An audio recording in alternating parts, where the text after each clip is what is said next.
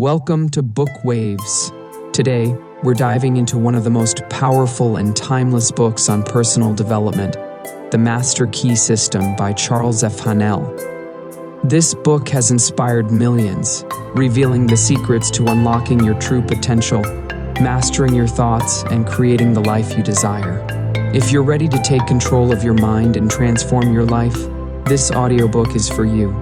Don't forget to like, comment, and subscribe to Book Waves for more life-changing audiobooks. Now, let's get started. Introduction. You shall read this phrase many times as you experience this wonderful tome. Not only is it Mr. Haanel's pleasure to enclose each week for you to study and learn and succeed, but it is also my pleasure to make this book available to you. Mr. Mindset is little known, but by doing a semi-careful reading of many of the works in the genre, you will see that the influence is obvious. I was reading Claude M. Bristol's The Magic of Believing, which is one of my favorite books, when I really noticed this influence. In Bristol's book are many passages that are practically verbatim passages from the Master Key System. The same is true for other works by such greats as Napoleon. Haanel's influence on the science of Hill, Vincent Peale. This is not to discredit any of these great writers and thinkers, but rather to illustrate the wide-ranging influence Charles F. Haanel had on this most important science, the science of mindset and thought. The Master Key System by Charles F. Haanel is about success and the way to attain it. By success, Mr. Haanel means whatever you want and desire for yourself and your life. Whether that means losing a few pounds in weight or starting a multi-million-dollar enterprise, it does not matter. The definition of success is a personal one, but the Master Key System shows you how to get there in a W. Clement Stone and Norman scientific fashion. The Master Key System is much more than a book about how to be a good employee or producer. It also holds more promise than merely doing well financially. The Master Key System opens the doors to total success, body, mind, and soul. The Master Key System concentrates on making one great. Mr. Haanel's ideas and observations are the same which guided Van Gogh, Carnegie, Gates, and Buffet. By reading and studying the Master Key System, you will learn the secrets that will allow you to completely eliminate fear and worry from your life, develop self-confidence, power, and the knowledge of right action. Unlock your hidden potential. Attract the kind of people and events into your life that will help you attain your dreams and goals. Learn how to think constructively.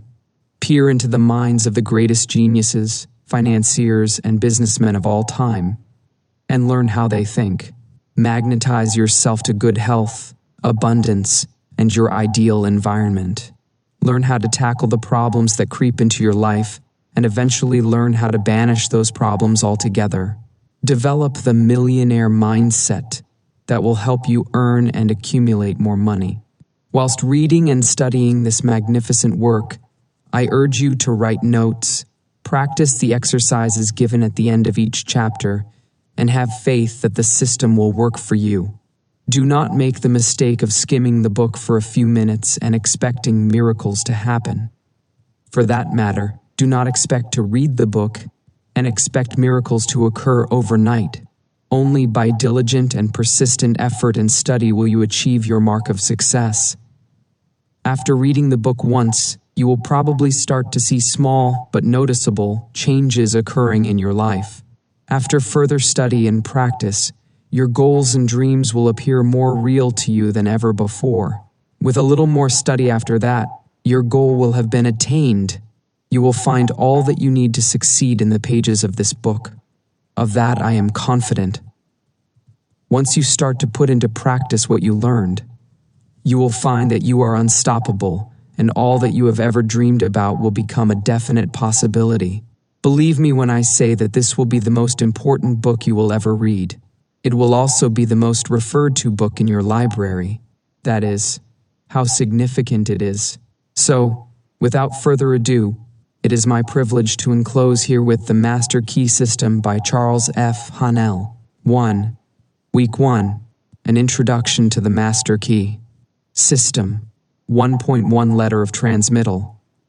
It is my privilege to enclose herewith Week 1 of the Master Key System. Would you bring into your life more power? Get the power consciousness. More health? Get the health consciousness. More happiness? Get the happiness consciousness. Live the spirit of these things until they become yours by right. It will then become impossible to keep them from you. The things of the world are fluid to a power within man by which he rules them.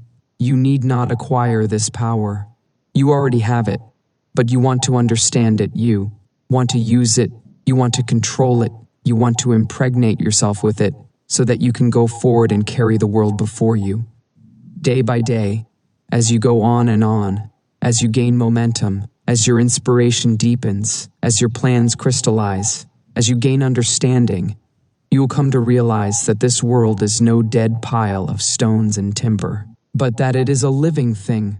It is made up of the beating hearts of humanity. It is a thing of life and beauty. It is evident that it requires understanding to work with material of this description, but those who come into this understanding are inspired by a new light, a new force. They gain confidence and greater power each day. They realize their hopes and their dreams come true. Life has a deeper, fuller, clearer meaning than before. 1.2 Week 1. An Introduction to the Master Key System. 1. Plane of existence and that loss leads to greater loss is equally true. That much gathers more is true on every. 2. Mind is creative. Conditions, environment, and all experiences in life are the result of our habitual or predominant mental attitude. 3. The attitude of mind necessarily depends upon what we think. Therefore, the secret of all power, all achievement, and all possession depends upon our method of thinking. 4. This is true because we must be before we can do, and we can do only to the extent which we are, and what we are depends upon what we think. 5. We cannot express powers that we do not possess. The only way by which we may secure possession of power is to become conscious of power. We can never become conscious of power until we learn that all power is from within. There is a world within, a world of. Forces are mighty. 7. When we discover this world, we shall find the solution for every problem, the cause for Eve. The world within is governed by mind, airy effect. Since the world within is subject to our control, all laws of power and possession are also within our control. 8. World within. What appears without is what has been found within.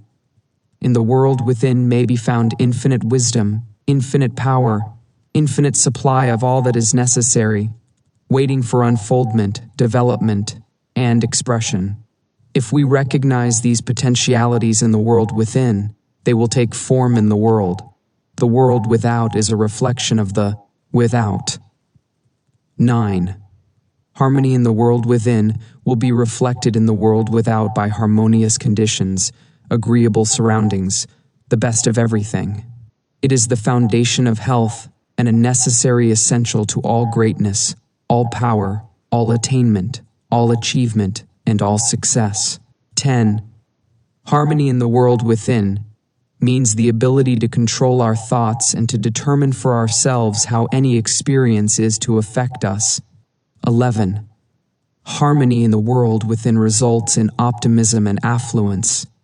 Affluence within results in affluence without. 12. Stances and the conditions of the conscious. The world without reflects the circumness within. 13. If we find wisdom in the world within, we shall have the understanding to discern the marvelous possibilities that are latent in this world within, and we shall be given the power to make these possibilities manifest in the world without. 14. As we become conscious of the wisdom in the world within, we mentally take possession of this wisdom, And by taking mental possession, we come into actual possession of the power and wisdom necessary to bring into manifestation the essentials necessary for our most complete and harmonious development. 16. Life is an unfoldment, not an accretion. What comes to us in the world without is what we already possess in the world within. 17. All possession is based on consciousness. All gain is the result of an accumulative consciousness. All loss is the result of a scattering consciousness. 18. Mental efficiency is contingent upon harmony. Discord means confusion. Therefore, he who would acquire power must be in harmony with natural law. 19. We are related to the world without by the objective mind. The brain is the organ of this mind, and the cerebrospinal system of nerves puts us in conscious communication with every part of the body. This system of nerves responds to every sensation of light, heat, odor, sound, and taste. 20. When this mind thinks correctly, when it understands the truth, when the thoughts sent through the cerebrospinal nervous system to the body are constructive, these sensations are pleasant, harmonious. 21. The result is that we build strength, vitality, and all constructive forces into our body. But it is through this same objective mind that all distress, sickness, lack, limitation, and eerie form of discord and inharmony are admitted to our lives. It is therefore through the objective mind, by wrong thinking, that we are related to all destructive forces. 22. We are related to the world within by the subconscious mind. The solar plexus is the organ of this mind. The sympathetic system of nerves presides over all subjective sensations, such as joy, fear, love, emotion, respiration, imagination, and all other subconscious phenomena. It is through the subconscious that we are connected with the universal mind and brought into relation with the infinite constructive forces of the universe. 23. It is the coordination of these two centers of our being and the understanding of their functions which is the great secret of life. With this knowledge, we can bring the objective and subjective minds into conscious cooperation and thus coordinate the finite and the infinite. Our future is entirely within our own control. It is not at the mercy of any capricious or uncertain external power. All agree that there is but one principle or consciousness pervading the entire universe, occupying all space, and being essentially the same in kind at every point of its presence. It is all-powerful, all-wisdom, and always present. All thoughts and things are within itself. It is all in all. 25. Universe able to think, and when it thinks, its thoughts become objective things to it. As this consciousness is omnipresent, it must be present within every individual. Each individual must be a manifestation of that omnipotent, omniscient, and omnipresent. There is but one consciousness in the consciousness. 26. As there is only one consciousness in the universe that is able to think, it necessarily follows that your consciousness is identical with the universal consciousness. Or in other words, all mind is one mind. There is no dodging this conclusion. Through the individual, and the individual can manifest only through the universal. They are one. 29. The ability of the individual to think is his ability to act on the universal and bring it into manifestation. Human consciousness consists only in the ability of man to think. Walker says, mind in itself is believed to be a subtle form of static energy, from which arises the activities called thought, which is the dynamic phase of mind. Mind is static energy. Thought is dynamic energy, the two phases of the same thing. Thought is therefore the vibratory force formed by converting static mind into dynamic mind. 30. As the sum of all attributes is contained in the universal mind, which is omnipotent, omniscient, and omnipresent, these attributes must be present at all times in their potential form in every individual.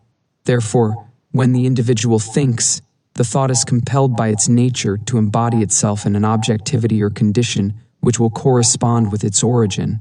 It's absolutely essential that you control your thoughts so as to bring forth only desirable conditions. 32. All power is from within and is absolutely under your control. It comes through exact knowledge and by the voluntary exercises of exact principles. 33. It should be plain that when you acquire a thorough understanding of this law and are able to control your thought processes, you can apply it to any condition. In other words, you will have come into conscious cooperation with omnipotent law, which is the fundamental basis of all things. 34. The universal mind is the life principle of every atom which is in existence. Every atom is continually striving to manifest more life. All are intelligent, and all are seeking to carry out the purpose for which they were created. 35.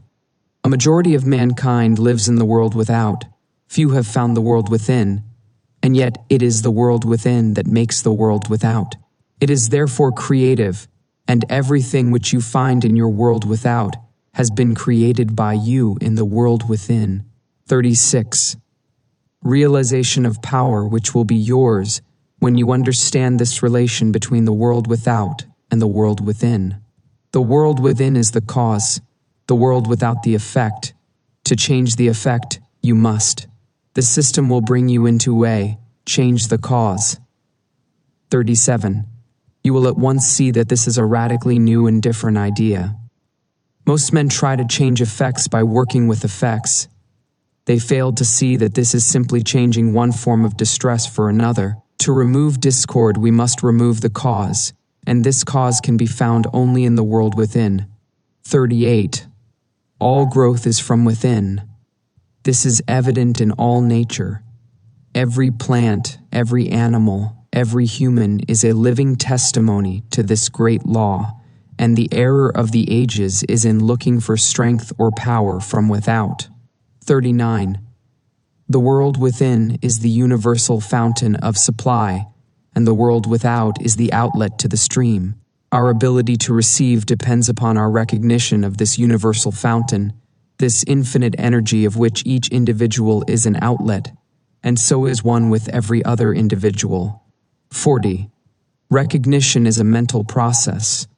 Mental action is therefore the interaction of the individual upon the universal mind, and as the universal mind is the intelligence which pervades all space and animates all living things. This mental action and reaction is the law of causation, but the principle of causation does not obtain in the individual but in the universal mind. It is not an objective faculty, but a subjective process, and the results are seen in an infinite variety of conditions and experiences. 41. In order to express life, there must be mind. Nothing can exist without mind. Everything which exists is some manifestation of this one basic substance from which and by which all things have been created and are continually being recreated. 42. We live in a fathomless sea of plastic mind substance. This substance is ever alive and active. It is sensitive to the highest degree. It takes form according to the mental demand. Thought forms the mold or matrix from which the substance expresses. Remember that it is in the application. Practical understanding of this law will substitute abundance for poverty, wisdom for ignorance, harmony for discord, and freedom for tyranny. And certainly there can be no greater blessing than these from a material and social standpoint. 44. Now make the application. Select a room where you can be alone and undisturbed. Sit erect, comfortably, but do not lounge. Let your thoughts roam where they will, but be perfectly still for 15 minutes to half an hour. Continue this for 3 or 4 days or for a week until you secure full control of your physical being. 45. Many will find this extremely difficult. Others will conquer with ease.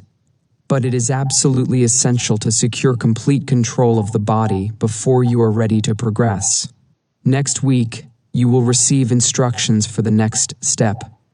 In the meantime, you must have mastered this one. Questions and answers for week 1. 1. What is the world without in its relation to the world within? The world without is a reflection of the world within. 2. Upon what does all possession depend? All possession is based on consciousness. 3. How is the individual related to the objective world? The individual is related to the objective world by the objective mind. The brain is the organ of this mind. 4. How is he related to the universal mind? He is related to the universal mind by the subconscious mind. The solar plexus is the organ of this mind. 5. What is the universal mind? The universal mind is the life principle of every atom that is in existence. 6. How can the individual act on the universal? The ability of the individual to think is his ability to act upon the universal and bring it into manifestation. 7. What is the result of this action and interaction? The result of this action and interaction is cause and effect. Every thought is a cause and every condition an effect. 8. How are harmonious and desirable conditions secured? Harmonious and desirable conditions are obtained by right thinking. 9.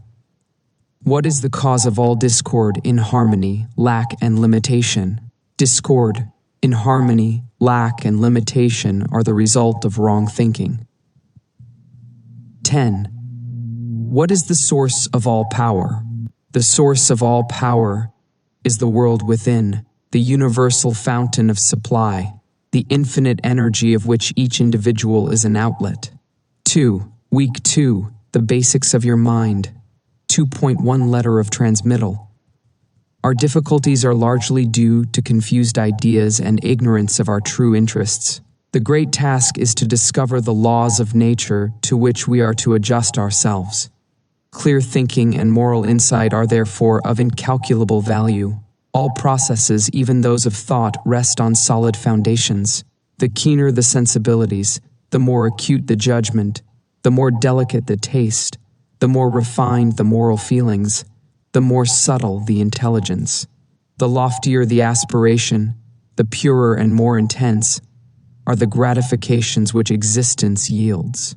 Hence, it is that the study of the best that has been thought in the world gives supreme pleasure. The powers, uses, and possibilities of the mind under the new interpretations are incomparably more wonderful than the most extravagant accomplishment, or even dreams of material progress. Thought is energy. Active thought is active energy. Concentrated thought is concentrated energy.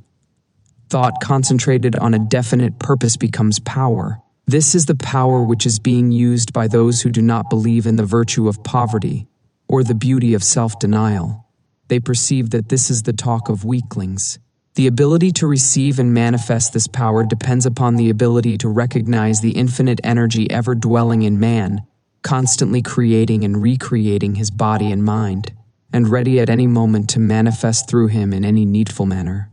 In exact proportion to the recognition of this truth will be the manifestation in the outer life of the individual. Week 2 explains the method by which this is accomplished. Week 2. The basics of your mind. The operations of the mind are produced by two parallel modes of activity, the one conscious and the other subconscious. Prof. Davidson says, "He who thinks to illuminate the whole range of mental action by the light of his own consciousness is not unlike one who should go about to illuminate the universe with a rushlight." 2. Carried on with a certainty and regularity which would be impossible if there existed the possibility of error. Our mind is so designed that it prepares for us the most important foundations of cognition, whilst we have not the slightest apprehension of the modus operandi. The subconscious logical processes are phenomena. 4. It is through the subconscious that Shakespeare must have perceived without effort great truths which are hidden from the conscious mind of the student, that Phidias fashioned marble and bronze, that Raphael painted Madonnas, and Beethoven composed symphonies. 5. Ease and perfection depend entirely upon the degree in which we cease to depend upon the consciousness. Playing the piano, skating, operating the typewriter, the skilled trades, depend for their perfect execution on the process of the subconscious mind. The marvel of playing a brilliant piece on the piano while at the same time conducting a vigorous conversation, shows the greatness of our subconscious powers. 7. The value of the subconscious is enormous. It inspires us. It warns us. It furnishes us with.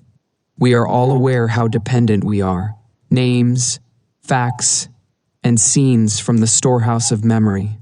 It directs our thoughts, tastes, and accomplishes tasks so intricate that no conscious mind, even if it had the power, has the capacity. 8. We can walk at will. We can raise the arm whenever we choose to do so. We can give our attention through eye or ear to any subject at pleasure. On the other hand, we cannot stop our heartbeats, nor the circulation of the blood, nor the growth of stature, nor the formation of nerve and muscle tissue, nor the building of the bones, nor many other important vital processes. 9. If we compare these two sets of action, the one decreed by the will of the moment, and the other proceeding in majestic rhythmic course, subject to no vacillation, but constant at every moment, we stand in awe of the latter and ask to have the mystery explained. We see at once that these are the vital processes of our physical life, and we cannot avoid the inference that these all-important functions are designedly withdrawn from the domain of our outward will with its variations and transitions, and placed under the direction of a permanent and dependable power within us. 10. Changeable has been termed the conscious mind, or the objective mind. The interior power is called the subconscious mind, or the subjective mind, and besides its work on the mental plane, it controls the regular functions which make physical life possible. Of these two powers, the outward and 11. It is necessary to have a clear understanding of their respective functions on the mental plane, as well as of certain other basic principles. Perceiving and operating through the 5 physical senses, the conscious mind deals with the impressions and objects of the outward life. 12. It has the faculty of discrimination, carrying with it the responsibility of choice. It has the power of reasoning, whether inductive, deductive, analytical, or syllogistic, and this power may be developed to a high degree. It is the seat of the will, with all the energies that flow from there. 13. Not only can it impress other minds, but it can direct the subconscious mind. In this way, the conscious mind becomes the responsible ruler and guardian of the subconscious mind. It is this high function which can completely reverse conditions in your life. 14.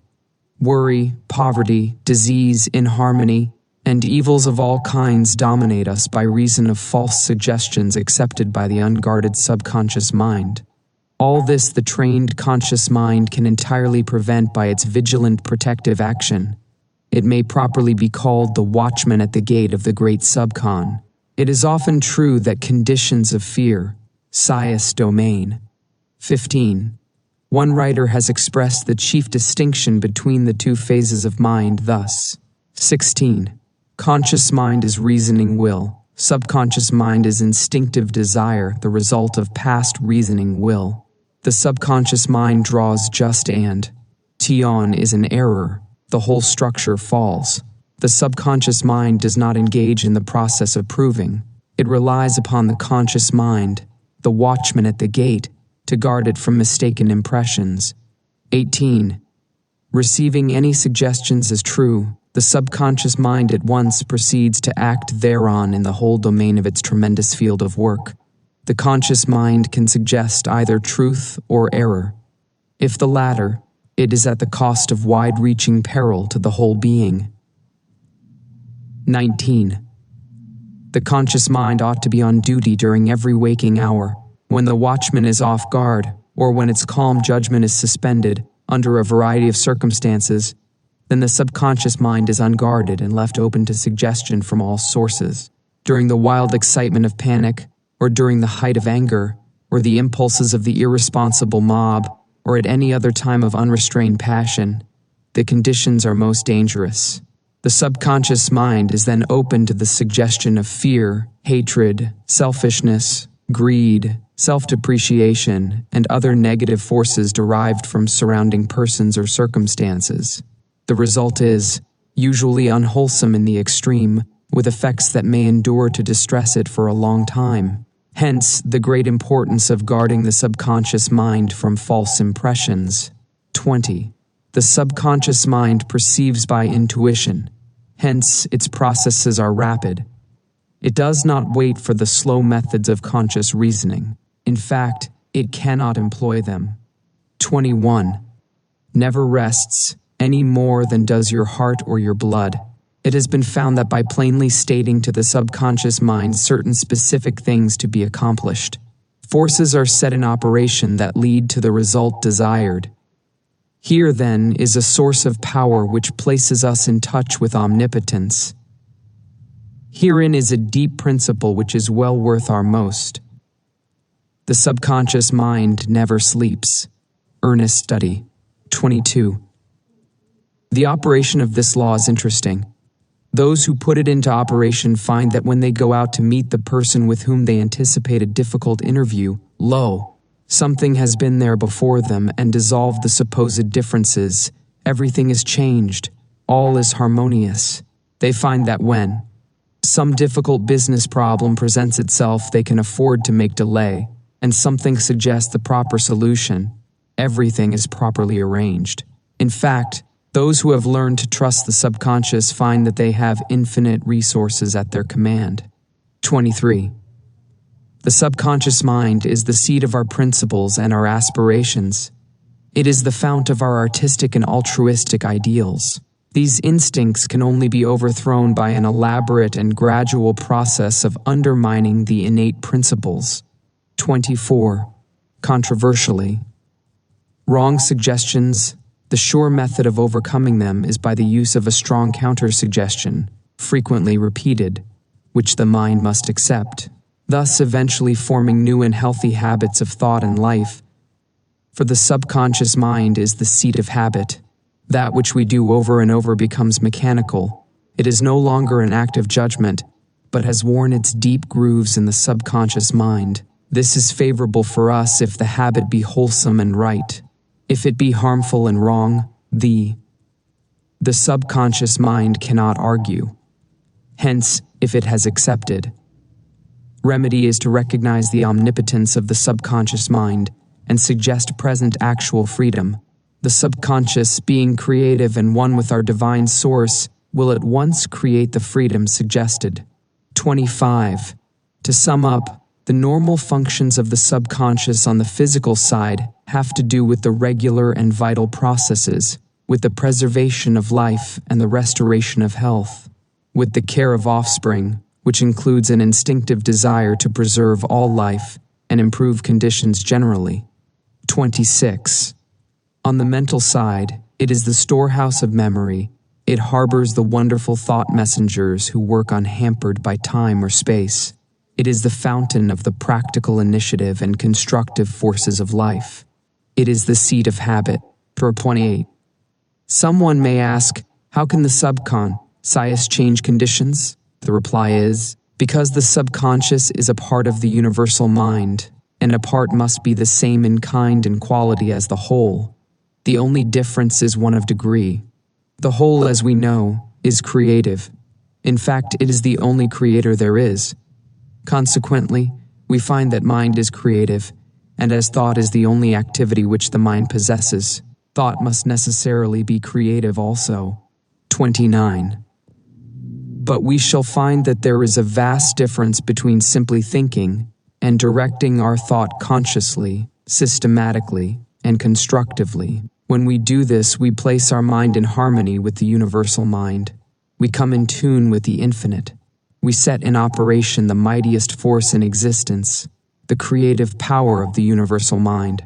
This, as everything else, is governed by natural law, and this law is the law of attraction, which is that mind is creative and will automatically correlate with its object and bring it into manifestation. 30. Last week I gave you an exercise for the purpose of securing control of the physical body. If you have accomplished this, you are ready to advance. This time you will begin to control your thought. Always take the same room, the same chair, and the same position, if possible. In some cases, it is not convenient to take the same room. In this case, simply make the best use of such conditions as may be available. Now be perfectly still as before, but inhibit all thought. This will give you control over all thoughts of care, worry, and fear, and will enable you to entertain only the kind of thoughts you desire. Continue this exercise until you gain complete mastery. 31. You will not be able to do this for more than a few moments at a time, but the exercise is valuable because it will be a very practical demonstration of the great number of thoughts which are constantly trying to gain access to your mental world. Cause and effect is as absolute and undeviating in the hidden realm of thought as in the world of visible and material things. Mind is the master weaver, both of the interior garment of character and the outer garment of circumstance. James Allen. Questions and answers for Week 2. 11. What are the two modes of mental activity? Conscious and subconscious. 12. Upon what do ease and perfection depend? Ease and perfection depend entirely upon the degree in which we cease to depend upon the conscious mind. 13. What is the value of the subconscious? It is enormous. It guides us, it warns us, it controls the vital processes, and it is the seat of memory. It has the faculty of discrimination, it has the power of reasoning. It is the seat of the will and may impress the subconscious. 15. How has the distinction between the conscious and subconscious been expressed? Conscious mind is reasoning will. Subconscious mind is instinctive desire, the result of past reasoning will. 16. What method is necessary in order to impress the subconscious? Mentally state what is wanted. 17. What will be the result? If the desire is in harmony with the forward movement of the great whole, forces will be set in motion which will bring about the result. 18. What is the result of the operation of this law? Our environment reflects conditions corresponding to the predominant mental attitude which we entertain. 19. What name has been given to this law? The law of attraction. 20. How is the law stated? Thought is a creative energy and will automatically correlate with its object and bring it into manifestation. 3. Week 3. Realizing your mental resources. 3.1 Letter of Transmittal. You have found that the individual may act on the universal, and that the result of this action and interaction is cause and effect. Thought, therefore, is the cause, and the experiences with which you meet in life are the effect. Eliminate, therefore, any possible tendency to complain of conditions as they have been or as they are, because it rests with you to change them and make them what you would like them to be. Direct your effort to a realization of the mental resources, always at your command, from which all real and lasting power comes. Persist in this practice until you come to a realization of the fact that there can be no failure in the accomplishment of any proper object in life, if you but understand your power and persist in your object, because the mind forces are ever ready to lend themselves to a purposeful will in the effort to crystallize thought and desire into actions, events, and conditions. Whereas in the beginning each function of life and each action is the result of conscious thought, the habitual actions become automatic, and the thought that controls them passes into the realm of the subconscious. Yet it is just as intelligent as before. It is necessary that it become automatic or subconscious in order that the self-conscious mind may attend to other things. The new actions will, however, in their turn, become habitual, then automatic, then subconscious, in order that the mind again may be freed from this detail and advance to still other activities. When you realize this, you will have found a source of power which will enable you to take care of any situation in life which may develop. 3.2. Week 3. Realizing your mental resources. 1. The necessary interaction of the conscious and subconscious mind requires a similar interaction between the corresponding systems of nerves. Judge Troward indicates the very beautiful method in which this interaction is effected. He says, the cerebrospinal system is the organ of the conscious mind and the sympathetic is the organ of the subconscious. The cerebrospinal is the channel through which we receive conscious perception from the physical senses and exercise control over the movements of the body. This system of nerves has its center in the brain. 2. The sympathetic system has its center in a ganglionic mass at the back of the stomach known as the solar plexus, and is the channel of that mental action which unconsciously supports the vital functions of the body. 3. The connection between the two systems is made by the vagus nerve, which passes out of the cerebral region as a portion of the voluntary system to the thorax, sending out branches to the heart and lungs, and finally, passing through the diaphragm, it loses its outer coating and becomes identified with the nerves of the sympathetic system, so forming a connecting link between the two and making man physically a single entity. 4. We have seen that every thought is received by the brain, which is the organ of the conscious. It is here subjected to our power of reasoning. When the objective mind has been satisfied that the thought is true, it is sent to the solar plexus, or the brain of the subjective mind, to be made into our flesh, to be brought forth into the world as a reality. It is then no longer susceptible to any argument whatever. The subconscious mind cannot argue, it only acts. It accepts the conclusions of the objective mind as final. 5. The solar plexus has been likened to the sun of the body, because it is a central point of distribution for the energy which the body is constantly generating. This energy is very real energy, and this sun is a very real sun, and the energy is being distributed by very real nerves to all parts of the body, and is thrown off in an atmosphere which envelopes the body. The person is called magnetic. He is said to be filled with personal magnetism. Such a person may wield an immense power for good. Presence alone will often bring comfort to the troubled minds with which he comes in contact. 7. When the solar plexus is in active operation and is radiating life, energy, and vitality to every part of the body and to every one whom he meets, the sensations are pleasant, the body is filled with health, and all with whom he comes in contact experience a pleasant sensation. 8. When the sensations are unpleasant, the flow of life and energy to some part of the body is stopped, and this is the cause of every ill to the human race, physical, mental, or envy. If there is any interruption of this radia, run mental. 9. Is no longer generating sufficient energy to vitalize some part of the body. Mental, because the conscious mind is dependent upon the subconscious mind for the vitality necessary to support its thought. And environmental, because the connection between the subconscious mind and the universal mind is. Physical, because the sun of the body, being interrupted. 10.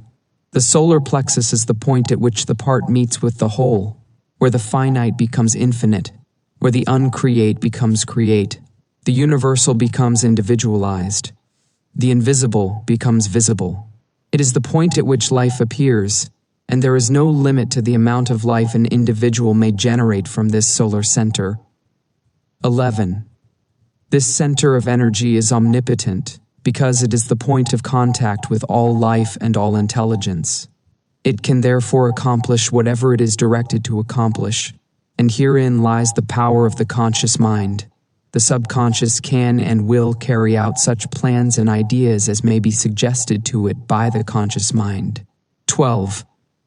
Conscious thought, then, is master of this sun center from which the life and energy of the entire body flows, and the quality of the thought which we entertain determines the quality of the thought which this sun will radiate, and the character of the thought which our conscious mind entertains will determine the character of the thought which this sun will radiate, and the nature of the thought which our conscious mind entertains will determine the nature of thought which this sun will radiate, and consequently will determine the nature of the experience which will result. 13. It is evident, therefore, that all we have to do is let our light shine. The more energy we can radiate, the more rapidly shall we be enabled to transmute undesirable conditions into sources of pleasure and profit. The important question, then, is how to let this light shine, how to generate this energy. 14. Lar plexus. Resistant thought contracts it. Pleasant thought expands it. Unpleasant thought contracts it. Thoughts of courage, power, confidence, and hope all produce a corresponding state. But the one arch-enemy of the solar plexus, which must be absolutely destroyed before there is any possibility of letting any light shine, is fear. This enemy must be completely destroyed. He must be eliminated. He must be expelled forever. He is the cloud which hides the sun, which causes a non-resistant thought expands the so. Perpetual gloom. 15. It is this personal devil which makes men fear the past, the present, and the future. Fear themselves, their friends, and their enemies. Fear everything and everybody. When fear is effectually and completely destroyed, your light will shine, the clouds will disperse, and you will have found the source of power, energy, and life. 16. When you find that you are really one with the infinite power, and when you can consciously realize this power by a practical demonstration of your ability to overcome any adverse condition by the power of your thought, you will have nothing to fear. Fear will have been destroyed, and you will have come into possession of your birthright. 17. It is our attitude of mind toward life, which determines the experiences with which we are to meet. If we expect nothing, we shall have nothing. If we demand much, we shall receive the greater portion. The world is harsh only as we fail to assert ourselves. The criticism of the world is bitter only to those who cannot compel room for their ideas. It is fear of this criticism that causes many ideas to fail to see the light of day. 18. But the man who knows that he has a solar plexus will not fear criticism or anything else. He will be too busy radiating courage, confidence, and power. He will anticipate success by his mental attitude. He will pound barriers to pieces and leap over the chasm of doubt and hesitation which fear places in his path. 19. A knowledge of our ability to consciously radiate health, strength, and harmony will bring us into a realization that there is nothing to fear because we are in touch with infinite strength. 20. This knowledge can be gained only by making a practical application of this information. We learn by doing. Through practice, the athlete becomes powerful. 21. As the following statement is of considerable importance, I will put it in several ways, so that you cannot fail to get the full significance of it. If you are religiously inclined, I would say you can let your light shine. If your mind has a bias toward physical science, I would say you can wake the solar plexus. Or, if you prefer the strictly scientific interpretation, I will say that you can impress your subconscious mind. 22. I have already told you what the result of this impression will be. It is the method in which you are now interested. You have already learned that the subconscious is intelligent, and that it is creative and responsive to the will of the conscious mind. What then is the most natural way of making the desired impression? Mentally concentrate on the object of your desire. When you are concentrating, you are impressing the subconscious. 23. This is not the only way, but it is a simple and effective way, and the most direct way, and consequently the way in which the best results are secured. It is the method which is producing such extraordinary results that many think that miracles are being accomplished. It is the method by which every great, same in kind and quality as the whole. This means that this creative power is absolutely unlimited. It is not bound by precedent of any kind, and consequently has no prior existing pattern by which to apply its constructive principle. 26.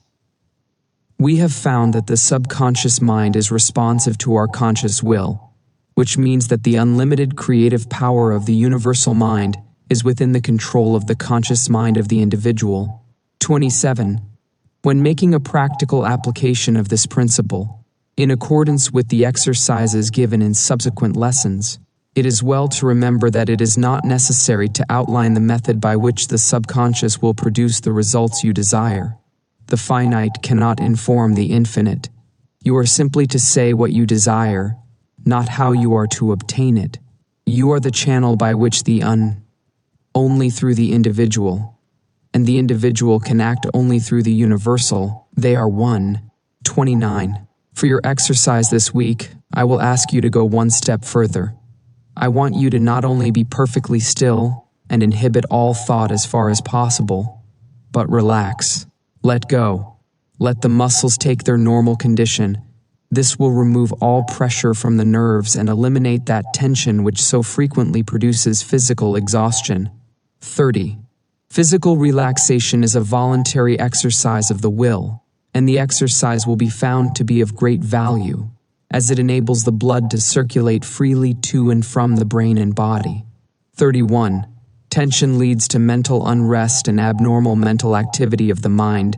It produces worry, care, fear, and anxiety. Relaxation is therefore an absolute necessity in order to allow the mental faculties to exercise the greatest freedom. 32.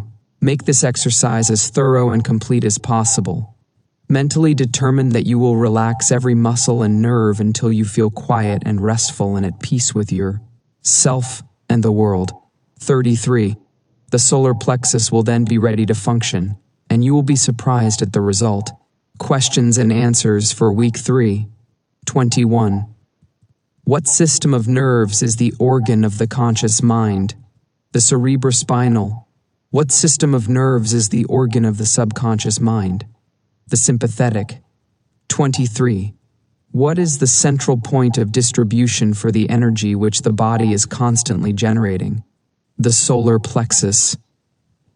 24. How may this distribution be interrupted? By resistant, critical, discordant thoughts, but especially by fear. 25. What is the result of such interruption? Every ill with which the human race is afflicted.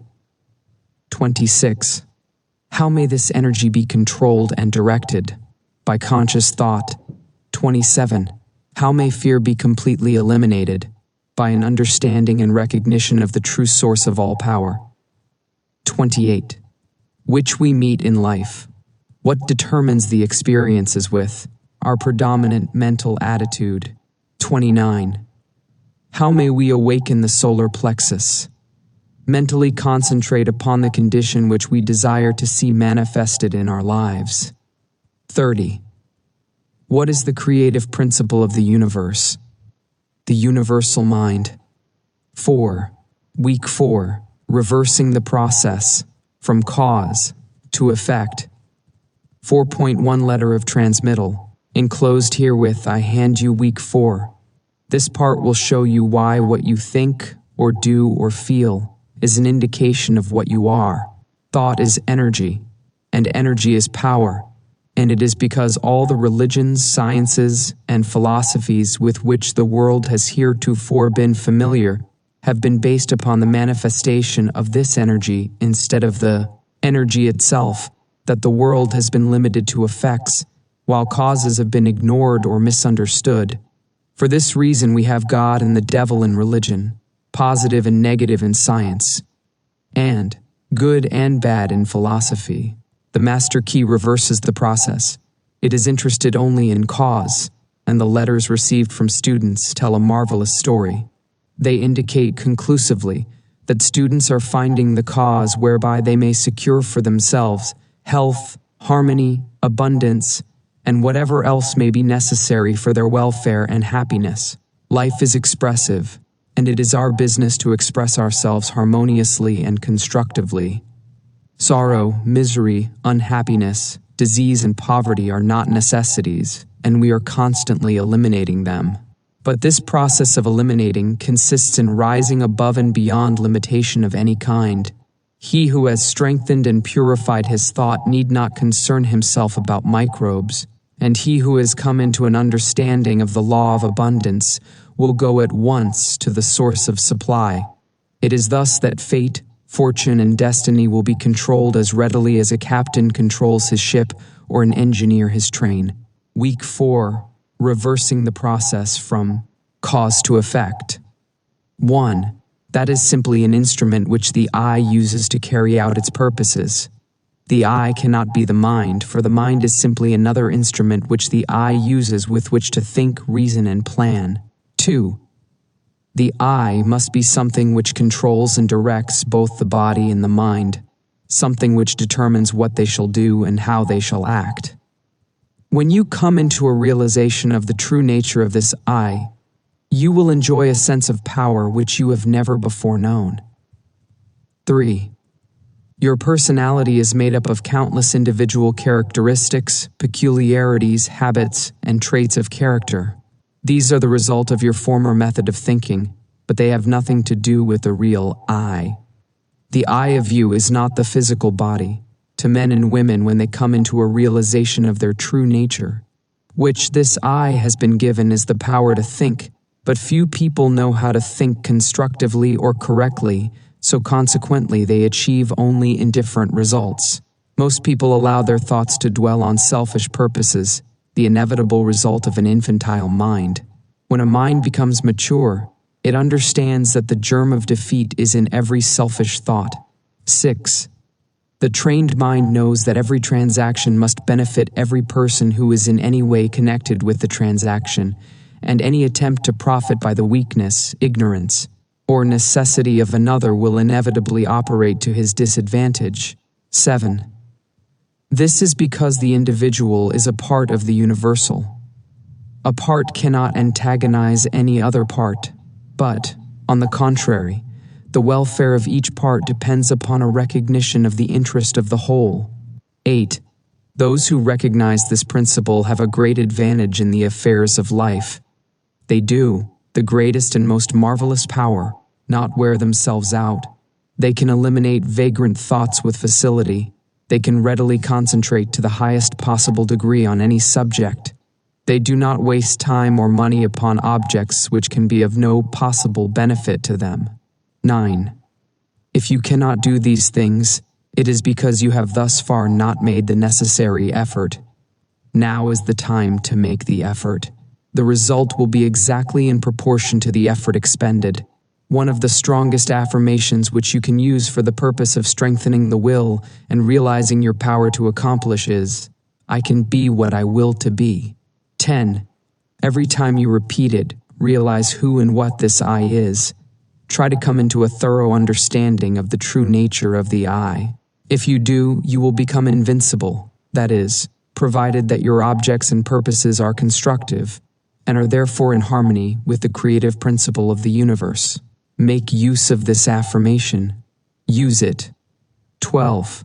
Unless you do this, you had better not start at all, because modern psychology tells us that when we start something and do not complete it, or make a resolution and do not keep it, we are forming the habit of failure, absolute, ignominious failure. If you do not intend to do a thing, do not start. If you do start, see it through even if the heavens fall. If you make up your mind to do something, do it. Let nothing, no one interfere. The I in you has determined, the thing is settled, the die is cast, there is no longer any argument. 13. If you carry out this idea beginning with small things which you know you can control and gradually increase the effort, but never under any circumstances allowing your I to be overruled, you will find that you can eventually control yourself, and many men and women have found to their sorrow that it is easier to control a kingdom than to control themselves. But when you have learned to control any apparent effort on your part, 15. This is not so strange or impossible as it may appear when you remember that the world within is controlled by the I, and that this I is a part, or one with the infinite I, which is the universal energy or spirit, usually called God. 16. Made for the purpose of confirming or establishing an idea, but it is a fact which has been accepted by the best religious thought, as well as the best scientific thought. This is not a mere statement or theory. Herbert Spencer says, amid all the mysteries by which we are surrounded, nothing is more certain than that we are ever in the presence of an infinite and eternal energy from which all things proceed. 19. Science goes a little way in its search and stops. Science finds the ever-present eternal energy, but religion finds the power behind this energy and locates it within man. But this is by no means a new discovery. The Bible says exactly the same thing. and the language is just as plain and convincing. Know ye not that ye are the temple of the living God?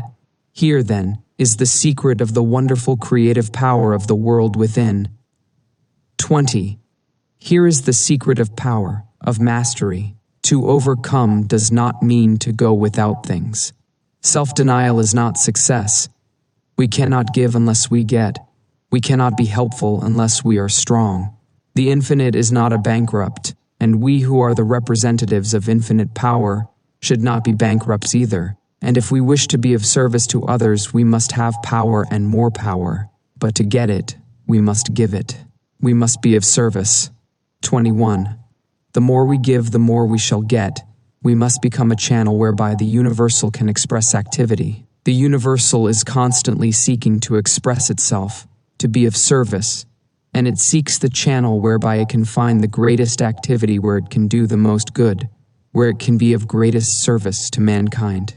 You, as long as you are busy with your plans, your own purposes, quiet the senses, seek inspiration, focus the mental activity on the within, dwell in the consciousness of your unity with omnipotence. Still water runs deep. Contemplate the multitudinous opportunities to which you have spiritual access by the omnipresence of power. 23. Visualize the events, circumstances, and conditions which these spiritual connections may assist in manifesting. Realize the fact that the essence and soul of all things is spiritual, and that the spiritual is the real, because it is the life of all there is. When the spirit is gone, the life is gone, it is dead, it has ceased to exist. These mental activities pertain to the become. 25. Overwork or overplay or over-bodily activity of any kind produces conditions of mental apathy and stagnation, which makes it impossible to do the more important work, which results in a realization of conscious power. We should therefore seek the silence frequently. Power comes through repose. It is in the silence that we can be still, and when we are still we can think, and thought is the secret of all attainment. 26. Thought is a mode of motion and is carried by the law of vibration, the same as light or electricity. It is given vitality by the emotions through the law of love. It takes form and expression by the law of growth. It is a product of the spiritual eye, hence its divine, spiritual, and creative nature. 27. From this it is evident that in order to express power, abundance, or any other constructive purpose, the emotions must be called upon to give feeling to the thought so that it will take form. How may this purpose be accomplished? This is the vital point. How may we develop the faith, the courage, the feeling, which will result in accomplishment? The reply is, by exercise. Mental. We think something, perhaps with difficulty the first time, we think the same thing again, and it becomes easier this time, we think it again and again. It then becomes a mental habit. We continue to think the same thing. Finally, it becomes automatic. We can no longer help thinking this thing. We are now positive of what we think. There is no longer any doubt about it. We are sure, we know. 29. Last week I asked you to relax, to let go physically. This week I am going to ask you to let go mentally. If you practice the exercise given you last week 15 or 20 minutes a day in accordance with the instructions, you can no doubt relax physically, and anyone who cannot consciously do this quickly and completely is not a master of himself. He has not obtained freedom, he is still a slave to conditions. But I shall assume that you have mastered the exercise and are ready to take the next step, which is mental freedom. This week, after taking your usual, of any kind. You may say that you cannot let go of these things, but you can. You can do so by mentally determining to do so by voluntary intention and persistence. 32. Is because they allow themselves to be controlled by the emotions instead of by their intellect. But the will, guided by the intellect, will gain the victory. You will not succeed the first time you try, but practice makes perfect, in this as in everything else, and you must succeed in dismissing, eliminating, and completely destroying these negative and destructive thoughts because they are the seed, which is constantly germinating into discordant conditions of every conceivable kind and description. There is nothing truer than that the quality of thought which we entertain correlates certain externals in the outside world. This is the law from which there is no escape. And it is this law, this correlative of the thought with its object, that from time immemorial has led the people to believe in special providence. The reason that some cannot do this. Willmans. Questions and answers for week 431. What is thought? Thought is spiritual energy. 32. How is it carried? By the law of vibration. 33. How is it given vitality? By the law of love. 34. How does it take form? By the law of growth. 35. What is the secret of its creative power? It is a spiritual activity. 36. How may we develop the faith, courage, and enthusiasm which will result in accomplishment? By a recognition of our spiritual nature. 37. What is the secret of power? Service. 38. Why is this so? Because we get what we give. 39. What is the silence? A physical stillness. 40. Of what value is it? It is the first step to self-control and self-mastery. 5. Week 5. The creative mind. 5.1 Letter of transmittal. Enclosed herewith you will find week 5. After studying this part carefully, you will see that every conceivable force or object or fact is the result of mind in action. Mind in action is thought, and thought is creative. Men are thinking now as they never thought before. Therefore, this is a creative age, and the world is awarding its richest prizes to the thinkers. Matter is powerless, passive, inert, is force, energy, power. Mind shapes and controls matter. Every form which matter takes is but the expression of some pre-existing mind, thought. But thought works no magic transformations. It obeys natural laws. It sets in motion natural forces. It releases natural energies. It manifests in your conduct and actions, and these in turn react upon your friends and acquaintances, and eventually upon the whole of your environment. You can originate thought and, since thoughts are creative, you can create for yourself the things you desire. 5.2 Week 5. The creative mind. 1. At least 90% of our mental life is subconscious, so that those who fail to make use of this mental power live within very narrow limits. 2. The subconscious can and will solve any problem for us if we know how to direct it. The subconscious processes are always at work. The only question is, are we to be simply passive recipients of this activity, or are we to consciously direct the work? Shall we have a vision of the destination to be reached, the dangers to be avoided, or shall we simply drift? 3. We have found that mind pervades every part of the physical body and is always capable of being directed or impressed by authority coming from the objective, or the more dominant portion of the mind. 4. Largely the result of heredity, which in turn is simply the result of all the environments of all past generations on the responsive and ever-moving life forces. An understanding of this fact will enable us to use our authority when we find some undesirable trait of character. The mind, which pervades the body, is manifesting. 5. We can consciously use all the desirable characteristics with which we have been provided, and we can repress and refuse to allow the undesirable ones to manifest. 6. Again, this mind which pervades our physical body is not only the result of hereditary tendencies, but is the result of home, business, and social environment, where countless thousands of impressions, ideas, prejudices, and similar thoughts have been received. Much of this has been received from others, the result of opinions, suggestions, or statements. Much of it is the result of our own thinking, but nearly all of it has been accepted with little or no examination or consideration. 7. The idea seemed plausible, The conscious received it, passed it on to the subconscious, where it was taken up by the sympathetic system and passed on to be built into our physical body. The Word has become flesh. This then is the way we are constantly creating and recreating ourselves. We are today the result of our past thinking, and we shall be what we are thinking today. The law of attraction is bringing to us not the things we should like, or the things we wish for, or the things someone else has, but it brings us our own. The things which we have created by our thought processes, whether consciously or unconsciously.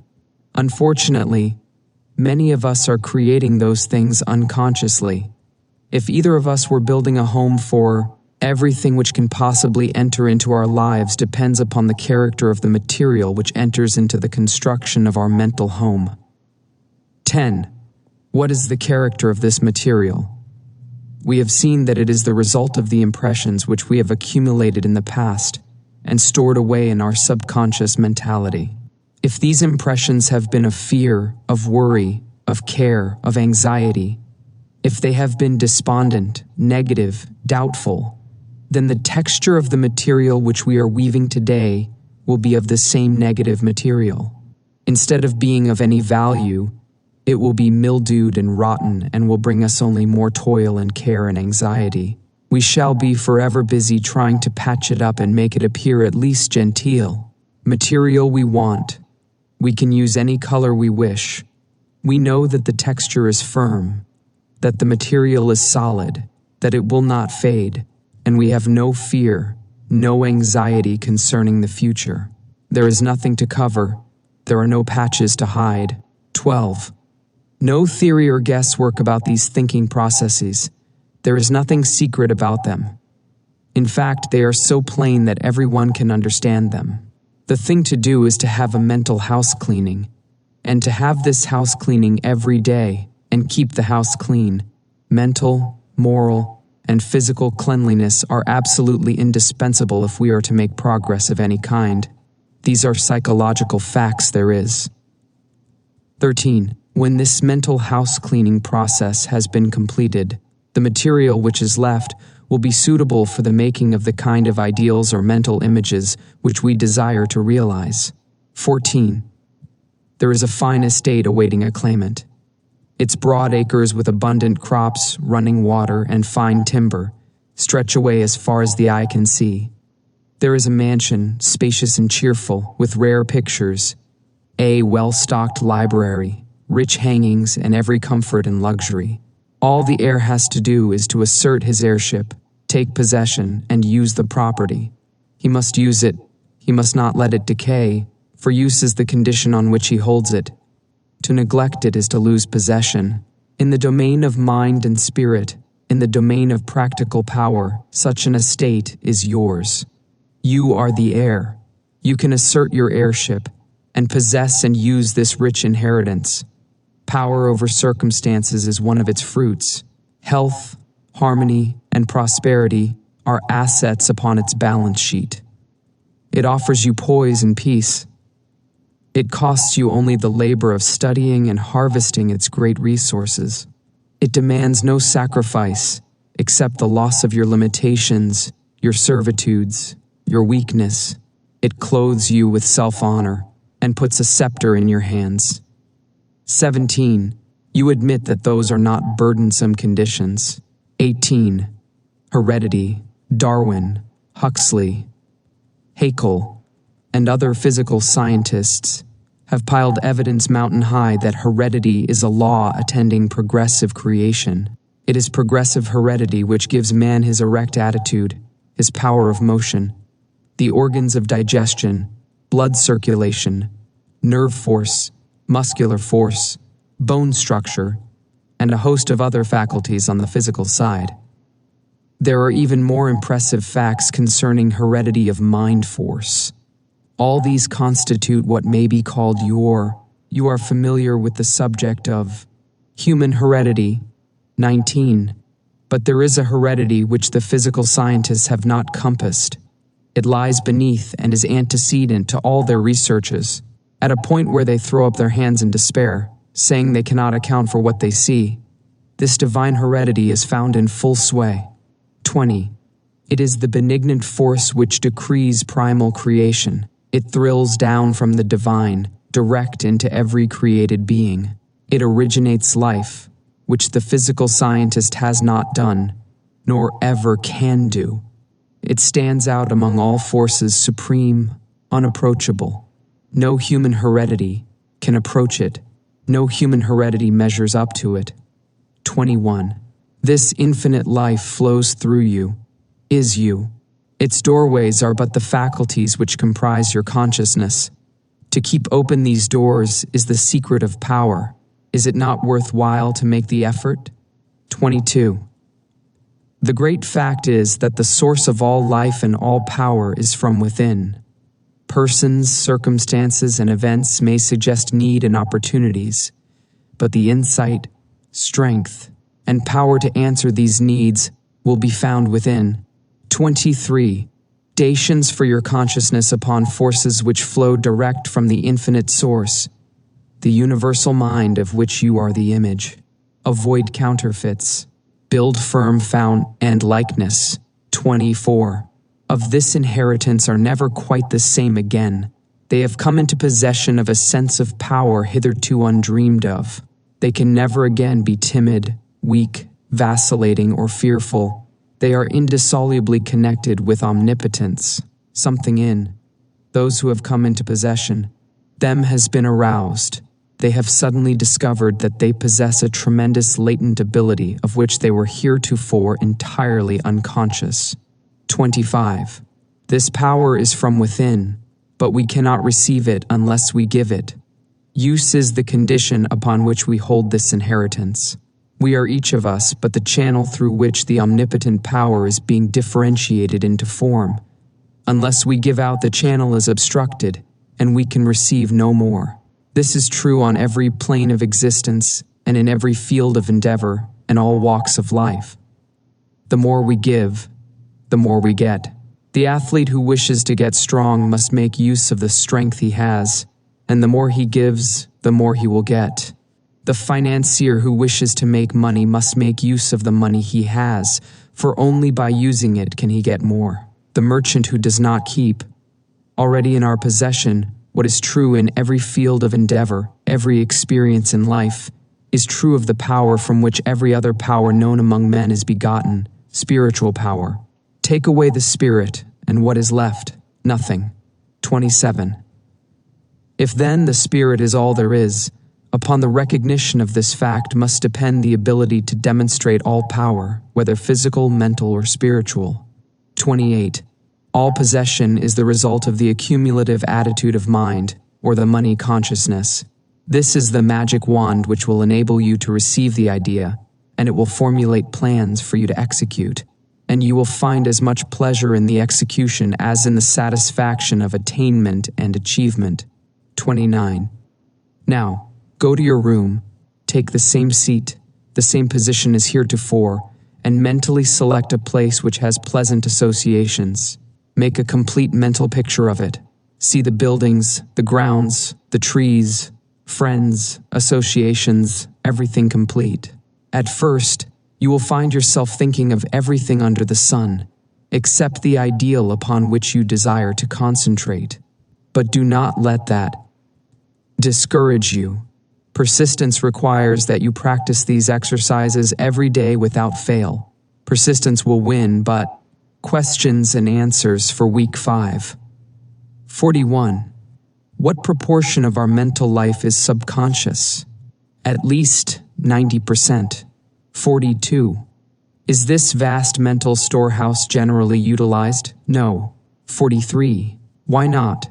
Few understand or appreciate the fact that it is an activity which they may consciously direct. 44. Where has the conscious mind received its governing tendencies? From heredity, which means that it is the result of all the environments of all past generations. What is the law of attraction bringing to us? Our own. What is our own? What we inherently are, and is the result of our past thinking, both conscious and subconscious. 47. Of what is the material with which we construct our mental home composed? the thoughts which we entertain. 48. What is the secret of power? A recognition of the omnipresence of omnipotence. 49. Where does it originate? All life and all power is from within. 50.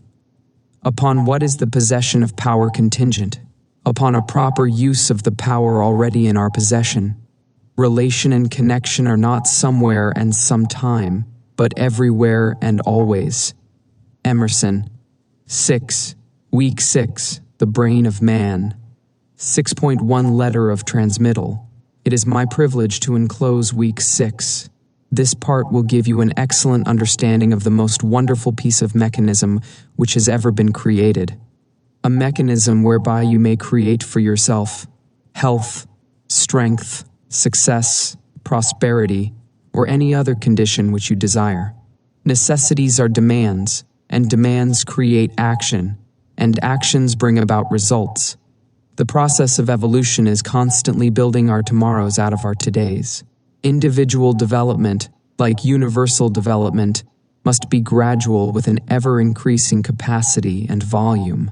The knowledge that if we infringe upon the rights of others, we become moral thorns and find ourselves entangled at every turn of the road, should be an indication that success is contingent upon the highest moral idea, which is the greatest good to the greatest number. Aspiration, desire, and harmonious relations constantly and persistently maintained will accomplish results. The greatest hindrance is erroneous and fixed ideas. To be in tune with eternal truth, we must possess poise and harmony within. In order to receive intelligence, the receiver must be in tune with the transmitter. Thought is a product of mind, and mind is creative. But this does not mean that the universal will change its modus operandi to suit us or our ideas. But it does mean that we can come into harmonious relationship with the universal. And when we have accomplished this, we may ask anything to which we are entitled, and the way will be made plain. 6.2 Week 6. The Brain of Man. 1. The universal mind is so wonderful that it is difficult to understand its utilitarian powers and possibilities and its unlimited producing effects. 2. We have found that this mind is not only all intelligence but all substance. How then is it to be differentiated in form? How are we to secure the effect which we desire? 3.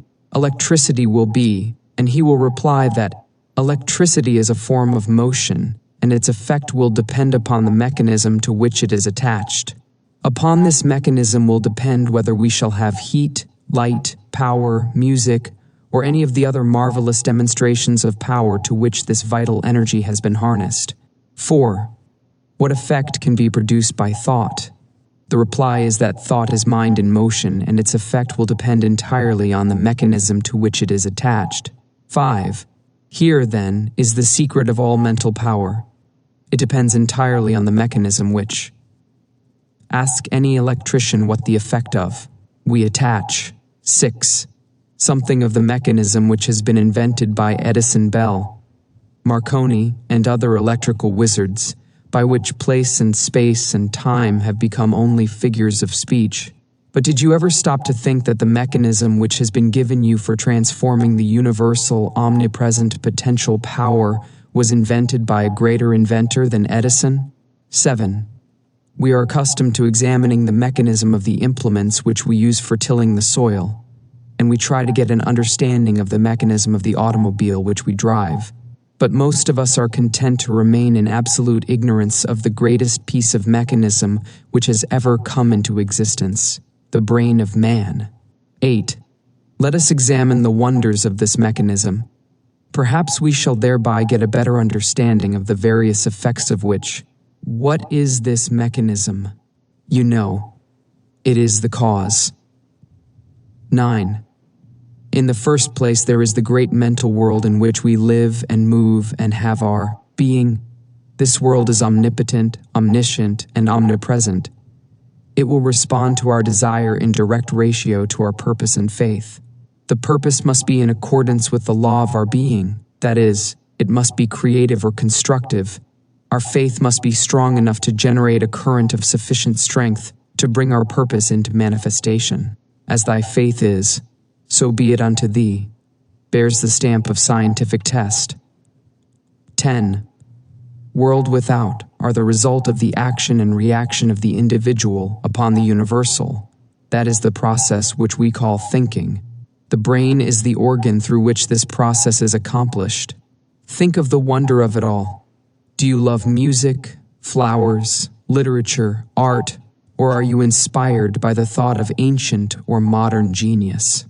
Remember, every beauty to which you respond must have its corresponding outline in your brain before you can appreciate it. The effects which are produced in the 11. There is not a single virtue or principle in the storehouse of nature which the brain cannot express. The brain is an embryonic world, ready to develop at any time as necessity may. Arise, scientific truth and one of the wonderful laws of nature. It will be easier for you to get all understanding of the mechanism by which these extraordinary results are being accomplished. 12. The nervous system has been compared to an electric circuit with its battery of cells in which force is originated, and its white matter to insulated wires by which the current is conveyed. It is through these channels that every impulse or desire is carried through the mech. If you can comprehend that this is anism. 13. The spinal cord is the great motor and sensory pathway by which messages are conveyed to and from the brain. Then, there is the blood supply plunging through the veins and arteries, renewing our energy and strength, the perfectly arranged structure upon which the entire physical body rests.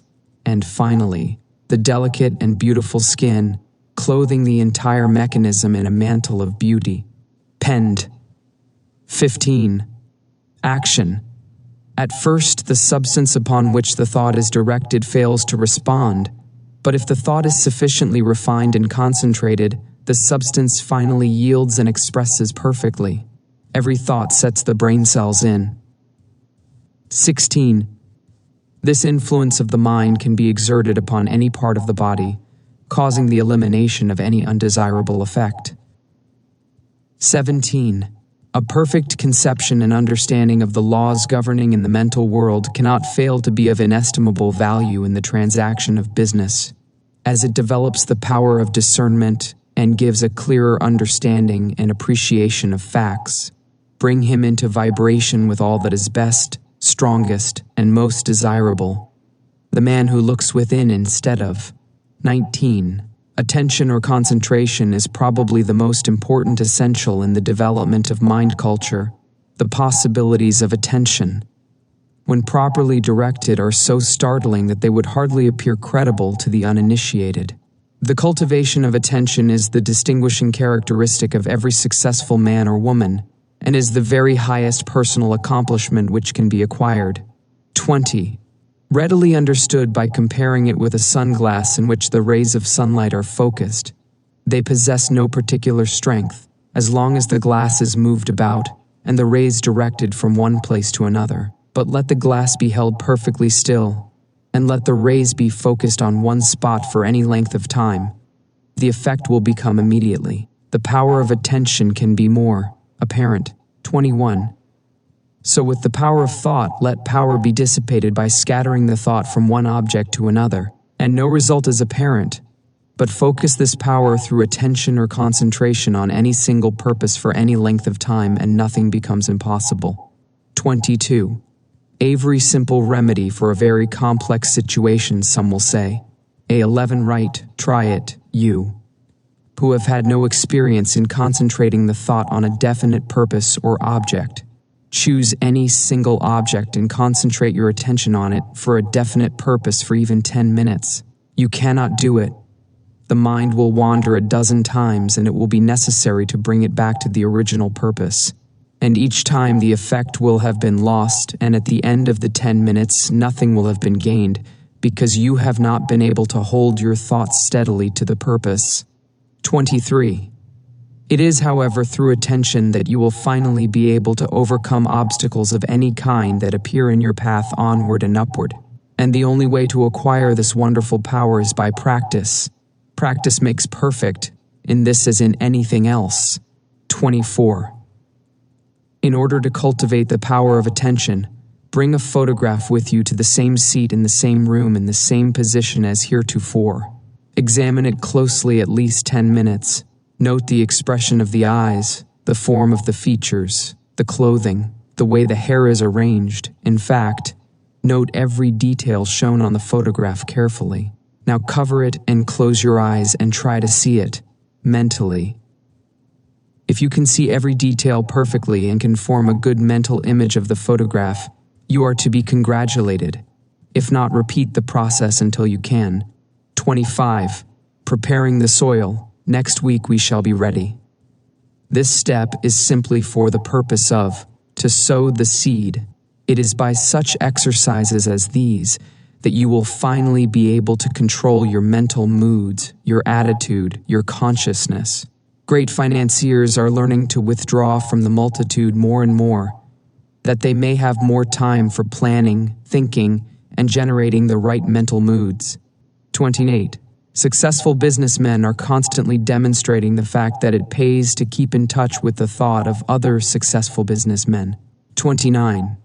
A single idea may be worth thousands of dollars, and these ideas can only come to those who are receptive, who are prepared to receive them, who are in a successful frame of mind.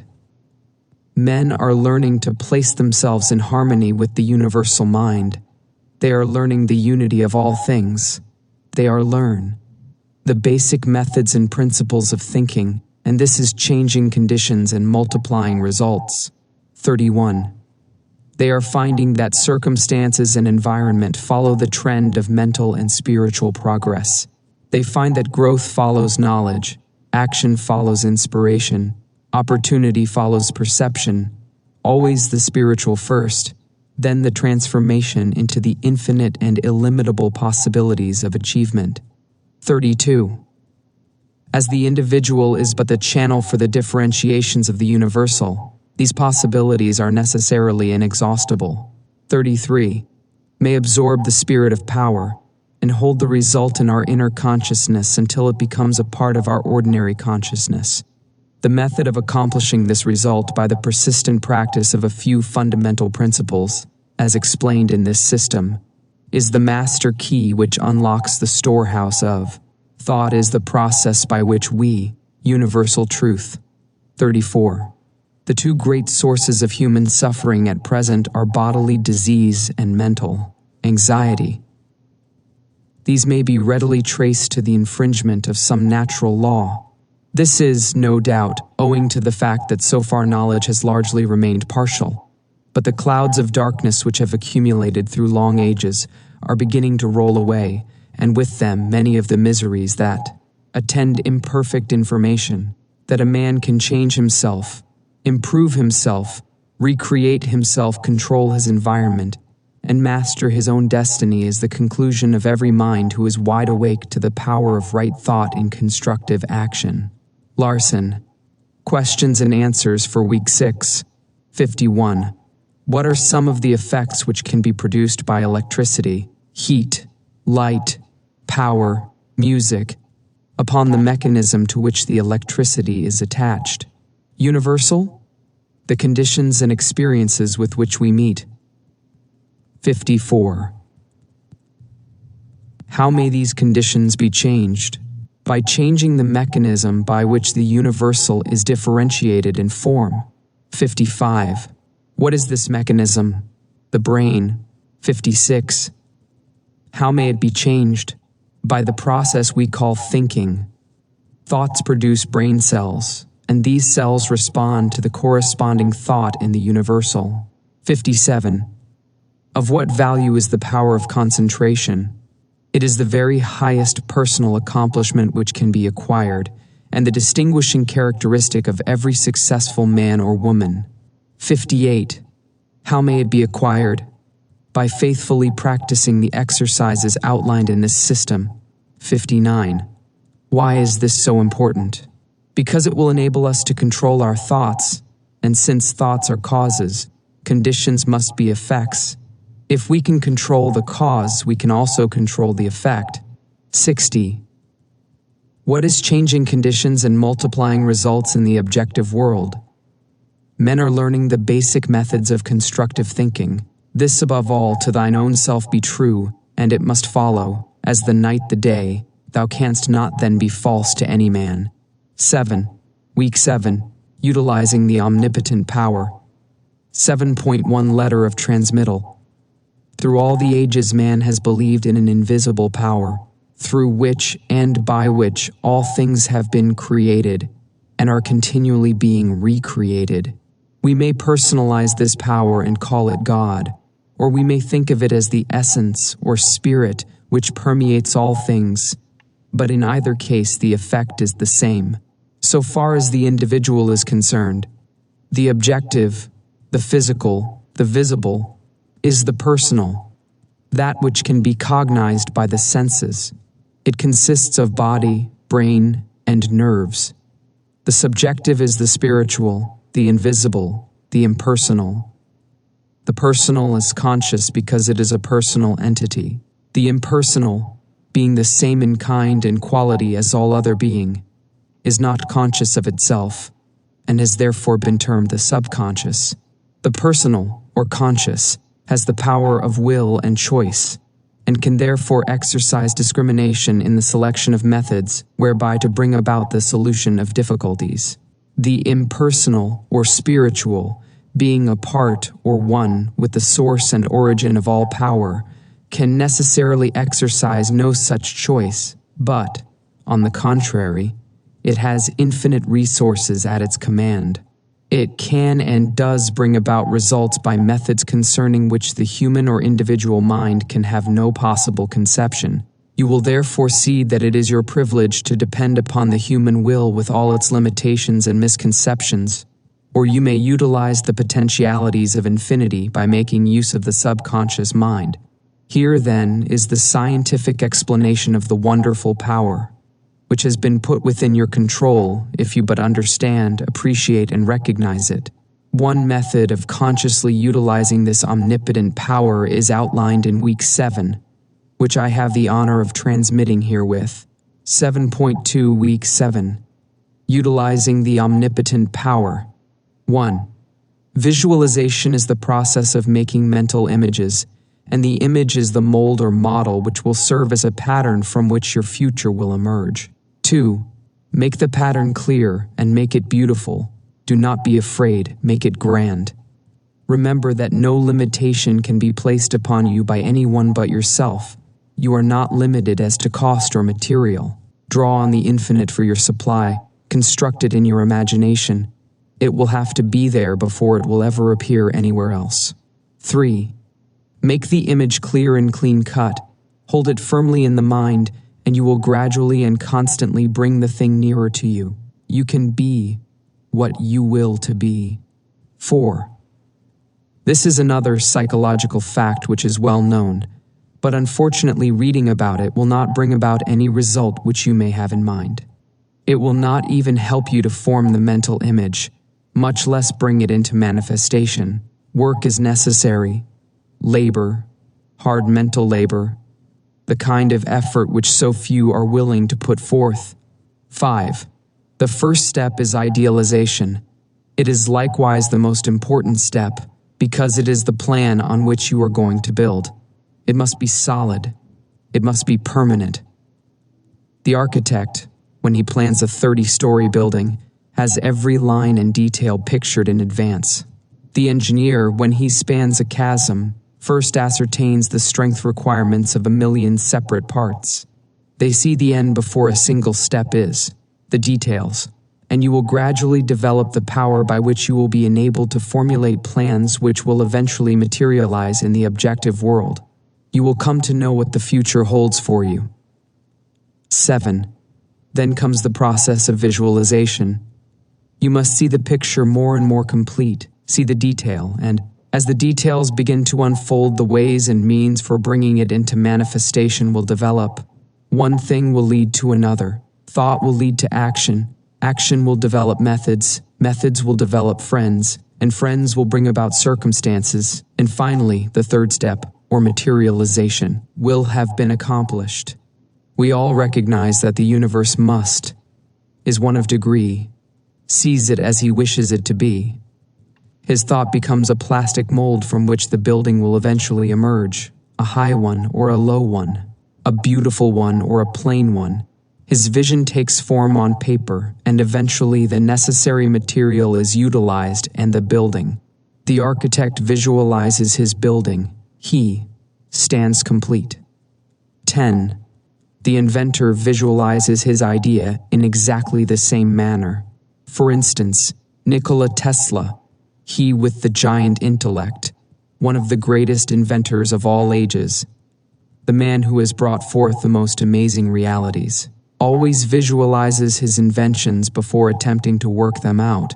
He does not MSH to embody them in form and then spend his time in correcting defects.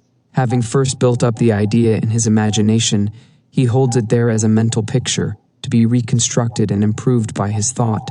In this way, he writes in The Electrical Experimenter, I am enabled to rapidly develop and perfect a conception without touching anything.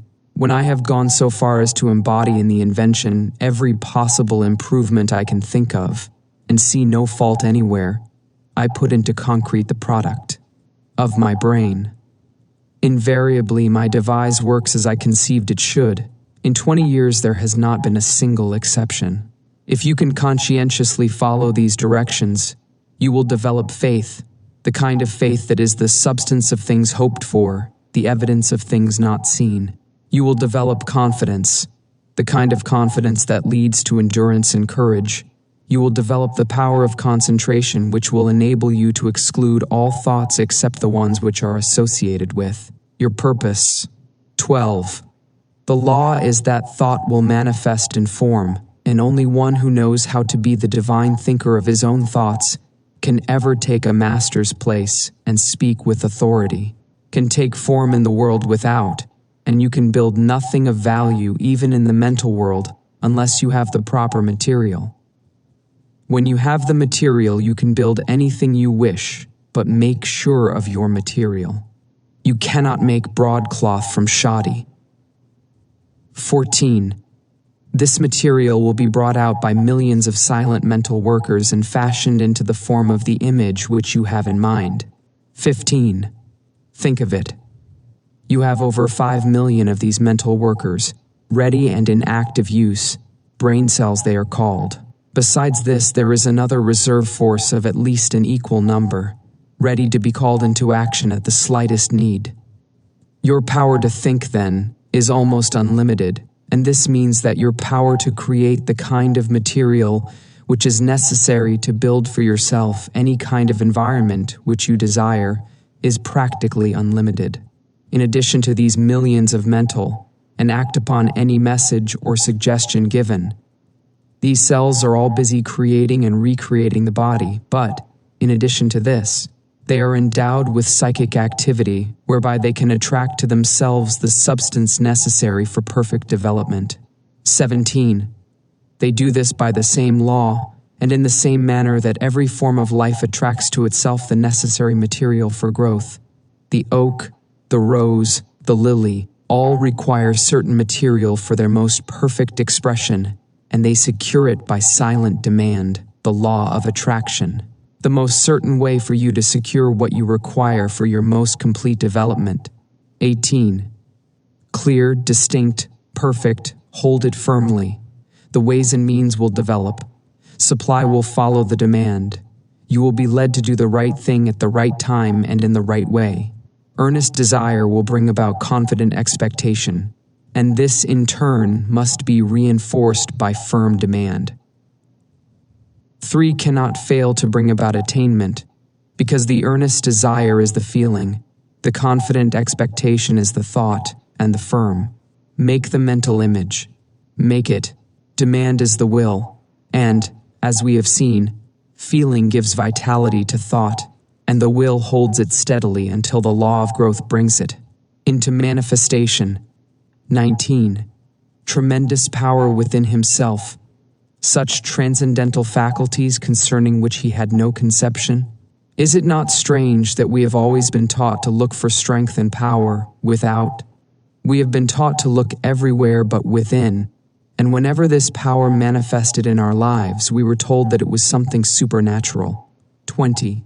There are many who have come to an understanding of this wonderful power, and who make serious and conscientious efforts to realize health, power, and other conditions, and seem to fail. They do not seem able to bring the law into operation. The difficulty in nearly every case is that they are dealing with externals. They want money, power, health, and abundance, but they fail to realize that these are effects and can come only when the "is it not wonderful that man has such" cause is found. Those who will give no attention to the world without, will seek only to ascertain the truth, will look only for wisdom, will find that this wisdom will unfold and disclose the source of all power, that it will manifest in thought and purpose, which will create the external conditions desired. This truth will find expression in noble purpose and courageous action. 22. Create ideals only. Give no thought to external conditions. Make the world within beautiful and opulent, and the world without will express and manifest the condition which you have made within. You will come into a realization of your power to create ideals, and these ideals will be projected into the world of effect. 24. What, then, is the correct principle? Concentrate on the things you want, not on the things you do not want. Think of abundance. Idealize the methods and plans for putting the law of abundance into operation. Visualize the condition which the law of abundance creates. This will result in manifestation. 25. If the law operates perfectly to bring about poverty, lack, and every form of limitation for those who are continually entertaining thoughts of lack and fear, it will operate with the same certainty to bring about conditions of abundance and opulence for those who entertain thoughts of courage and power. 26. This is a difficult problem for many. We are too anxious, we manifest anxiety, fear, distress. We want to do something, we want to help. We are like a child who has just planted a seed, and every 15 minutes goes out and stirs up the earth to see if it is growing. Of course, under such circumstances, the seed will never germinate. And yet, this is exactly what many of us do in the mental world. 27. We must plant the seed and leave it undisturbed. This does not mean that we are to sit down and do nothing. By no means. We will do more and better work than we have ever done before. New channels will constantly be provided. New doors will open. All that is necessary is to have an open mind. Be ready to act when the time comes. 28. Thought force is the most powerful means of obtaining knowledge, and if concentrated on any subject will solve the problem. Nothing is beyond the power of human comprehension, but in order to harness thought force and make it do your bidding, work is required. 29. Remember that thought is the fire that creates the steam that turns the wheel of fortune, upon which your experiences depend. 30. Ask yourself a few questions and then reverently await the response. Do you not now and then feel the self within you? Do you assert this self, or do you follow the majority? Remember that majorities are always led, they never lead. It was the majority that fought, tooth and nail, against the steam engine, the power loom, and every other advance or improvement ever suggested. For your exercise this week, visualize your friend. See him exactly as you last saw him. See the room, the furniture, recall the conversation. Now see his face. See it distinctly. Now talk to him about some subject of mutual interest. See his expression change. Watch him smile. Can you do this? All right, you can. Then arouse his interest. Tell him a story of adventure. See his eyes light up with a spirit of fun or excitement. Can you do all of this? If so, your imagination is good. You are making excellent progress. Questions and answers for week 761. What is visualization? The process of making mental pictures. 62. What is the result of this method of thought? By holding the image or picture in mind, we can gradually but surely bring the thing nearer to us. We can be what we will to be. 63. What is idealization? It is a process of visualizing or idealizing the plans which will eventually materialize in our objective world. Why are clearness and accuracy necessary, and feeling creates being? First the mental, then the emotional, then the illimitable possibilities of achievement. 65. How are they obtained? Each repeated action renders the image more accurate than the former one. 66. How is the material for the construction of your mental image secured? By millions of mental workers. Brain cells they are called. 67. Bringing about the materialization of your ideal in the objective world secured? By the law of attraction, the natural law by which all conditions and experiences are. How are the necessary conditions brought about? 68. What 3 steps are necessary in order to bring this law into operation? Earnest desire, confident expectation, firm demand. 69. Why do many fail? Because they concentrate on loss, disease, and disaster. The law is operating perfectly. The things they fear are coming upon them. 70. What is the alternative? Concentrate on the ideals which you desire to see manifested in your life. 8. Week 8. Thought and its results. 8.1 Letter of Transmittal. Week 8 is enclosed herewith. In this part you will find that you may freely choose what you think, but the result of your thought is governed by all immutable law. Is not this a wonderful thought? Is it not wonderful to know that our lives are not subject to caprice or variability of any kind, that they are governed by law? This stability is our opportunity, because by complying with the law we can secure the desired effect with invariable precision. It is the law which makes the universe one grand paean of harmony. If it were not for law, the universe would be a chaos instead of a cosmos.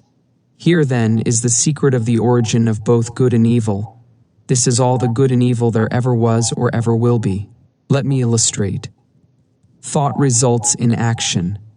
If your thought is constructive and harmonious, the result will be good. If your thought is destructive or inharmonious, the result will be evil. There is therefore but one law, one principle, one cause, one source of power, and good and evil are simply words which have been coined to indicate the result of our action, or our compliance or non-compliance with this law. The importance of this is well illustrated in the lives of Emerson and Carlyle. Emerson loved the good, and his life was a symphony of peace and harmony. Carlyle hated the bad, and his life was a record of perpetual discord and inharmony. Here we have 2 grand men, each intent upon achieving the same ideal, but one makes use of constructive thought, and is therefore in harmony with natural law. The other makes use of destructive thought and therefore brings upon himself discord of every kind and character.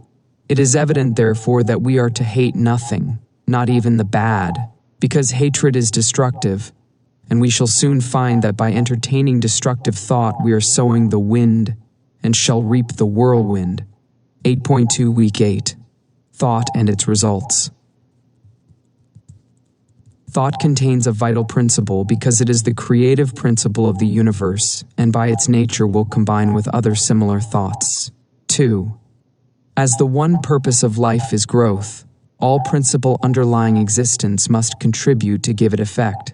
Thought, therefore, takes form, and the law of growth eventually brings it into manifestation. 3. You may freely choose what you think, but the result of your thought is governed by an immutable law. Any line of thought persisted in cannot fail to produce its result in the character, health, and circumstances of the individual. Methods whereby we can substitute habits of constructive thinking for those which we have found produce only undesirable effects are therefore of primary importance. 4. We all know that this is by no means easy. Mental habits are difficult to control, but it can be done, and the way to do it is to begin at once to substitute constructive thought for destructive thought. Form the habit of analyzing every thought.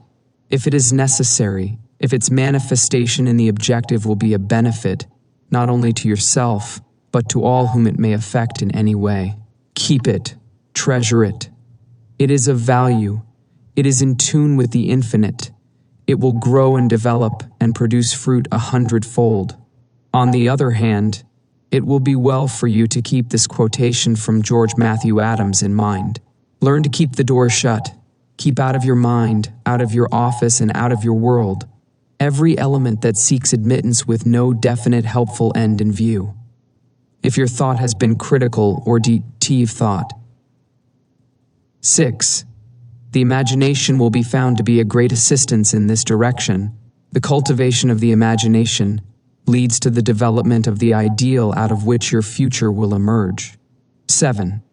The imagination gathers up the material by which the mind weaves the fabric in which your future is to be clothed. 8. Imagination is the light by which we can penetrate new worlds of thought and experience. Imagination is the mighty instrument by which every discoverer, every inventor, opened the way from precedent to experience. Precedent said, "It cannot be done." Experience said, "It is done." 10. Imagination is a plastic power, molding the things of sense into new forms and ideals. 12. A builder cannot build a structure of any kind until he has first received the plans from the architect, and the architect must get them from his imagination. 13. The captain of industry cannot build a giant corporation which may coordinate hundreds of smaller corporations and thousands of employees and utilize millions of capital until he has first created the entire work in his imagination. Objects in the material world are as clay in the potter's hand. It is in the master mind that the real things are created, and it is by the use of the imagination that the work is done. In order to cultivate the imagination, it must be exercised. Exercise is necessary to cultivate mental muscle as well as physical muscle. It must be supplied with nourishment or it cannot grow. 14. Do not confuse imagination with fancy, or that form of daydreaming in which some people like to indulge. Daydreaming is a form of mental dissipation which may lead to mental disaster. 16. Conscious of the fact that mind is the only creative principle, that it is omnipotent, omniscient, and omnipresent, and that you can consciously come into harmony with this omnipotence through your power of thought, you will have taken a long step in the right, when you have become thoroughly direction. 17. Position to receive this power. Omnipresent, it must be within you. Know that this is so because we know that all power is from within. But it must be developed, unfolded, cultivated. In order to do this, we must be receptive. And this receptivity is acquired just as physical strength is gained. The next step is to place yourself in, as it is, by exercise. 18. The law of attraction will certainly and unerringly bring to you the conditions, environment, and experiences in life corresponding with your habitual, characteristic, predominant mental attitude. Not what you think once in a while when you are in church or have just read a good book, but your predominant mental attitude is what counts. 19. You cannot entertain weak, harmful, negative thoughts 10 hours a day and expect to bring about beautiful, strong, and harmonious conditions by 10 minutes of strong, positive, creative thought. 20. Real power comes from within. All power that anybody can possibly use is within man, only waiting to be brought into visibility by his first recognizing it, and then affirming it as his, working it into his consciousness until he becomes one with it. 21. People say that they desire abundant life, and so they do, but so many interpret this to mean that if they will exercise their muscles or breathe scientifically, eat certain foods in certain ways, drink so many glasses of water every day of just a certain temperature, keep out of drafts, they will attain the abundant life they seek. The result of such methods is but indifferent. However, when man awakens to the truth and affirms his oneness with all life, he finds that he takes on the clear eye, the elastic step, the vigor of youth. He finds that he has discovered the source of all power. All mistakes are but the mistakes of knowledge gaining and evolution. The recognition and demonstration of knowledge is what constitutes power, and this power is spiritual power. And this spiritual power is the power which lies at the heart of all things. It is the soul of the universe. 23. Ability to think. Thought is therefore the germ of man's conscious evolution. When man ceases to advance in his thoughts and ideals, his forces immediately begin to disintegrate, and his countenance gradually registers these changing conditions. 24. Successful men make it their business to hold ideals of the conditions which they wish to realize. They constantly hold in mind the next step necessary to the ideal for which they are striving. Thoughts are the materials with which they build, and the imagination is their mental workshop. Mind is the ever-moving force with which they secure the persons and circumstances necessary to build their success structure. And imagination is the matrix in which all great things are fashioned. This knowledge is the result of man's. Correspond in the exact ratio of your fidelity to your ideal. The ideal steadily held is what predetermines and attracts the necessary conditions for its fulfillment. 26. It is thus that you may weave a garment of spirit and power into the web of your entire existence. It is thus that you may lead a charmed life and be forever protected from all harm. It is thus that you may become a positive force whereby conditions of opulence and harmony may be attracted to you. 2007. Permeating the general consciousness, and is largely responsible for the conditions of unrest which are everywhere evident. 2008. Last week you created a mental image. You brought it from the invisible into the visible. This week I want you to take an object and follow it back to its origination. See of what it really consists. If you do this, you will develop imagination, insight, perception, and sagacity. These come not by the superficial observation of the multitude, but by a keen analytical observation which sees below this is the leaven which is gradually. Surface. 29. It is the few who know that the things which they see are only effects, and understand the causes by which these effects were brought into existence. 30. Take the same position as heretofore, and visualize a battleship. See the grim monster floating on the surface of the water. There appears to be no life anywhere about, all is silence. You know that by far the largest part of the vessel is underwater, out of sight. You know that the ship is as large and as heavy as a 20-story skyscraper. You know that there are hundreds of men ready to spring to their appointed task instantly. You know that every department is in charge of able, trained, skilled officials who have proven themselves competent to take charge of this marvelous piece of mechanism. You know that although it lies apparently oblivious to everything else, it has eyes which see everything for miles around, and nothing is permitted to escape its watchful vision. You know that while it appears quiet, submissive, and innocent, it is prepared to hurl a steel projectile weighing thousands of pounds at an enemy many miles away. This and much more you can bring to mind with comparatively no effort whatever. But how did the battleship come to be where it is? How did it come into existence in the first place? All of this you want to know if you are a careful observer. 31. The foundries, and see the thousands of men employed in their production. Go still further back and see the ore as it comes from the mine. See it loaded on barges or cars. See it melted and properly treated. Go back still further and see the architect and engineers who planned the vessel.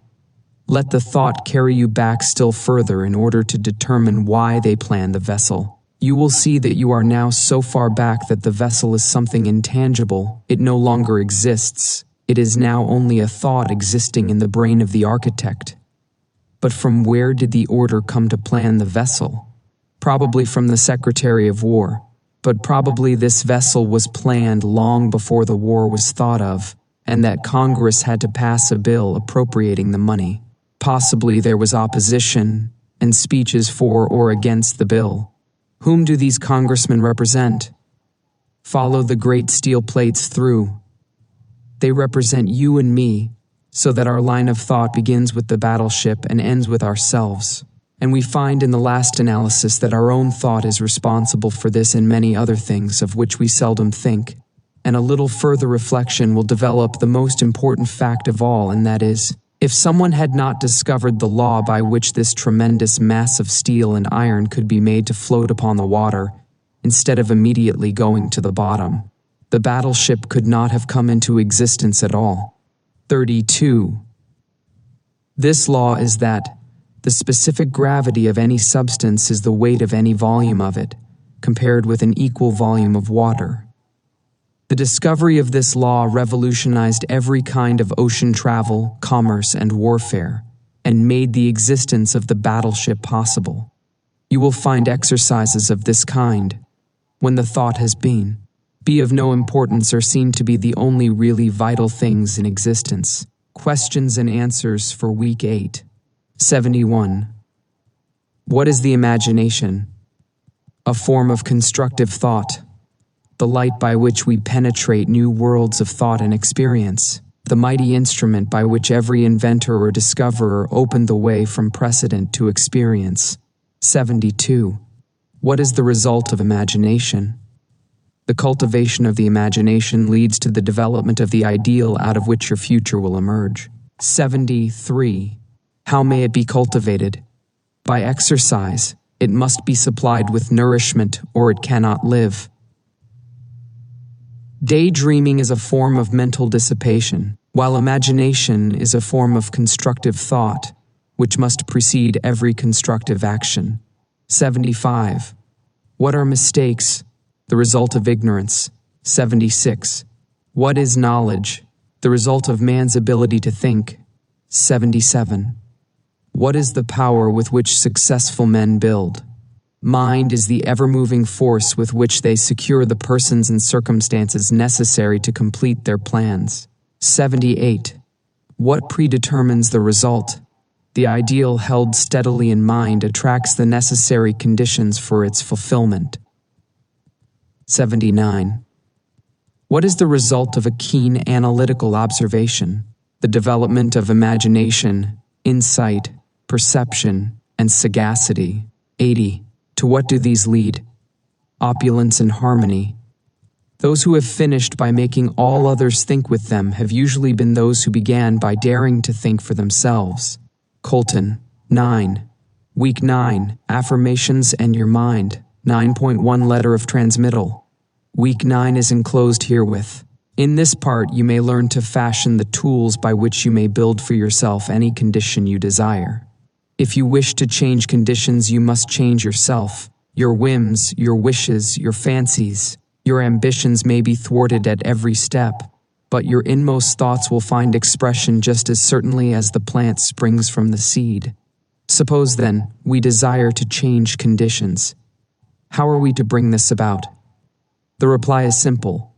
By the law of growth, cause and effect are as absolute and undeviating in the hidden realm of thought as in the world of material things. Hold in mind the condition desired. Affirm it as an already existing fact.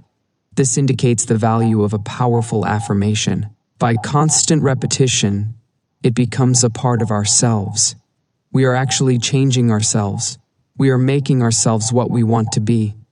Character is not a thing of chance, but it is the result of continued effort.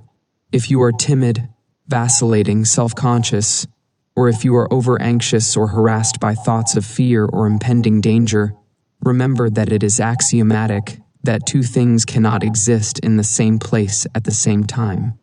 Exactly the same thing is true in the mental and spiritual world, so that your remedy is plainly to substitute thoughts of courage, power, self-reliance, and confidence for those of fear, lack, and limitation. The easiest and most natural way to do this is to select an affirmation which seems to fit your particular case. The positive thought will destroy the negative as certainly as light destroys darkness, and the results will be just as effectual.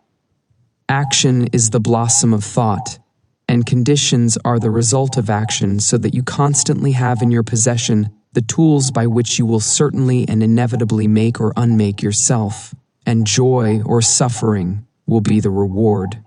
9. Mind. Affirmations and Your Mind. Possibly be desired in the world without, and each of them can be found in the world within. The secret of finding them is simply to apply the proper mechanism of attachment to the omnipotent power to which each individual has access. 2. The three things which all mankind desires and which are necessary for his highest expression and complete development are health, wealth, and love. All will admit that health is absolutely essential. No one can be happy if the physical body is in pain. All will not so readily admit that wealth is necessary, but all must admit that a sufficient supply at least is necessary. And what would be considered sufficient for one would be, there are only three things which can, considered absolute and painful lack for another, and as nature provides not only enough, but abundantly, wastefully, lavishly. We realize that any lack or limitation is only the limitation which has been made by an artificial method of distribution. 3. Third, or maybe some will say the first, essential necessary to the happiness of mankind. At any rate, those who possess all three, health, wealth, and love, find nothing else which can be added to their cup of happiness. We have found that the universal substance is all health, all substance, and all love, and that the mechanism of attachment whereby we can consciously connect with this infinite supply is in our method of thinking. To think correctly is therefore to enter into the secret place of the Most High. 5. What shall we think? If we know this, we shall have found the proper mechanism of attachment which will relate us to whatsoever things we desire. This mechanism may seem very simple when I give it to you, but read on. You will find that it is in reality the master key, the Aladdin's lamp. If you please, all will probably admit that love is thee. You will find that it is the foundation, the imperative condition, the absolute law of well-doing, which means well-being. 6. To think correctly, accurately, we must know the truth. The truth then is the underlying principle in every business or social relation. It is a condition precedent to every right action. To know the truth, to be sure, to be confident, affords a satisfaction beside which no other is at all comparable. It is the only solid ground in a world of doubt, conflict, and danger. 7. To know the truth is to be in harmony with the infinite and omnipotent power. To know the truth is, therefore, to connect yourself with a power which is irresistible and which will sweep away every kind of discord, inharmony, doubt, or error of any kind, because the truth is mighty and will prevail. 8. The humblest intellect can readily foretell the result of any action when he knows that it is based on truth, but the mightiest intellect, the most profound and penetrating mind, loses its way hopelessly and can form no conception of the results which may ensue when his hopes are based on a premise which he knows to be false. 9. Every action which is not in harmony with truth, whether through ignorance or design, will result in discord and eventual loss in proportion to its extent and character. 10. How then are we to know the truth in order to attach this mechanism which will relate us to the infinite? 11. We realize that truth is the vital principle of the universal mind and is omnipresent. For instance, if you require health, a realization of the fact that the I in you is spiritual and that all spirit is one, that wherever a part is the whole must be, will bring about a condition of health, because every cell in the body must manifest the truth as you see it. If you see sickness, they will manifest sickness. If you see perfection, they must manifest perfection. The affirmation, I am whole, perfect, strong, powerful, loving, harmonious, and happy, will bring about harmonious conditions.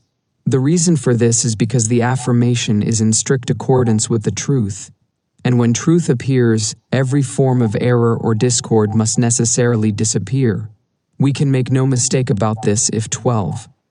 You have found that the I is spiritual.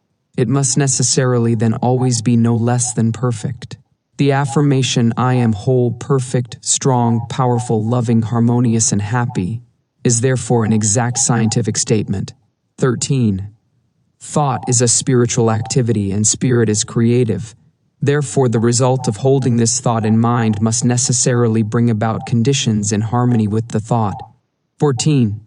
The fact that the I in you is one with the universal mind, which is all substance and is omnipotent, will assist you in bringing into operation the law of attraction, which will bring you into vibration with those forces which make for success, and bring about conditions of power and affluence in direct proportion with the character and purpose of your affirmation. If you require wealth, a realization of. Visualization is a product of the imagination, and is therefore a product of the subjective mind, the world within. It therefore possesses vitality, it will grow. The thing visualized will manifest itself in form. The mechanism is perfect, it was created by the master architect who doeth all things well. Unfortunately, sometimes the operator is inexperienced or inefficient, but practice and determination will overcome this defect. 16. If you require love, try to realize that the only way to get love is by giving it, that the more you give, the more you will get, and the only way in which you can give it is to fill yourself with it until you become a magnet. The method was explained in another lesson. 17. He who has learned to bring the greatest spiritual truths into touch with the so-called lesser things of life has discovered the secret of the solution of his problem. One is always quickened, made more thoughtful, by his nearness of approach to great ideas, great events, great natural objects, and great men. Lincoln is said to have begotten in all who came near him the feeling awakened when one approaches a mountain in this sense. Asserts itself most keenly when one comes to realize that he has laid hold upon things that are eternal, the power of truth. 18. It is sometimes an inspiration to hear from someone who has actually put these principles to the test, someone who has demonstrated them in his own life. I am today in receipt of a letter from Mr. Andrews. He says, "Dear friend, you will find my experience published in March Nautilus, and you are at liberty to make any extracts from or reference to it that may suit your purpose. Sincerely yours, Frederick Elias Andrews, 512 Odd Fellows BLDG, March 7, 1917, Indianapolis, Ind. 19. I was about 13 years old when Dr. T.W. Marcy, since passed over, said to my mother, 'There is no possible chance, Mrs. Andrews. I lost my little boy the same way after doing everything for him that it was possible to do. I have made a special study of these cases, and I know there is no possible chance for him to get well.' 20. She turned to him and said, 'Doctor, what would you do if he were your boy?' And he answered, 'I would fight. Fight as long as there is a breath of life to fight for.' 21. That was the beginning of a long drawn-out battle, with many ups and downs. 21. That was the beginning of a long drawn-out battle, with many ups and downs, the doctors all agreeing that there was no chance for a cure, though they encouraged and cheered us the best they could. 22. But at last the victory came, and I have grown from a little, crooked, twisted cripple, going about on my hands and knees, to a strong, straight, well-formed male. 23. Now I know you want the formula, and I will give it to you as briefly and quickly as I can. 24. I built up an affirmation for myself, taking the qualities I most needed and affirming for myself over and over again. I am whole, perfect, strong, powerful, loving, harmonious, and happy. I kept up this affirmation, always the same, never varying, till I could wake up in the night and find myself repeating, I am whole, perfect, strong, powerful, loving, harmonious, and happy. It was the last thing on my lips at night and the first thing in the morning. Emphasize this point. Whatever you desire for yourself, affirm it for others, and it will help you both. We reap what we sow. If we send out thoughts of love and health, they return to us like bread cast upon the waters. But if we send out thoughts of fear, worry, jealousy, anger, hate, etc., we will reap the results in our own lives. 26. It used to be said that man is completely built over every 7 years, but some scientists now declare that we build ourselves over entirely every 11 months, so we are really only 11 months old. If we build the defects back into our bodies year after year, we have no one to blame but ourselves. 2007. Man is the sum total of his own thoughts, so the question is, how are we going to entertain only the good thoughts and reject the evil ones? At first, we can't keep the evil thoughts from coming, but we can keep from entertaining them. The only way to do this is to forget them, which means get something. This is where the ready-made affirmation comes in. 28. When a thought of anger, jealousy, fear, or worry creeps in, just start your affirmation going. The way to fight darkness is with light. The way to fight cold is with heat. The way to overcome evil is with good. For myself, I never could find any help in denials. Affirm the good, and the bad will vanish. Frederick Elias Andrews. 29. If there is anything you require, it will be well for you to make use of this affirmation. It cannot be improved upon. Use it just as it is.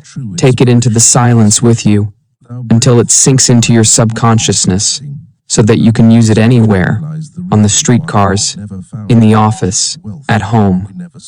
This is the advantage of spiritual methods. They are always available.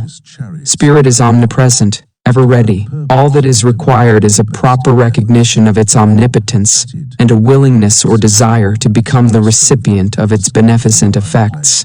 30. If our predominant mental attitude is one of power, courage, kindliness, and sympathy, we shall find that our environment will reflect conditions in correspondence with these thoughts. If it is weak, critical, envious, and destructive, we shall find our environment reflecting conditions corresponding to these thoughts. 31. Thoughts are causes and conditions are effects. Herein is the explanation of the origin of both good and evil. Thought is creative and will automatically correlate with its object. This is a cosmological law, the law of attraction, the law of cause and effect.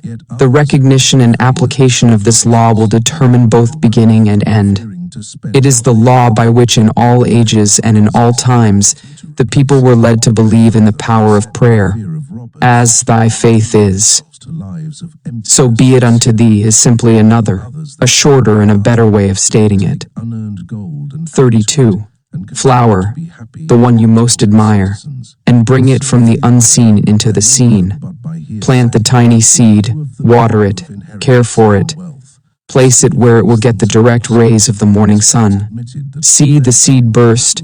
It is now a living thing, something which is alive and beginning to search for the means of subsistence. See the roots penetrating the earth. Watch them shoot out in all directions, and remember that they are living cells dividing and subdividing, and that they will soon number millions. That this week visualize a plant. Take A. Each cell is intelligent, that it knows what it wants and knows how to get it. See the stem shoot forward and upward. Watch it burst through the surface of the earth. See it divide and form branches. See how perfect and symmetrical each branch is formed. See the leaves begin to form. And then the tiny stems, each one holding aloft a bud. And as you watch, you see the bud begin to unfold and your favorite flower comes to view. And now if you will concentrate intently, you will become conscious of a fragrance. It is the fragrance of the flower as the breeze gently sways the beautiful creation which you have visualized. 33. Vision clear and complete. You will be enabled to enter into the spirit of a thing. It will become very real to you. You will be learning to concentrate, and the process is the same, whether you are concentrating on health, a favorite flower, an ideal, a complicated business proposition, or any other problem of. When you are enabled to make your life, every success has been accomplished by persistent concentration upon the object in view. Questions and answers for week 9. 81. What is the imperative condition of all well-being? Well-doing. 82. What is the condition precedent to every right action? Right thinking. 83. What is the underlying condition necessary in every business transaction or social relation? To know the truth. 84. What is the result of a knowledge of the truth? We can readily foretell the result of any action that is based upon a true premise. What is the result of any action based upon a false premise? We can form no conception of the results which may ensue. 86. How may we know the truth? By a realization of the fact that truth is the vital principle of the universe and is therefore omnipresent. 87. What is the nature of truth? It is spiritual. 88. What is the secret of the solution to every problem? To apply spiritual truth. 89. What is the advantage of spiritual methods?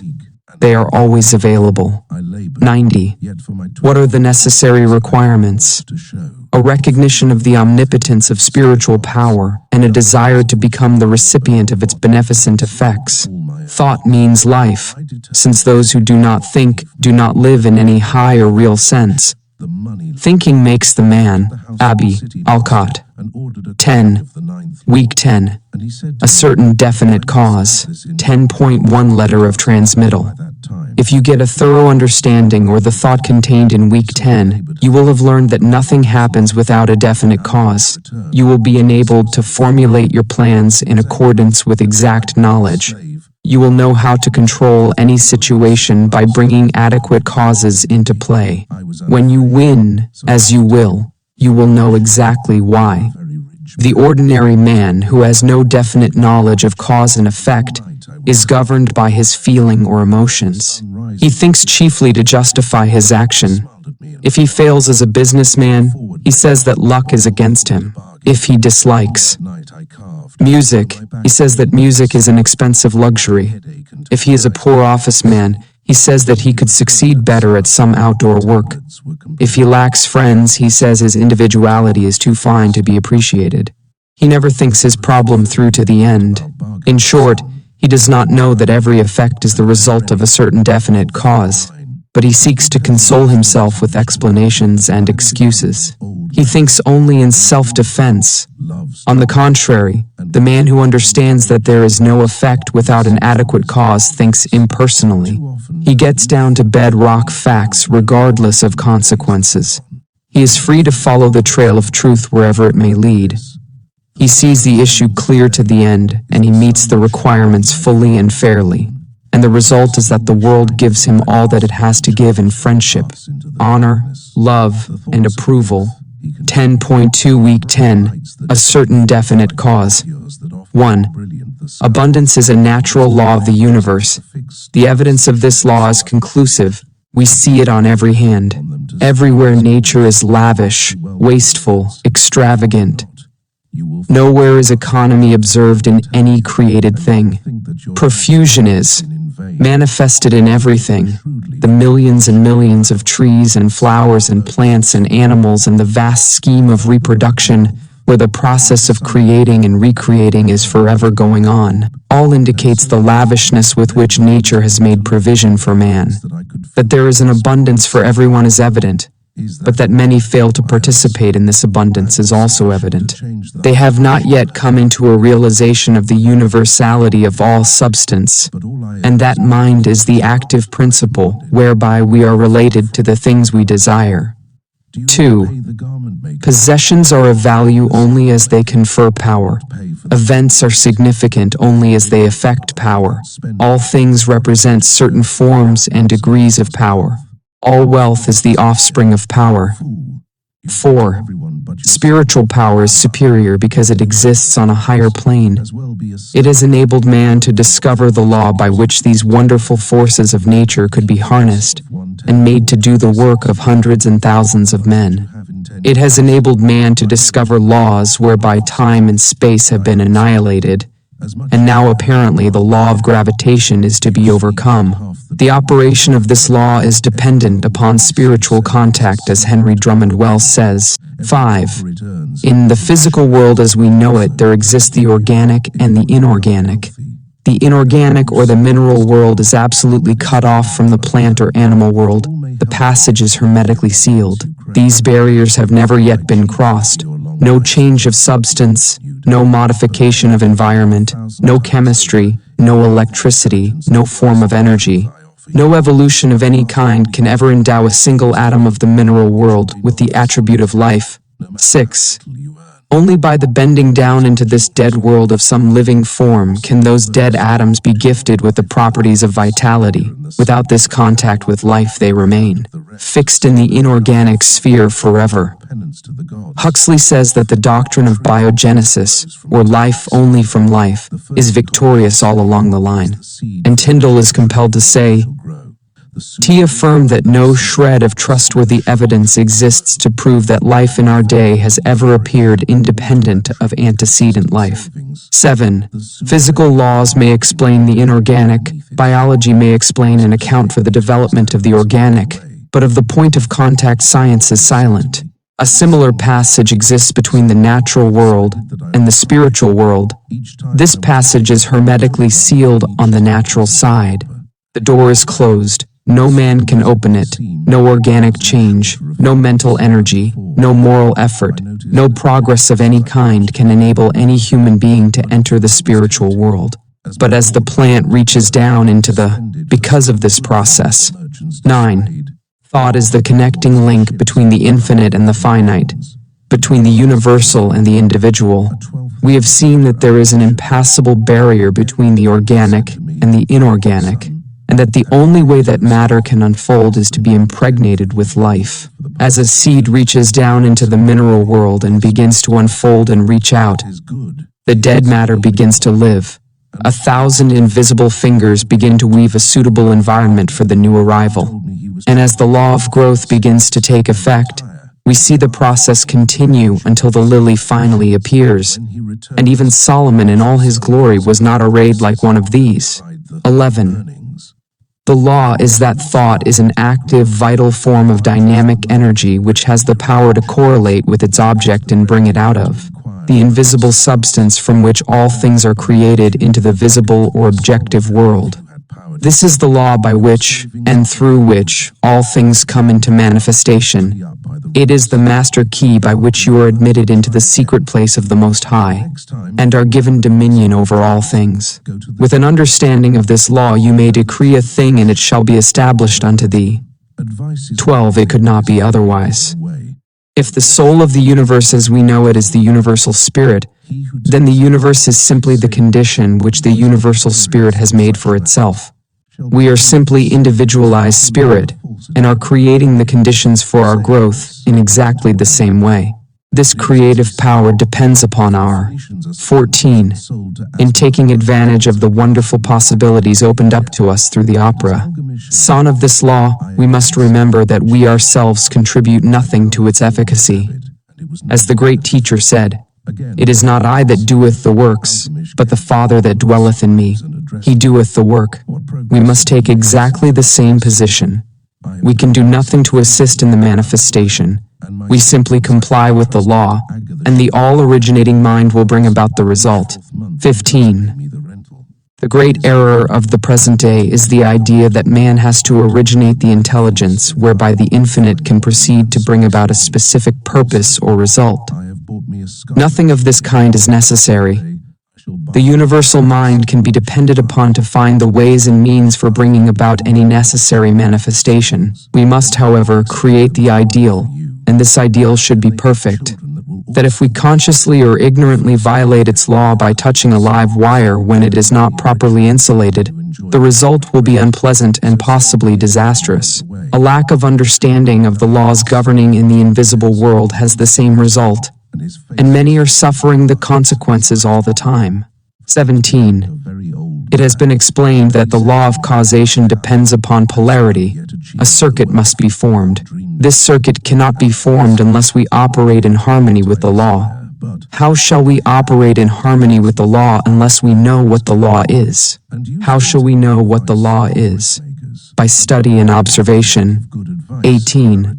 We see the law in operation everywhere. All nature testifies to the operation of the law by silently, constantly expressing itself in the law of growth. Where there is growth, there must be life. Where there is life, there must be harmony. so that everything that has life is constantly attracting to itself the conditions and the supply which is necessary for its most complete expression. 19.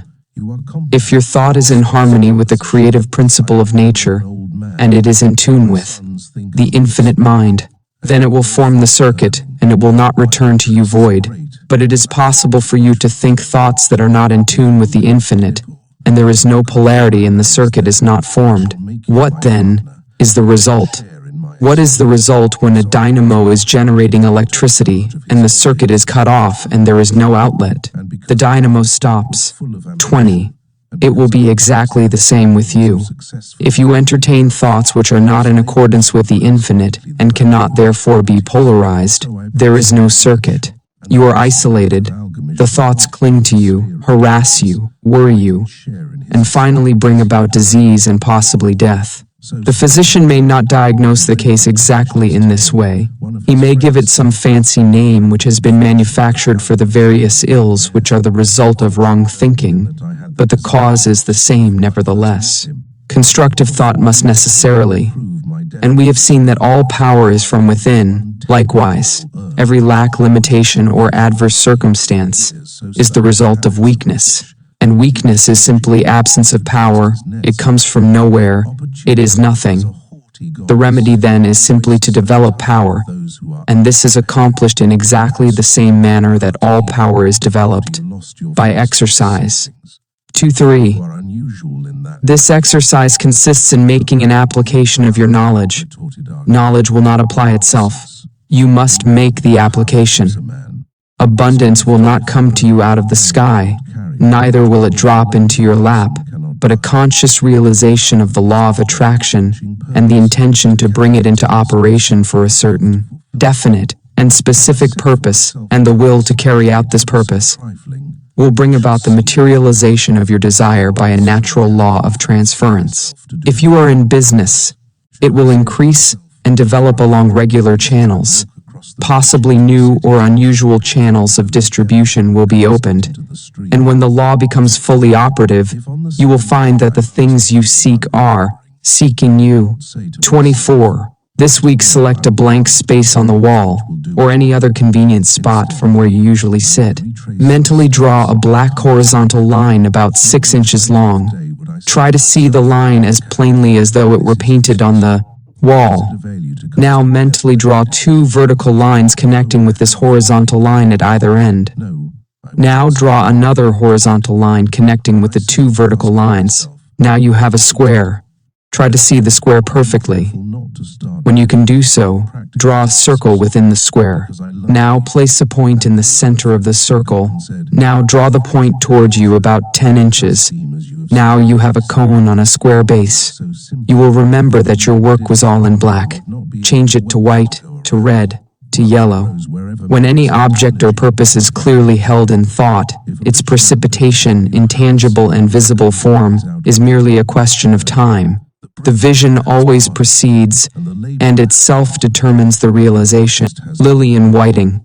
Questions and answers for week 1091. What is wealth? Wealth is the offspring of power. 92. Of what value are possessions?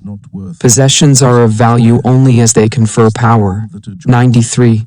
Of what value is a knowledge of cause and effect? It enables men to plan courageously and execute fearlessly. 94.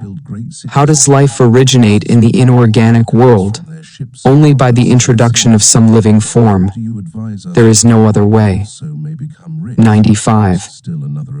What is the connecting link between the finite and the infinite? Thought is the connecting link. 96. Why is that so? Because the universal can manifest only through the individual. 97. Upon what does causation depend? Upon polarity. A circuit must be formed.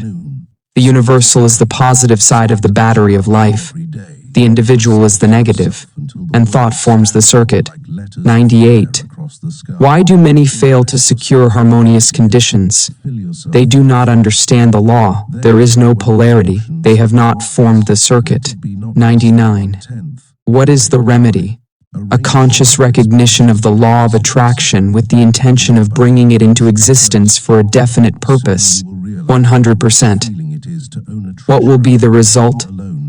Thought will correlate with its object and bring it into manifestation, because thought is a product of the spiritual man, and spirit is the creative principle of the universe. A vivid thought brings the power to paint it, and in proportion to the depth of its source is the force of its projection. Emerson, 11. Week 11, Inductive Reasoning and the Objective Mind. 11.1 Letter of Transmittal. Your life is governed by law, by actual, immutable principles that never vary. Law is in operation at all times in all places. Fixed laws underlie all human actions. For this reason, men who control giant industries are enabled to determine with absolute precision just what percentage of every 100,000 people will respond to any given set of conditions. It is well, however, to remember that while every effect is the result of a cause, the effect in turn becomes a cause, which creates other effects, which in turn creates still other causes, so that when you put the law of attraction into operation, you must remember that you are starting a train of causation for good or otherwise, which may have endless possibilities. We frequently hear it said, "A very distressing situation came into my life, which could not have been the result of my thought, as I certainly never entertained any thought which could have such a result." We fail to remember that like attracts like in the mental world, and that the thought which we entertain brings to us certain friendships, companionships of a particular kind, and these in turn bring about conditions and environment, which in turn are responsible for the conditions of which we complain. 11.2 Week 11. Inductive Reasoning and the Objective Mind. 1. Inductive reasoning is the process of the objective mind by which we compare a number of separate instances with one another until we see the common factor that gives rise to them all. 2. Induction proceeds by comparison of facts.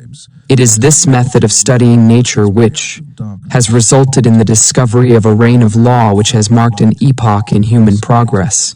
It is the dividing line between superstition and intelligence. It has eliminated the elements of uncertainty and caprice from men's lives and substituted law, reason, and certitude. 4. It is the watchman at the gate, mentioned in a former lesson. 5. World to which the senses were accustomed had been revolutionized. When the sun had been arrested in his course, the apparently flat earth had been shaped into a ball and set whirling around him. When the inert matter had been resolved into active elements, and the universe presented itself wherever we directed the telescope and microscope, full of force, motion, and life, we are constrained to ask by what possible means the delicate forms of organization in the midst of it are kept in. When, by virtue of this principle, the order and repair. 6.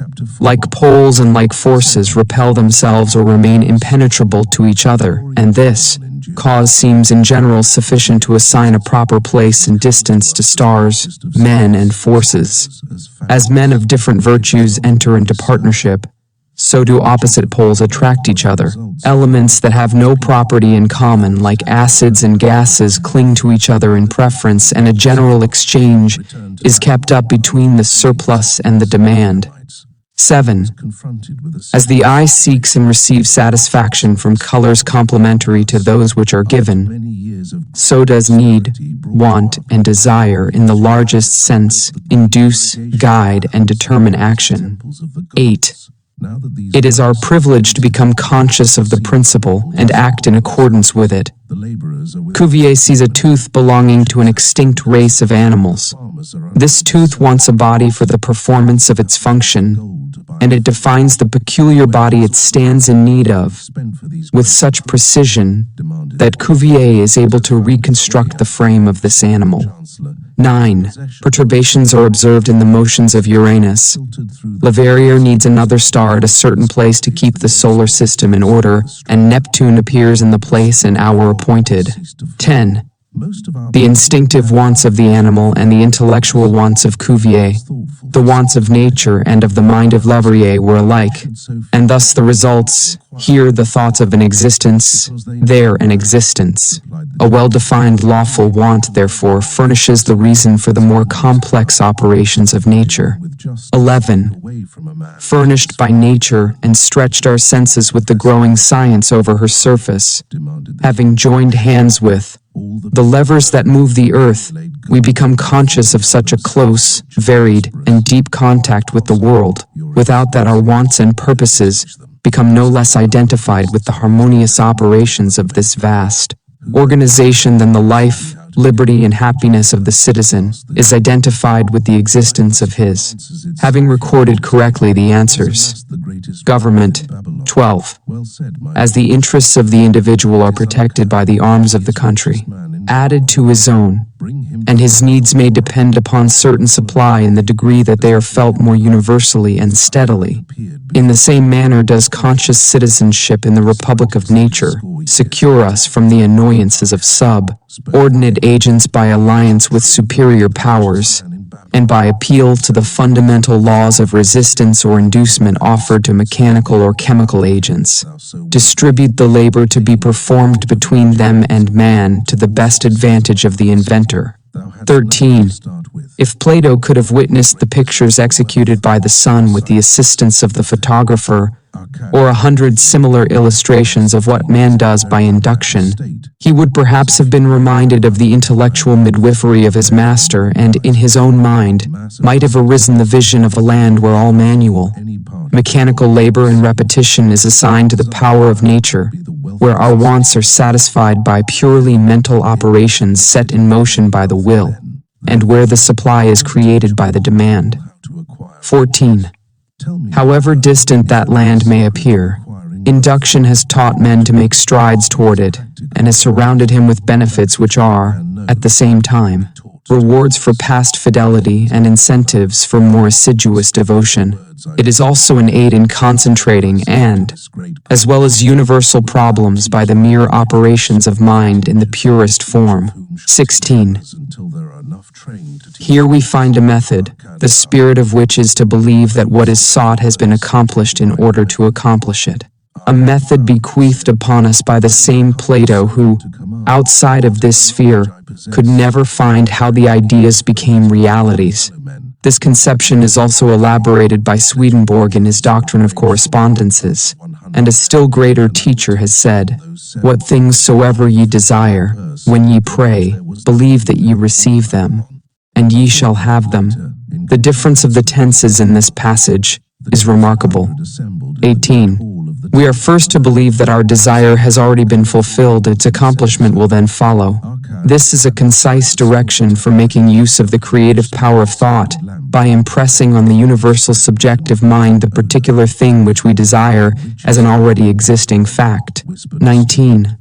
We are thus thinking on the plane of the absolute and eliminating all consideration of conditions or limitation, and are planting a seed which, if left undisturbed, will finally germinate into existing fact. 20. To review, inductive reasoning is the process of the objective mind by which we compare a number of separate instances with one another until we see the common factor that gives rise to them all. We see people in every civilized country on the globe securing results by some process which they do not seem to understand themselves, and to which they usually attach more or less mystery. Our reason is given to us for the purpose of ascertaining the law by which these results are accomplished. 21. The operation of this thought process is seen in those fortunate natures that possess everything that others must acquire by toil, who never have a struggle with conscience because they always act correctly and can never comport themselves otherwise than with tact, learn everything easily, complete everything they begin with a happy knack, live in eternal harmony with themselves, without ever reflecting much what they do or ever experiencing difficulty or toil. 22. The fruit of this thought is, as it were, a gift of the gods, but a gift which few as yet realize, appreciate, or understand. The recognition of the marvelous power which is possessed by the mind under proper conditions, and the fact that this power can be utilized, directed, and made available for the solution of every human problem is of transcendental importance. 23. All truth is the same, whether stated in modern scientific terms or in the language of apostolic times. There are timid souls who fail to realize that the very completeness of truth requires various statement, that no one human formula will show every side of it. 24. Changing, emphasis, new language, novel interpretations, unfamiliar perspectives, are not, as some suppose, signs of departure from truth, but on the contrary, they are evidence that the truth is being apprehended in new relations to human needs and is becoming more generally understood. Or when Paul said, "Faith is the substance of things hoped for, the evidence of things not seen." Or when modern science says, "The law of attraction is that law by which thought correlates with its object."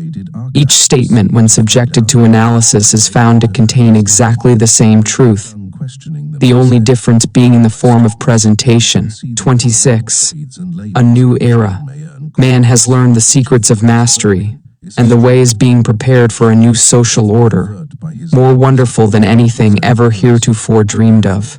The conflict of modern science with theology, the study of comparative religions, the tremendous power of new social movements, all of these are but clearing the way for the new order.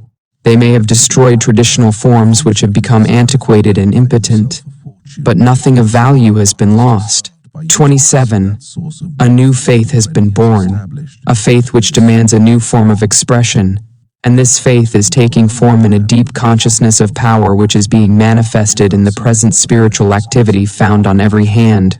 We are standing on the threshold of the time has arrived when 28.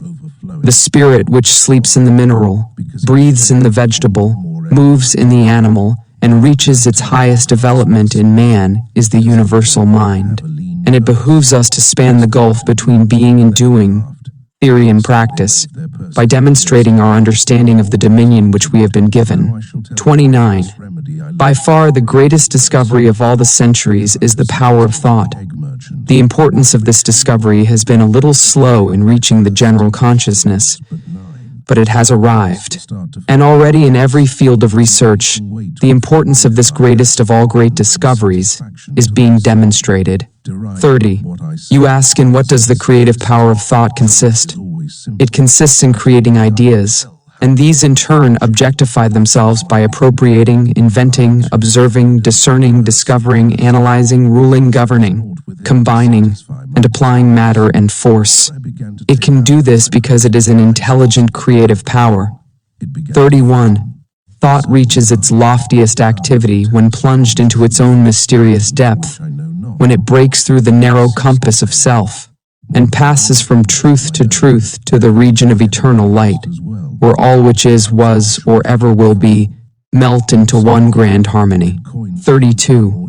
From this process of self-contemplation comes inspiration, which is creative intelligence, and which is undeniably superior to every element, force, or law of nature, because it can understand, modify, govern, and apply them to its own ends and purposes, and therefore possess them.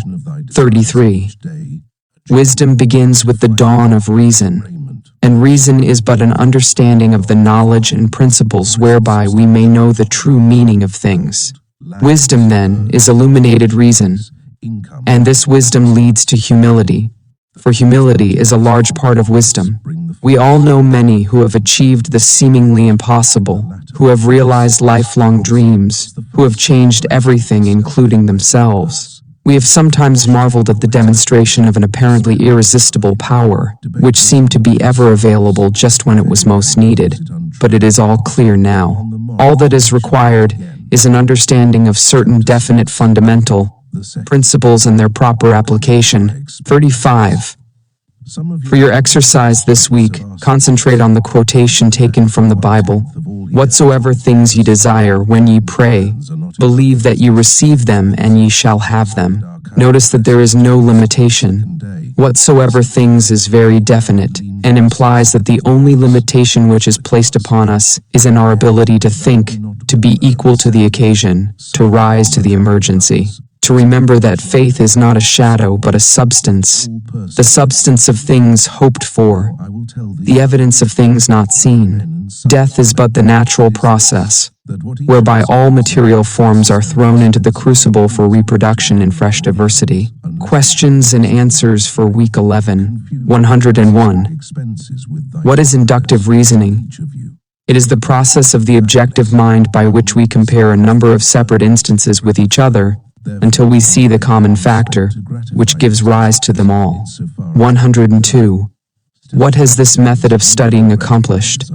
It has resulted in the discovery of a reign of law, which has marked an epoch in human progress. 103. What is it that guides and determines action? It is need, want, and desire which in the largest sense induce, guide, and determine action. 104. What is the formula for the unerring solution of every individual problem? We are to believe that our desire has already been fulfilled. Its accomplishment will then follow. 105. What great teachers advocated it? Jesus, Plato, Swedenborg. 106. What is the result of the operation of this thought process? We are thinking on the plane of the absolute and planting a seed, which if left undisturbed will germinate into fruition. 107. Why is it scientifically exact? Because it is natural law. 108. What is faith? Faith is the substance of things hoped for, the evidence of things unseen. 109. What is the law of attraction? The law by which faith is brought into manifestation. 110. What importance do you attach to an understanding of this law? It has eliminated the elements of uncertainty and caprice from men's lives and substituted law, reason, and certitude. 12. Week 12. The power of concentration. 12.1 Letter of transmittal. Week 12 is enclosed herewith. In the fourth paragraph you will find the following statement. You must first have the knowledge of your power, second, the courage to dare, third, the faith to do. If you concentrate upon the thoughts given, if you give them your entire attention, you will find a world of meaning in each sentence, and will attract to yourself other thoughts in harmony with them. And you will soon grasp the full significance of the vital knowledge upon which you are concentrating. Knowledge does not apply itself. We, as individuals, must make the application, and the application consists in fertilizing the thought with a living purpose. The time and thought which most persons waste in aimless effort would accomplish wonders if properly directed with some special object in view. In order to do this, it is necessary to center your mental force upon a specific thought and hold it there to the exclusion of all other thoughts. If you have ever looked through the focusing screen of a camera, you found that when the object was not in focus, the impression was indistinct and possibly blurred, but when the proper focus was obtained, the picture was clear and distinct. This illustrates the power of concentration. Unless you can concentrate upon the object which you have in view, you will have but a hazy, indifferent, vague, indistinct, and blurred outline of your ideal, and the results will be in accordance with your mental picture. 12.2 Week 12. The power of concentration. 1. There is no purpose in life that cannot be best accomplished through a scientific understanding of the creative power of thought. 2. The power to think is common to all. Man is because he thinks. Man's power to think is infinite. Consequently, his creative power is unlimited.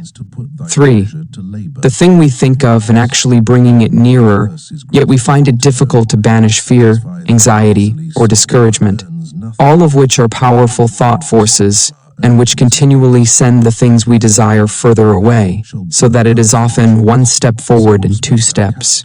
We know that thought is building for us. backward. 4. The only way to keep from going backward is to keep going forward. Eternal vigilance is the price of success. There are 3 steps, and each one is absolutely essential. You must first have the knowledge of your power. Second, the courage to dare. Third, the faith to do. 5. With this as a basis, you can construct an ideal business, an ideal home, ideal friends, ideal environment. You are not restricted as to material or cost. Thought is omnipotent and has the power to draw on the infinite bank of primary substance for all that it requires. Infinite resources are therefore at your command. 6. But your ideal must be sharp, clear-cut, definite, to have one ideal today, another tomorrow, and a third next week. Means to scatter your forces and accomplish nothing. Your result will be a meaningless and chaotic combination of wasted material. 7. Unfortunately, this is the result which many are securing, and the cause is self-evident. If a sculptor started out with a piece of marble and a chisel and changed his ideal every 15 minutes, what result could he expect? And why should you expect any different result in molding the greatest and most plastic of all substances, the only real substance? The result of this indecision and negative thought is often found in the loss of material wealth. Supposed independence, which required many years of toil and effort, suddenly disappears. It is often found then that money and property are not independence at all. On the contrary, the only independence is found to be a practical working knowledge of the creative power of thought. Come to you until you learn that the only real power which you can have is the power to adjust yourself to divine and unchangeable principles. You cannot change the infinite, but you can come into an understanding of natural laws. The reward of this understanding is a conscious realization of your ability to adjust your thought faculties with the universal thought, which is omnipresent. Your ability to cooperate with this omnipotence will indicate the degree of success with which you, this practical working method, cannot meet. 10. The power of thought has many counterfeits which are more or less fascinating, but the results are harmful instead of helpful. 12. Again, there are the phenomena seekers who gourmandize on the so-called proofs and demonstrations obtained at materializing seances. They throw open their mental doors and soak themselves in the most poisonous currents which can be found in the psychic world. They do not seem to understand that it is the ability to become negative, receptive, and passive, and thus drain themselves of all their vital force, which enables them to bring about these vibratory thought forms. 13. Who see in the materializing phenomena which are performed by the so-called adepts a source of power, forgetting or never seeming to realize that as soon as the will is withdrawn, the forms wither, and the vibratory forces of which they are composed vanish. Telepathy or thought transference has received considerable attention, but as it requires a negative mental state on the part of the receiver, the practice is harmful. A thought may be sent with the intention of hearing or seeing, but it will bring the penalty attached to the inversion of the principle involved. 15. Hypnotism is positively dangerous to the subject as well as the operator. No one familiar with the laws governing in the mental world would think of attempting to dominate the will of another, for by so doing he will gradually but surely divest himself of his own. There are also the Hindu worshippers. 16. Temporary satisfaction and for some a keen fascination, but there is an infinitely greater fascination in a true understanding of the world of power within. A power which increases with use, is permanent instead of fleeting, which not only is potent as a remedial agency to bring about the remedy for past error or results of wrong thinking, but is a prophylactic agency protecting us from all manner and form of danger, and finally is an actual creative force with which we can build new conditions and new environment. 17. The law is that thought will correlate with its object, and bring forth in the material world the correspondence of the thing thought or produced in the mental world. We then discern the absolute necessity of seeing that every thought has the inherent germ of truth, in order that the law of growth will bring into manifestation good, for good alone can confer any permanent power. All of these perversions have their 18.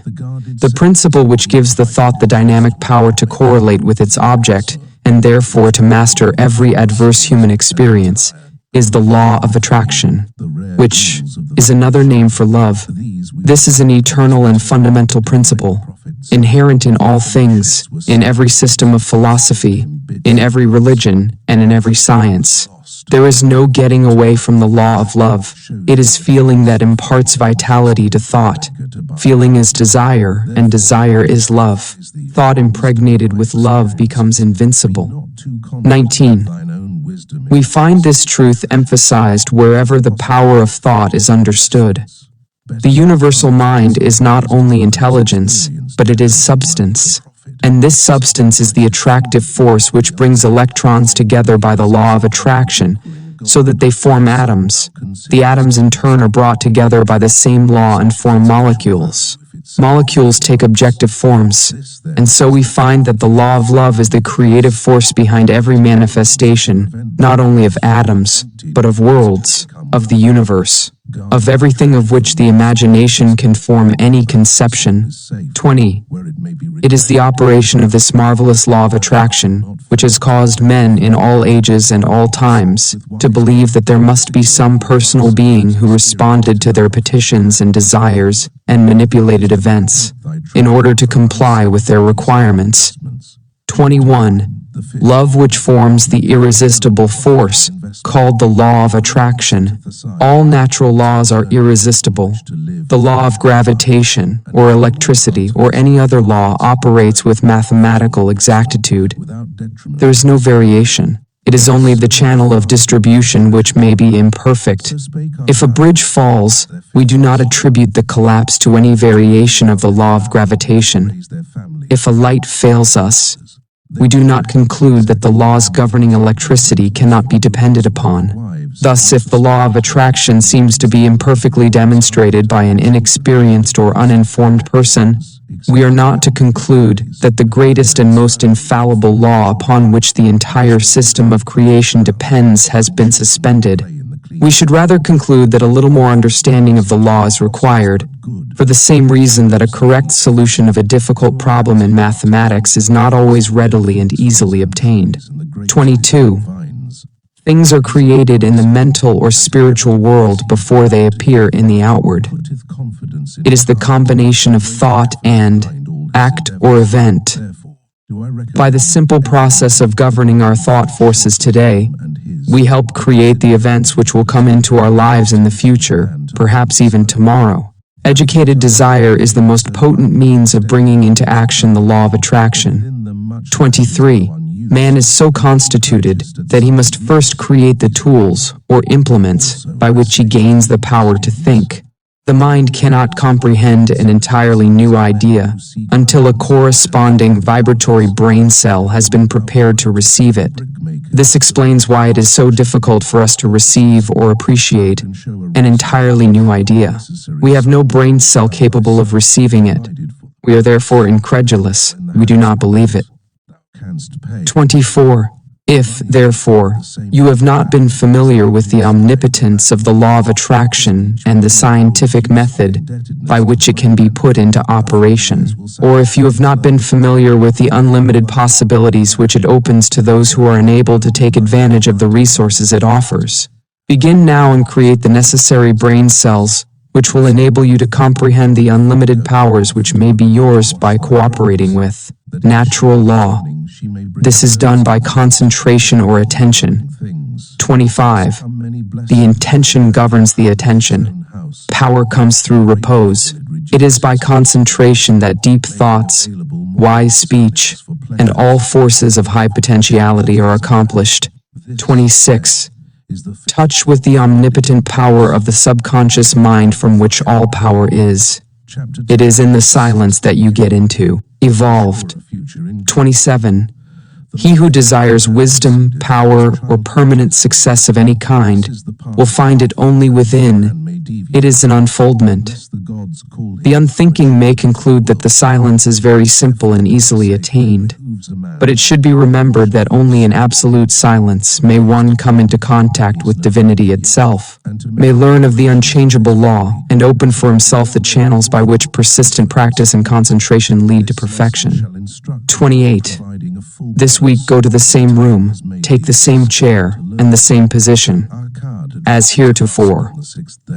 Be sure to relax, let go, both mentally and physically. Always do this. Never try to do any mental work under pressure. See that there are no tense muscles or nerves, that you are entirely comfortable. Now realize your unity with Omnipotence. Get into touch with this power. Come into a deep and vital understanding, appreciation, and realization of the fact that your ability to think is your ability to act upon the universal mind and bring it into manifestation. Realize that it will meet any and every requirement, that you have exactly the same potential ability which any individual ever did have or ever will have, because each is but an expression or manifestation of the one. All are parts of the whole. There is no difference in kind or quality, the only difference being one of degree. Thought cannot conceive of anything that may not be brought to expression. He who first uttered it may be only the suggester, but the doer will appear. Wilson. Questions and answers for Week 12, 111. How may any purpose in life be best accomplished? Through a scientific understanding of the spiritual nature of thought. 112. What 3 steps are absolutely essential? The knowledge of our power, the courage to dare, the faith to do. 113. How is the practical working knowledge secured? By an understanding of natural laws. 114. What is the reward of an understanding of these laws? A conscious realization of our ability to adjust ourselves to divine and unchanging principle. 115.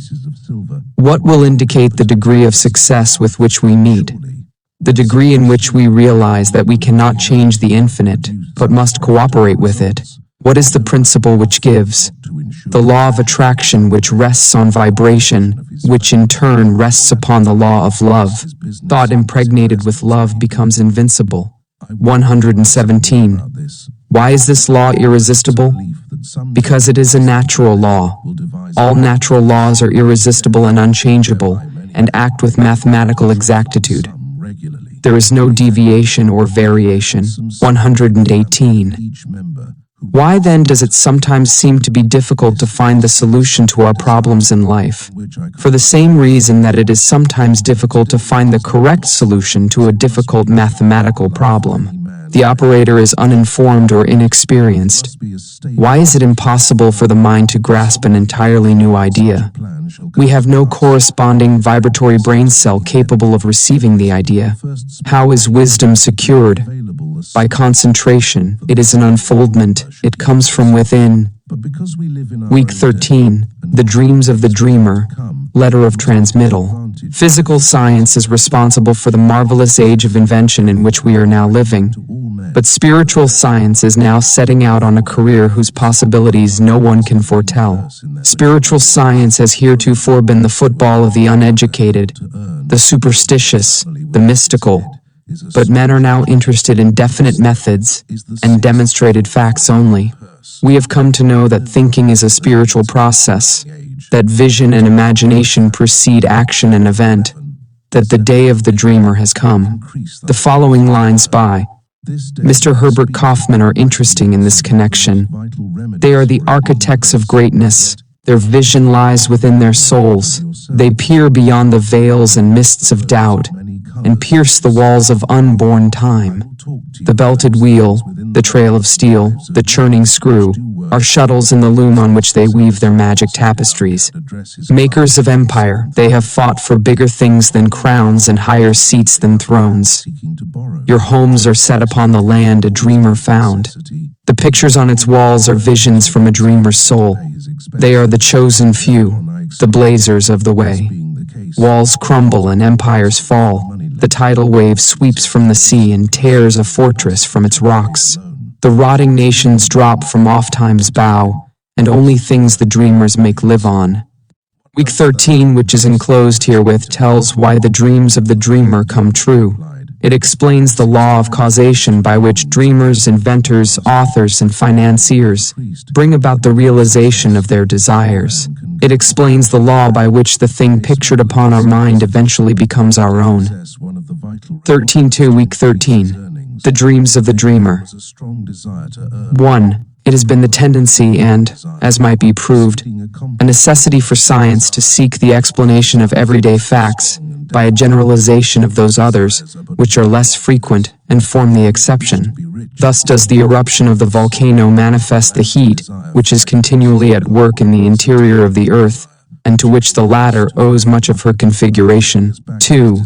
Power constantly busy to produce changes in the inorganic world, and as dead languages now seldom heard were once ruling among the nations, so does a giant tooth in Siberia or a fossil in the depth of the earth not only bear record of the evolution of past ages, but thereby explains to us the origin of the hills and valleys which we inhabit today. 3. In this way, a generalization of facts which are rare, strange, or form the exception has been the magnetic needle guiding to all the discoveries of inductive science. 4. This method is founded upon reason and experience and thereby destroyed superstition. Thus does the lightning reveal a subtle precedent and conventionality. 5. Lord Bacon recommended this method of study, to which the civilized nations owe the greater part of their prosperity and the more valuable part of their knowledge, purging the mind from narrow prejudices and denominated theories more effectually than by the keenest irony, calling the attention of men from heaven to earth more successfully by surprising experiments than by the most forcible demonstrations of their ignorance, educating the inventive faculties more powerfully by the near prospect of useful discoveries thrown open to all than by talk of bringing to light the innate laws of our mind. The method of Bacon has seized the spirit and aim of the great philosophers of Greece and carried them into effect by the new means of observation which another age offered, thus gradually revealing a wondrous field of knowledge in the infinite space of astronomy, in the microscopic egg of embryology, and the dim age of geology, disclosing an order of the pulse which the logic of Aristotle could never have unveiled, and analyzing into formerly. It is more than 200 years since. Unknown elements, the material combinations which no dialectic of the scholastics could force apart. 7. It has lengthened life. It has mitigated pain. It has extinguished diseases. It has increased the fertility of the soil. It has given new securities to the mariner. It has spanned great rivers with bridges of form unknown to our fathers. It has guided the thunderbolt from heaven to earth. It has lighted up night with the splendor of day. It has extended the range of human vision. It has multiplied the power of the human muscles. It has accelerated motion. It has annihilated distance. It has facilitated intercourse, correspondence, all friendly offices, all dispatch of business. It has enabled men to descend into the depths of the sea, to soar into the air, to penetrate securely into the noxious recesses of the earth. This then is the true nature and scope, but the greater the success and resources at our command the individual facts before venturing upon a statement of general laws. 9. To ascertain the bearing of the spark drawn from the electric machine under every variety of circumstances, that we thus may be emboldened with Franklin to address, in the form of a kite, the question to the cloud about the nature of the lightning, to assure ourselves of the manner in which bodies fall with the exactness of a Galileo, that with Newton we may dare to ask the moon about the force that fastens it to the earth. In short, by the value we set upon truth, by our hope in a steady and universal progress, not to permit a tyrannical prejudice to neglect or mutilate unwelcome facts, but to rear the superstructure of science upon the broad and unchangeable basis of full attention paid to the most isolated, as well as the most frequent phenomena.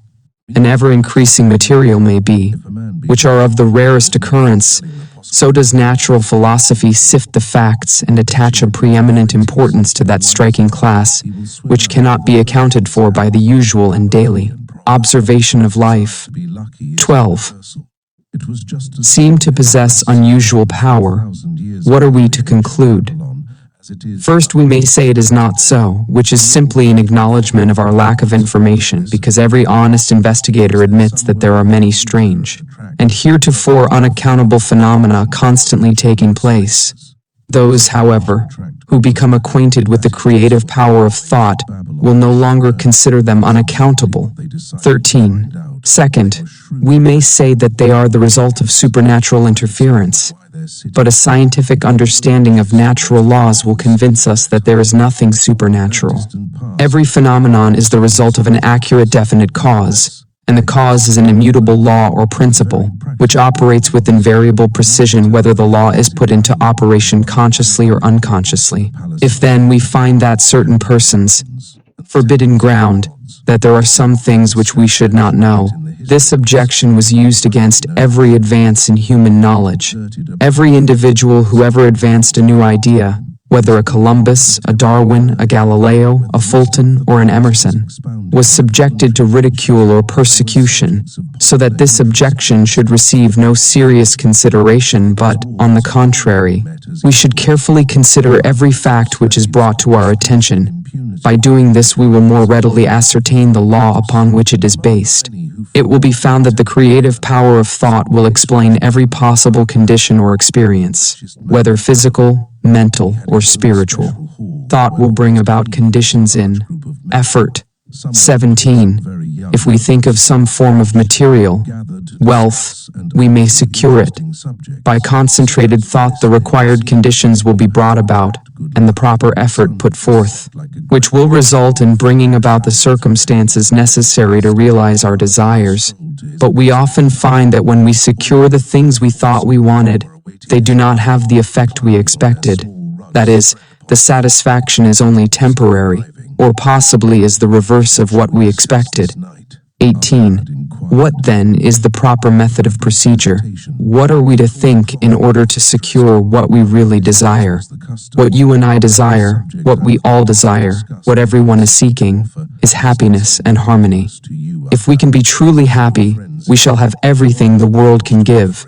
If we are happy ourselves, we can make others happy. 19. But we cannot be happy unless we have health, strength, congenial friends, pleasant environment, and sufficient supply not only to take care of our necessities, but to provide for those comforts and luxuries to which we are entitled. The old orthodox way of thinking was to be a worm, to be satisfied with our portion, whatever it is. But the modern idea is to know that we are entitled to the best of everything, that the Father and I are one, and that the Father is the universal mind, the Creator, the original substance from which all things proceed. 21. Now, admitting that this is all true in theory, and it has been taught for 2,000 years, and is the essence of every system of philosophy or religion, how are we to make it practical in our lives? How are we to get the actual, tangible results here and now? 22. In the first place, we must put our knowledge into practice. Nothing can be accomplished in any other way. The athlete may read books and lessons on physical training all his life, but unless he begins to give out strength by actual work, he will never receive any strength. He will eventually get exactly what he gives, but he will have to give it first. It is exactly the same with us. We will get exactly what we give, but we shall have to give it first. It will then return to us many-fold, and the giving is simply a mental process, because thoughts are causes and conditions are effects. Therefore, in giving thoughts of courage, inspiration, health, or help of any kind, we are setting causes in motion which will bring about their effect. 23. Therefore, creative thought will create nothing unless it is consciously, systematically, and constructively directed. And herein is the difference between idle thinking, which is simply a dissipation of effort, and constructive thinking, which means practically unlimited achievement. 24. We have found that everything we get comes to us by the law of attraction. A happy thought cannot exist in an unhappy consciousness. Therefore, the consciousness must change and, as the consciousness changes, conditions necessary to meet the changed consciousness must gradually change in order to meet the requirements of. Thought is a spiritual activity and is. But make no mistake, the new situation. 25.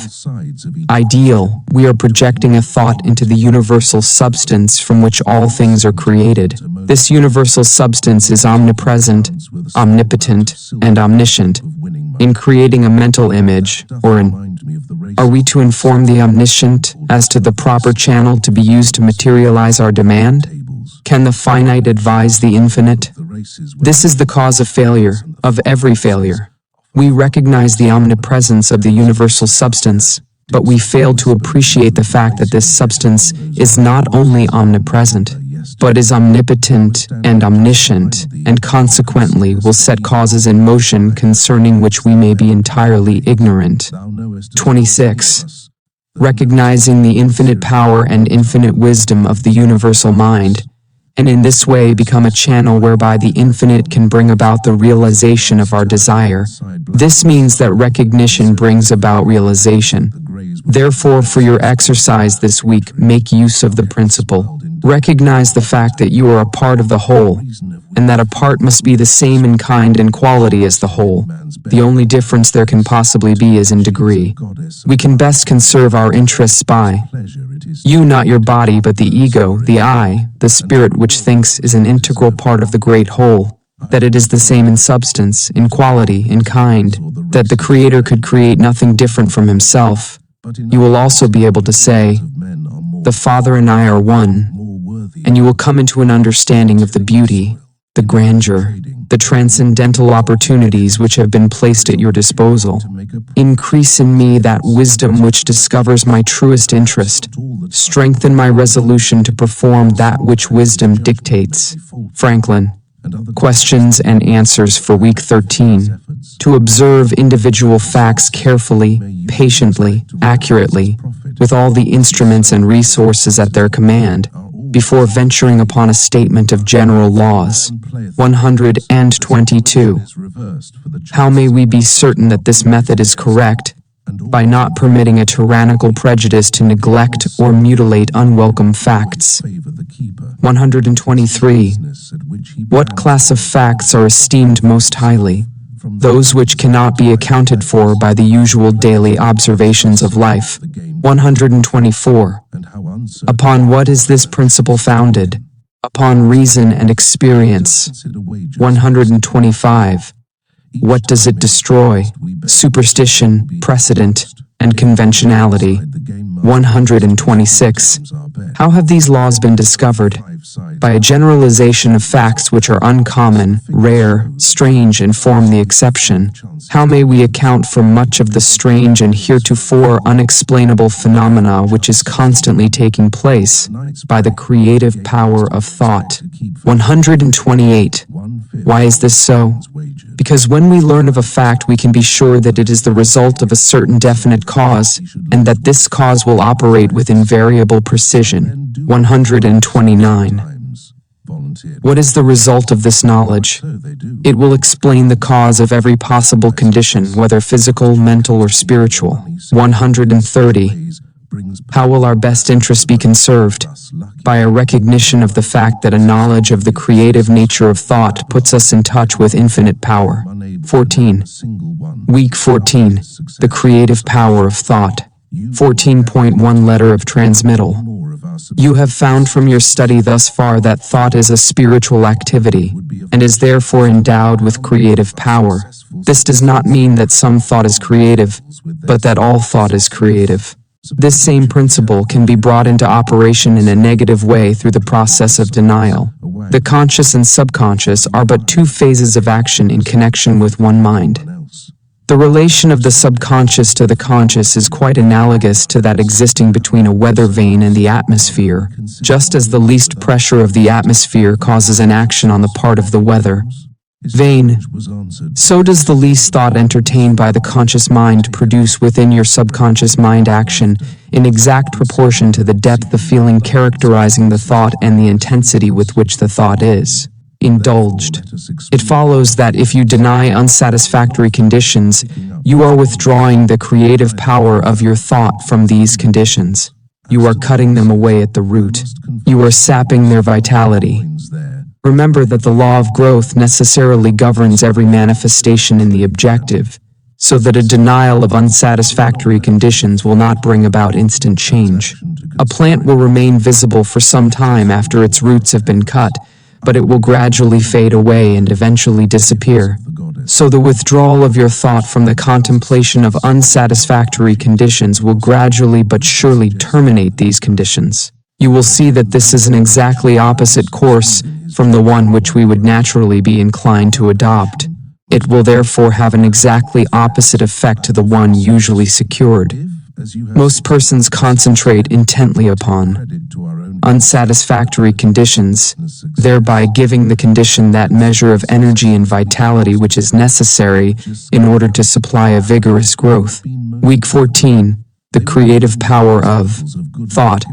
The universal energy in which all motion, light, heat, and color have their origin does not partake of the limitation of the many effects of which it is the cause, but it is supreme over them all. This universal substance is the source of all power, wisdom, and intelligence. 2. To recognize this intelligence is to acquaint yourself with the knowing quality of mind, and through it, to move upon the universal substance and bring it into harmonious relations in your affairs. This is something that the most learned, everywhere, as our force and substance. Some will say, if these principles are true, why are we not demonstrating them? As the fundamental principle is obviously correct, why do we not get proper results? We do. We get results in exact accordance with our understanding of the law and our ability to make the proper application. We secured no results from the laws governing electricity until someone formulated the law and showed us how to apply it. 5.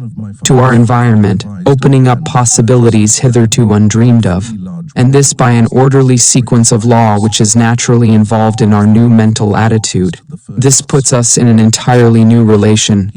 Formation of phenomena. 7.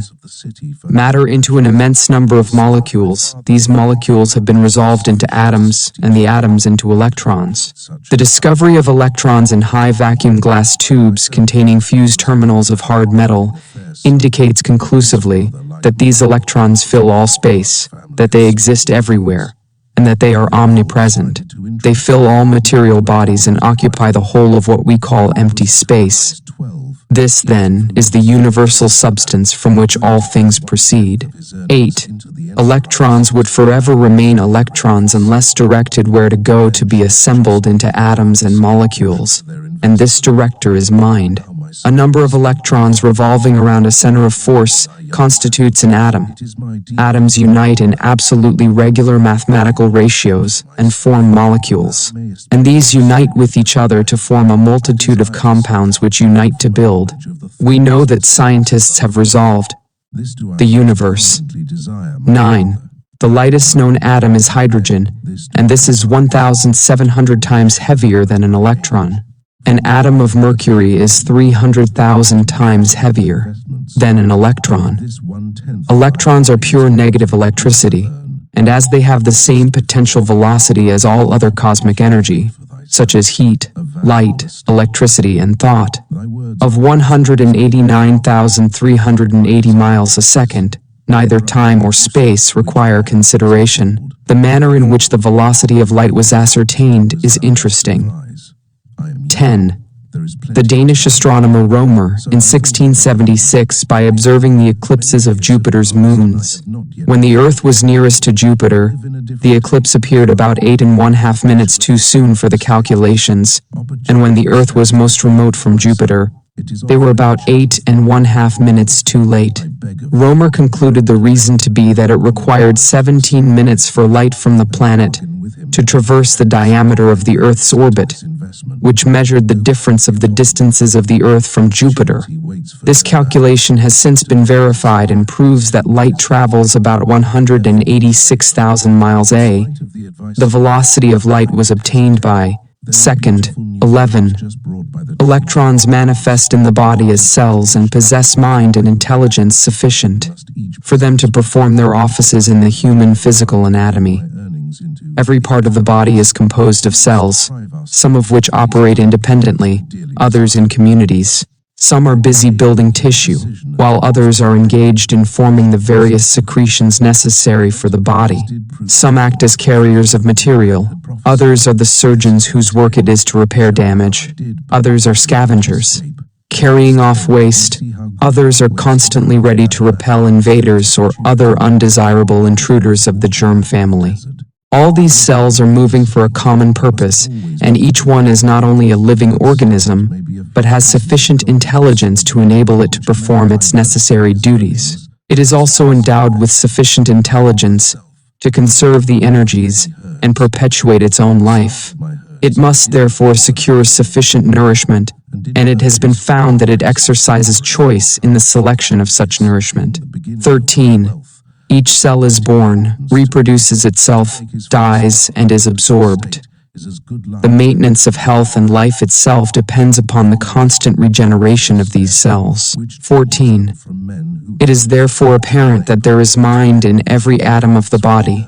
This mind is negative mind, and the power of the individual to think makes him positive, so that he can control this negative mind. This is the scientific explanation for metaphysical healing, and will enable anyone to understand the principle upon which this remarkable phenomenon rests. 15. This negative mind, which is contained in every cell of the body, has been called the subconscious mind, because it acts without our conscious knowledge. We have found that this subconscious mind is responsive to the will of the conscious mind. 16. All things have their origin in mind, and appearances are the result of thought, so that we see that things in themselves have no origin, permanency, or reality. Since they are produced by thought, they can be erased by thought. This is stamped on his face, his form, his character, and his environment. Back of every effect there is a cause, and if we follow the trail to its starting point, we shall find the creative principle out of which it grew. Proofs of this are now so complete that this truth is generally accepted. 19. The objective world is controlled by an unseen and heretofore unexplainable power. We have heretofore personalized this power and called it God. We have now, however, learned to look upon it as the permeating essence or principle of all that exists, the infinite or universal mind. 20. The universal mind, being infinite and omnipotent, has unlimited resources at its command, and when we remember that it is also omnipresent, we cannot escape the conclusion that we must be an expression or manifestation of that mind, a recognition and understanding of degree. They differ only as a drop of water differs from the ocean. They are the same in kind and quality. The difference is one of degree only. Can you appreciate the value of this all-important fact? Do you realize that a recognition of this tremendous fact places you in touch with omnipotence? The subconscious mind being the connecting link between the universal mind and the conscious mind. Is it not evident that the conscious mind can consciously suggest thoughts which the subconscious mind will put into action? And as the subconscious is one with the universal, is it not evident that no limit can be placed upon its activities? 23. A scientific understanding of this principle will explain the wonderful results which are secured through the power of prayer. The results which are secured in this way are not brought about by any special dispensations of providence, but on the contrary, they are the result of the operation of a perfectly natural law. There is therefore nothing either religious or mysterious about it. To enter into the discipline necessary to think correctly, even though it is evident that wrong thinking has brought failure, 25. Thought is the only reality. Conditions are but the outward manifestations. As the thought changes, all outward or material conditions must change in order to be in harmony with their creator, which is thought. 26. But the thought must be clear-cut, steady, fixed, definite, unchangeable. You cannot take one step forward and 2 steps backward. Neither can you spend 20 or 30 years of your life building up negative conditions as the result of negative thoughts, and then expect to see them all melt away as the result of 15 or 20 minutes of right thinking. 27. If you enter into the discipline necessary to bring about a radical change in your life, you must do so deliberately, after giving the matter careful thought and full consideration, and then you must allow nothing to interfere with your decision. Highest and best welfare, but will bring health and harmonious conditions generally. 29. If you wish harmonious conditions in your life, you must develop a harmonious mental attitude. 30. Your world without will be a reflection of your world within. 31. For your exercise this week, concentrate on harmony, and when I say concentrate, I mean all that the word implies.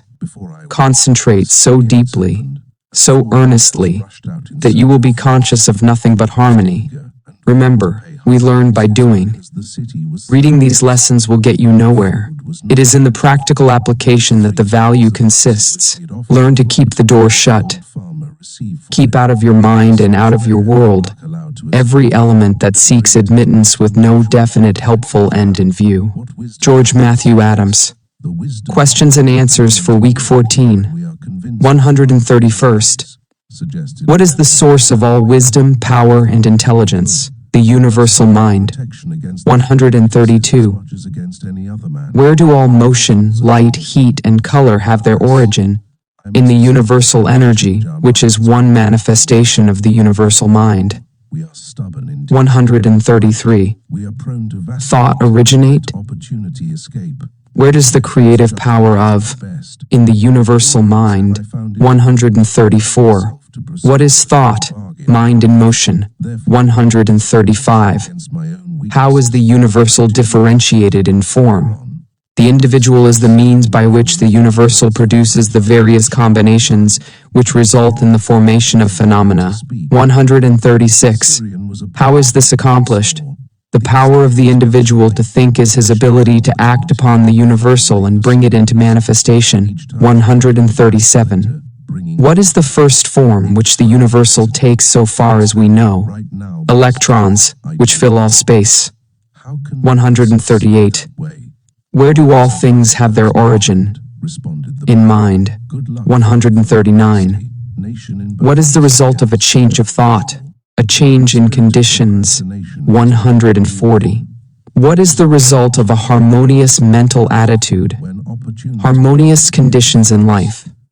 Thought, immaterial though it may be, is the matrix that shapes the issues of life.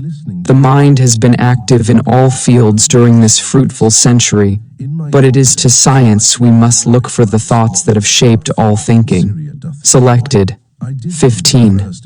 Week 15. The law under which we live. 15.1 Letter of transmittal. Dear friend, found on plants indicate that even the lowest order of life is enabled to take advantage of natural law. This experiment was made by Jacques Loeb, MD, PhD, a member of the Rockefeller Institute. In order to obtain the material, potted rose bushes are brought into a room and placed in front of a closed window. If the plants are allowed to dry out, the aphids, previously wingless, change to winged insects. After the metamorphosis, the animals leave the plants, fly to the window, and then creep upward on the glass. Experiments with parasites. It is evident that these tiny insects found that the plants on which they had been thriving were dead, and that they could therefore secure nothing more to eat and drink from this source. The only method by which they could save themselves from starvation was to grow temporary wings and fly, which they did. Experiments such as these indicate that omniscience as well as omnipotence is omnipresent, and that the tiniest living thing can take advantage of it in an emergency. Week 15 will tell you more about the law under which we live. It will explain that these laws operate to our advantage, that all conditions and experiences that come to us are for our benefit, that we gain strength in proportion to the effort expended, and that our happiness is best attained through a conscious cooperation with natural laws. 15.2 Week 15. The law under which we live. 1. The laws under which we live are designed solely for our advantage. These laws are immutable, and we cannot escape from their operation. 2. All the great eternal forces act in solemn silence, but it is in our power to place ourselves in harmony with them, and thus express a life of comparative peace and happiness. 3. Difficulties, inharmonies, and obstacles indicate that we are either refusing to give out what we no longer need, or refusing to accept what we require. 4. Of the old for the new, of the good for the better. It is a conditional or reciprocal action, for each of us is a complete thought entity, and this completeness makes it possible for us to receive only as we give. 5. We cannot obtain what we lack if we tenaciously cling to what we have. We are able to consciously control our conditions as we come to sense the purpose of what we attract, and are able to extract from each experience only what we require for our further growth. Our ability to do this determines the degree of harmony or happiness we attain. The ability to appropriate what we require for our growth continually increases as we reach higher planes and broader visions. Growth is attained through an exchange, and the greater our ability to know what we require, the more certain we shall be to discern its presence, to attract it, and to absorb it. Nothing may reach us except what is necessary for our growth. 7. All conditions and experiences that come to us do so for our benefit. Difficulties and obstacles will continue to come until we absorb their wisdom and gather from them the essentials of further growth. 8. That we reap what we sow is mathematically exact. We gain permanent strength exactly to the extent of the effort required to overcome difficulties. 9. The inexorable requirements of growth demand that we exert the greatest degree of attraction for what is perfectly in accord with us. Our highest happiness will be best attained through our understanding of, and conscious cooperation with, natural laws. 10. Thought is creative, and the principle upon which this law is based is sound and inherent in all things. But in order to possess vitality, the thought must contain love. It is love which imparts vitality to thought, and thus enables it to germinate. The law of attraction, or the law of love, for they are one and the same, will bring to it the necessary material for its growth and maturity. 12. The first form which thought will find is language, or words. This determines the importance of words. They are the first manifestation of thought, the vessels in which thought is carried. They take hold of the ether and by setting it in motion, reproduce the thought to others in the form of sound. 13. Kind. But whatever the action, it is simply the thought attempting to express itself in visible form. It is evident, therefore, that if we wish desirable conditions, we can afford to entertain only desirable thoughts. Thought may lead to action of any. 14. This leads to the inevitable conclusion that if we wish to express abundance in our lives, we can afford to think abundance only, and as words are only thoughts taking form, we must be especially careful to use nothing but constructive and harmonious language, which when finally crystallized into objective forms will prove to our advantage. 15. We cannot escape from the pictures we incessantly photograph on the mind, and this photography of erroneous conceptions is exactly what is being done by the use of words when we use any form of language which is not identified with our welfare. 16. We manifest more and more life as our thought becomes clarified and takes higher planes. This is obtained with greater facility as we use word pictures that are clearly defined and relieved of the conceptions attached to them on lower planes of thought. 17. It is with words that we must express our thoughts, and if we are to make use of higher forms of truth, we may use only such material as has been carefully and intelligently selected with this purpose in view. This wonderful power of clothing, he has been enabled to come into communion with the greatest writers and thinkers of all time. And the combined record which we possess today is therefore the expression of universal thought, as it has been seeking to take form in the mind of man. 20. We know that the universal thought has for its goal the creation of form, and we know that the individual thought is likewise forever attempting to express itself in form, and we know that the word is a thought form, and a sentence is a combination of thought forms. Therefore, if we wish our ideal to be beautiful or strong, we must see that the words out of which this temple will eventually be created are exact, that they are put together carefully. Because accuracy in building words and sentences is the highest form of architecture in civilization, and is a passport to success. 21. Words are thoughts, and are therefore an invisible and invincible power, which will finally objectify themselves in the form they are given, may contain all knowledge. In them we find the history of the past as well as the hope of the future. They are living messengers from which every human and superhuman activity is born. 23. The beauty of the word consists in the beauty of the thought. The power of the word consists in the power of the thought, and the power of the thought consists in its vitality. How shall we identify a vital thought?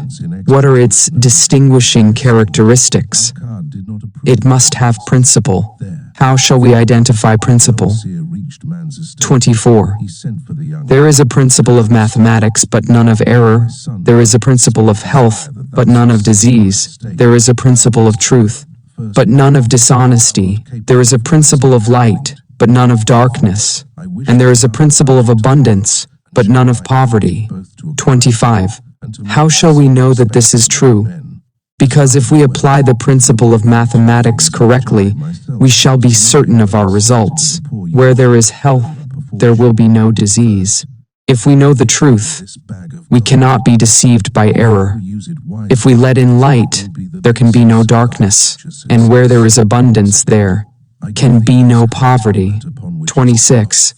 All-important truth, that a thought-containing principle is vital, and therefore contains life, and consequently takes root, and eventually but surely and certainly displaces the negative thoughts, which by their very nature can contain no vitality, is one which seems to have been overlooked. 27. But this is a fact which will enable you to destroy every manner of discord, lack, and these are self-evident facts, but the limitation, there can be no question but that he who is wise enough to understand will readily recognize that the creative power of thought places an invincible weapon in his hands and makes him a master of destiny. Action. The subconscious cannot reason. It takes us at our word. We have asked for something. We are now to receive it. We have made our bed. We are now to lie in it. The die has been cast. The threads will carry out the pattern we have made. 30. For this reason, insight must be exercised, so that the thought which we entertain contains no mental, moral, or physical germ which we do not wish objectified in our lives.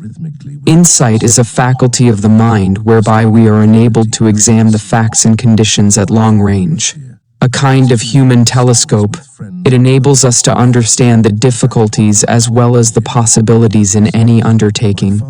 32. Insight enables us to be prepared for the obstacles which we shall meet. We can therefore overcome them before they have any opportunity of causing difficulty. For the development of any great achievement, and with it we may enter, explore, and possess any mental field. 35. Insight is a product of the world within, and is developed in the silence by concentration. 36. For your exercise this week, concentrate on insight.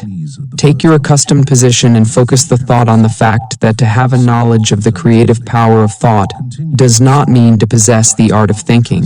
Let the thought dwell on the fact that knowledge does not apply itself, that our actions are not governed by knowledge, but by custom, precedent, and habit, that the only way we can get ourselves to apply knowledge is by a determined conscious effort.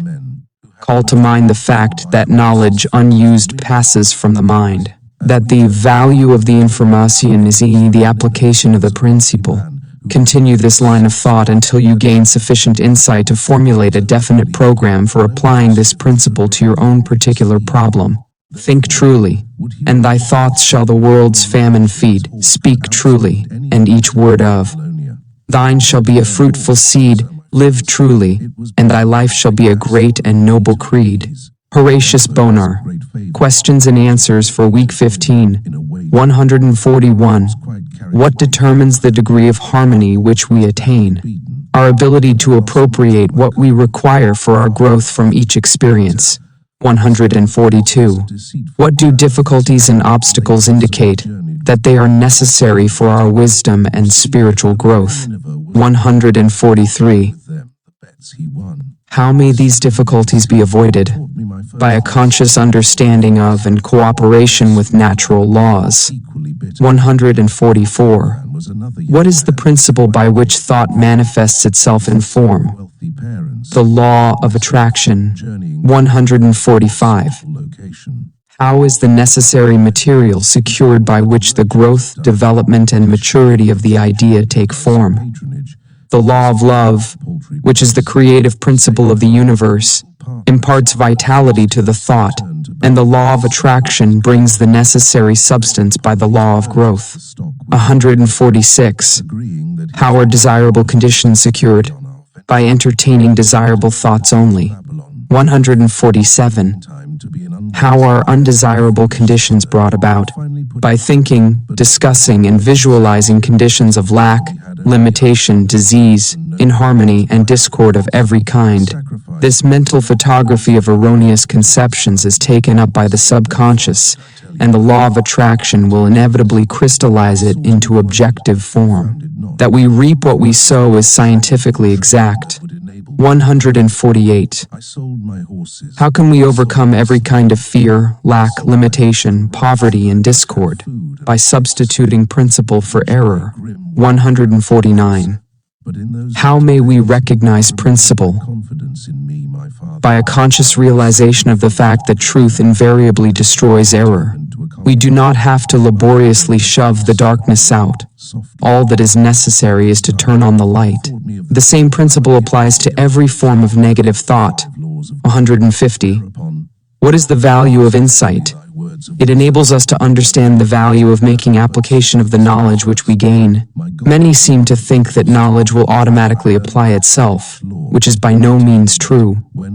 To every man there openeth a way, and the high soul climbs the highway, and the low soul gropes the low, and in between on the misty flats, the rest drift to and fro.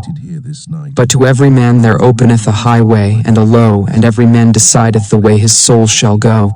John Coxenham. 16. Week 16, Gaining Spiritual Understanding. 16.1 Letter of Transmittal. The vibratory activities of the planetary universe are governed by a law of periodicity. Everything that lives has periods of birth, growth, fruitage, and decline. These periods are governed by the septimal law. The law of sevens governs the days of the week, the phases of the moon, the harmonies of sound, light, heat, electricity, magnetism, atomic structure. It governs the life of individuals and of nations, and it dominates the activities of the commercial world. Life is growth, and growth is change. Each 7-year period takes us into a new cycle. The first 7 years is the period of infancy. The next 7, the period of childhood, representing the beginning of individual responsibility. The next 7 represents the period of adolescence. The 4th period marks the attainment of full growth. The 5th period is the constructive period, when men begin to acquire property, possessions, a home, and family. The next, from 35 to 42, is a period of reactions and changes, and this in turn is followed by a period of reconstruction, adjustment, and recuperation. so as to be ready for a new cycle of sevens, beginning with the 50th year. There are many who think that the world is just about to pass out of the 6th period, that it will soon enter into the 7th period, the period of readjustment, reconstruction, and harmony, the period which is frequently referred to as the millennium. Those familiar with these cycles will not be disturbed when things seem to go wrong, but can apply the principle outlined in these lessons with the full assurance that a higher law will invariably control all other laws, and that through an understanding and conscious operation of spiritual laws, we can convert every seeming difficulty into a blessing. 16.2 Week 16. Gaining spiritual understanding. 1. Wealth is a product of labor. Capital is an effect, not a cause, a servant, not a master, a means, not an end. 2. Of wealth is that it consists of all useful and agreeable things which possess exchange value. It is this exchange value which is the predominant characteristic of wealth. 3. When we consider the small addition made by wealth to the happiness of the possessor, we find that the true value consists not in its utility, but in its exchange value. 4. This exchange value makes it a medium for securing the things of real value, whereby our ideals may be realized. 5. Wealth should then never be desired as an end, but simply as a means of accomplishing an end. Success is contingent upon a higher ideal than the mere accumulation of riches, and he who aspires to such success must formulate an ideal for which he is willing to. The most commonly accepted definition. Strive. 6. And means can and will be provided, but the mistake must not be made of substituting the means for the end. There must be a definite fixed purpose, an ideal.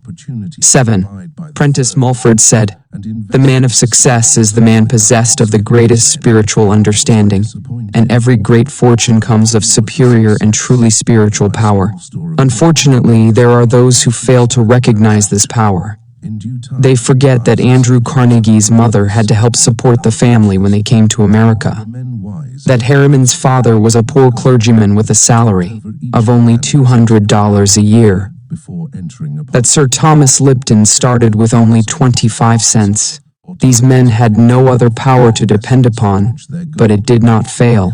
With such an ideal in mind, the ways, them. 8.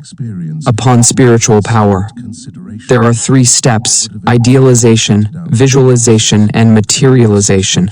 Every captain of industry depends upon this power exclusively. In an article in Everybody's Magazine, Henry M. Flagler, the Standard Oil multimillionaire, admitted, "The power to create depends entirely. That the secret of his success was his power to see a thing in its completeness." The following conversation with the reporter shows his power of idealization, concentration, and visualization, all spiritual powers. 9. Whole thing. I mean, did you, or could you, really close your eyes and see the tracks, and the trains running, and hear the whistles blowing? Did you go as far as that? Did you actually vision to yourself the, yes, how so clearly, very clearly? Here we have a vision of the law. We see cause and effect. We see that thought necessarily precedes and determines action. If we are wise, we shall come into a realization of the tremendous fact that no arbitrary condition can exist for a moment, and that human experience is the result of an orderly and harmonious sequence. The successful businessman is more. Daily moods is what constitutes life. 12. Thought is the plastic material with which we build images of our growing conception of life. Use determines its existence. As in all other things, our ability to recognize it and use it properly is the necessary condition for attainment. Premature wealth is but the forerunner of humiliation and disaster, because we cannot permanently retain anything which we do not merit or which we have not earned. 14. The conditions with which we meet in the world without correspond to the conditions which we find in the world within. This is brought about by the law of attraction. How then shall we determine what is to enter into the world within? Whatever enters the mind through the entertained On the other hand, we can form our own mental images through our own interior processes of thought, regardless of the thoughts of others, regardless of exterior conditions, regardless of environment of every kind. And it is by the exercise of this power that we can control our own destiny, body, mind, and soul. 16. That we take our fate out of the hands of chance and consciously make for ourselves the experiences which we desire. Because when we consciously realize a condition, that condition will eventually manifest in our lives. It is therefore evident that in the last analysis, thinking is the one great cause life. It is by the exercise of this power. 17. Therefore, to control thought is to control circumstances, conditions, environment, and destiny. How then are we to control thought? What is the process? To think is to create a thought, but the result of the thought will depend upon its form, its quality, and its vitality, depend upon the depth of the impression, the predominance of the idea, the clarity of the vision, the boldness of the image. 20. The quality depends upon its substance, and this depends upon the material of which the mind is composed. If this material has been woven from thoughts of vigor, strength, courage, and determination, the thought will possess these qualities. And finally, the vitality depends upon the feeling with which the thought is impregnated. If the thought is constructive, it will possess vitality, it will have life, it will grow, develop, expand, it will be creative, it will attract to itself everything necessary for its complete development. 22. If the thought is destructive, it will have within itself the germ of its own dissolution, it will die, but in the process of dying, it will bring sickness, disease, and every other form of discord. 23. This we call evil, and when we bring it upon ourselves, some of us are disposed to attribute our difficulties to a supreme being, but this supreme being is simply mind in equilibrium. 24. It is neither good nor bad, it simply is. 25. Our ability to differentiate it into form is our ability to manifest good or evil. 26. Good and evil therefore are not entities, they are simply words which we use to indicate the result of our actions, and these actions are in turn predetermined by the character of our thought. 27. If our thought is constructive and harmonious, we manifest good. If it is destructive and discordant, we manifest evil. 28. If you desire to visualize a different environment, the process is simply to hold the ideal in mind until your vision has been made real. Give no thought to persons, places, or things. These have no place in the absolute. The environment you desire will contain everything necessary. The right persons and the right things will come at the right time and in the right place. 29. It is sometimes not plain how character, ability, attainment, achievement, environment, and destiny can be controlled through the power of visualization, but this is an exact, scientific fact. 30. You will readily see that what we think determines the quality of mind, and that the quality of mind in turn determines our ability and mental capacity. And you can readily understand that the improvement in our ability will naturally be followed by increase in attainment and a greater control of circumstances. It will thus be seen that natural laws work in a perfectly natural and harmonious manner. Everything seems to just happen. If you want any evidence of this fact, simply compare results of your efforts in your own life, when your actions were prompted by high ideals, and when you had selfish or ulterior motives in mind. You will need no further evidence. 32. If you wish to bring about the realization of any desire, form a mental picture of success in your mind by consciously visualizing your desire. In this way, you will be compelling success, and you will be externalizing it in your life by scientific methods. 33. We can only see what already exists in the objective world, but what we visualize already exists in the spiritual world. And this visualization is a substantial token of what will one day appear in the objective world if we are faithful to our ideal. The reason for this is not difficult. Visualization is a form of imagination. This process of thinking forms impressions on the mind, and these impressions in turn form concepts and ideals. And they in turn are the plans from which the master architect will weave the future. 34. The psychologists have come to the conclusion that there is but one sense, the sense of feeling, and that all other senses are but modifications of this one sense. This being true, we know why feeling is the very fountainhead of power, why the emotions so easily overcome the intellect, and why we must put feeling into our thought if we wish results. Thought and feeling is the irresistible combination. 35. Visualization must of course be directed by the will. We are to visualize exactly what we want. We must be careful not to let the imagination run riot. Imagination is a good servant but a poor master, and unless it is controlled, it may easily lead us into all kinds of speculations and conclusions which have no basis or foundation in fact whatever. Every kind of plausible opinion is liable to be accepted without any analytical examination, and the inevitable result is mental chaos. 36. We must therefore construct only such mental images as are known to be scientifically true. Subject every idea to a searching analysis and accept nothing which is not scientifically exact. When you do this, you will attempt nothing, but what you know you can carry out, and success will crown your efforts. This is what businessmen call far-sightedness.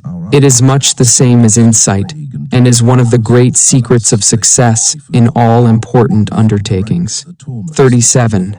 For your exercise this week, try to bring yourself to a realization of the important fact that harmony and happiness are states of consciousness and do not depend upon the possession of things. Realize that things are effects and come as a consequence of correct mental states, so that if we desire material possession of any kind, our chief concern should be to acquire the mental attitude which will bring about the result desired. This mental attitude is brought about by a realization of our spiritual nature and our unity with the universal mind which is the substance of all things. This realization will bring about everything which is necessary for our complete enjoyment. This is scientific or correct thinking. When we succeed in bringing about this mental attitude, it is comparatively easy to realize our desire as an already accomplished fact. When we can do this, we shall have found the truth, which makes us free from every lack or limitation of any kind. A man might frame and let loose a star to roll in its orbit, and yet not have done so memorable a thing before God as he who lets a golden-orbed thought to roll through the generations of time. H.W. Beecher. Questions and answers for week 16. 151. Upon what does wealth depend? Upon an understanding of the creative nature of thought. 152. Upon what does its true value consist? Upon its exchange value. 153. Upon what does success depend? Upon spiritual power. 154. Upon what does this power depend? Upon use. Use determines its existence. 155. How may we take our fate out of the hands of chance? By consciously realizing the conditions which we desire to see manifested in our lives. 156. What then is the great business of life? Thinking. 157. Why is this so? Because thought is spiritual and therefore creative. To consciously control thought is therefore to control circumstances, conditions, environment, and destiny. 158. What is the source of all evil? Destructive thinking. 159. What is the source of all good? Scientific correct thinking. 160. What is scientific thinking? A recognition of the creative nature of spiritual energy and our ability to control it. The greatest events of an age are its best thoughts. It is the nature of thought to find its way into action. Bovi. 17. Week 17. Symbols and Reality. 17.1 Letter of Transmittal. The kind of deity which a man, consciously or unconsciously, worships indicates the intellectual status of the worshipper. Ask the Indian of God, and he will describe to you a powerful chieftain of a glorious tribe. Ask the pagan of God, and he will tell you of a god of fire, a god of water, a god of this, that, and the other. Ask the Israelite of God, and he will tell you of the God of Moses, who conceived it expedient to rule by coercive measures, hence the 10 Commandments. Or of Joshua, who led the Israelites into battle, confiscated property, murdered the prisoners, and laid waste to cities. The so-called heathen made graven images of their gods, whom they were accustomed to worship, but among the most intelligent at least. These images were but the visible fulcrums with which they were enabled to mentally concentrate on the qualities which they desired to externalize in their lives. We of the 20th century worship a God of love in theory, but in practice we make for ourselves graven images of wealth, power, fashion, custom, and conventionality. We fall down before them and worship them. We concentrate on them, and they are thereby externalized in our lives. The student who masters the contents of Week 17 will not mistake the symbols for the reality. He will be interested in causes, rather than effects. He will concentrate on the realities of life, and will then not be disappointed in the results. 17.2 Week 17. Symbols and Reality. 1. We are told that man has dominion over all things. This dominion is established through mind. Thought is the activity which controls every principle beneath it. The highest principle, by reason of its superior essence and qualities, necessarily determines the circumstances, aspects, and relation of everything with which it comes in contact. 2. Finest and consequently the most powerful in existence. To those who perceive the nature and transcendency of mental force, all physical power sinks into insignificance. 3. We are accustomed to look upon the universe with a lens of 5 senses. From these experiences, our anthropomorphic conceptions originate, but true conceptions are only secured by spiritual insight. This insight requires a quickening of the vibrations of the mind, and is only secured when the mind is continuously concentrated in a given. The vibrations of mental forces are the direction. Continuous concentration means an even, unbroken flow of thought, and is the result of a patient, persistent, persevering, and well-regulated system. Great discoveries are the result of long Ematics requires years of concentrated effort to master it, and the greatest science, that of the mind, is revealed only through concentrated effort. 6. There seems to be an idea of effort or activity associated with it, when just the contrary is necessary. The greatness of an actor lies in the fact that he forgets himself in the portrayal of his character, becoming so identified with it that the audience is swayed by the realism of the performance. This will give you a good idea of true concentration. You should be so interested in your thought, so engrossed in your subject, as to be conscious of nothing else. Such concentration leads to intuitive perception and immediate insight into the nature of the object concentrated upon. All knowledge is the result of concentration of this kind. It is thus that the secrets of heaven and earth have been wrested. It is thus that the mind becomes a magnet, and the desire to know draws the knowledge, irresistibly attracts it, makes it your own. 8. Desire is largely subconscious. Conscious desire rarely realizes its object when the latter. Concentration is much misunderstood, is out of immediate reach. Desire arouses the latent faculties of the mind, and difficult problems seem to solve. Subconscious, themselves. 9. And brought into action in any direction, and made to serve us for any purpose by concentration. The practice of concentration requires the control of the physical, mental, and psychical being. All modes of consciousness, whether physical, mental, or psychical, must be under control. The subconscious mind may lie aroused. 10. Spiritual truth is therefore the controlling factor. It is this which will enable you to grow out of limited attainment and reach a point where you will be able to translate modes of thought into character and consciousness. 11. Concentration does not mean mere thinking of thoughts, but the transmutation of these thoughts into practical values. The average person has no conception of the meaning of concentration. There is always the cry to have, but never the cry to be. They fail to understand that they cannot have one without the other, that they must first find the kingdom before they can have the things added. Mentory enthusiasm is of no value. It is only by unbounded self-confidence that the goal is reached. 12. The mind may place the ideal a little too high and fall short of the mark. It may attempt to soar on untrained wings, and instead of flying, fall to earth, but that is no reason for not making another attempt. 13. Weakness is the only barrier to mental attainment. Attribute your weakness to physical limitations or mental uncertainties and try again. Ease and perfection are gained by repetition. 14. The astronomer centers his mind on the stars and they give forth their secrets. The geologist centers his mind on the construction of the earth, and we have geology. So with all things, men center their minds on the problems of life, and the result is apparent in the vast and complex social order of the day. 15.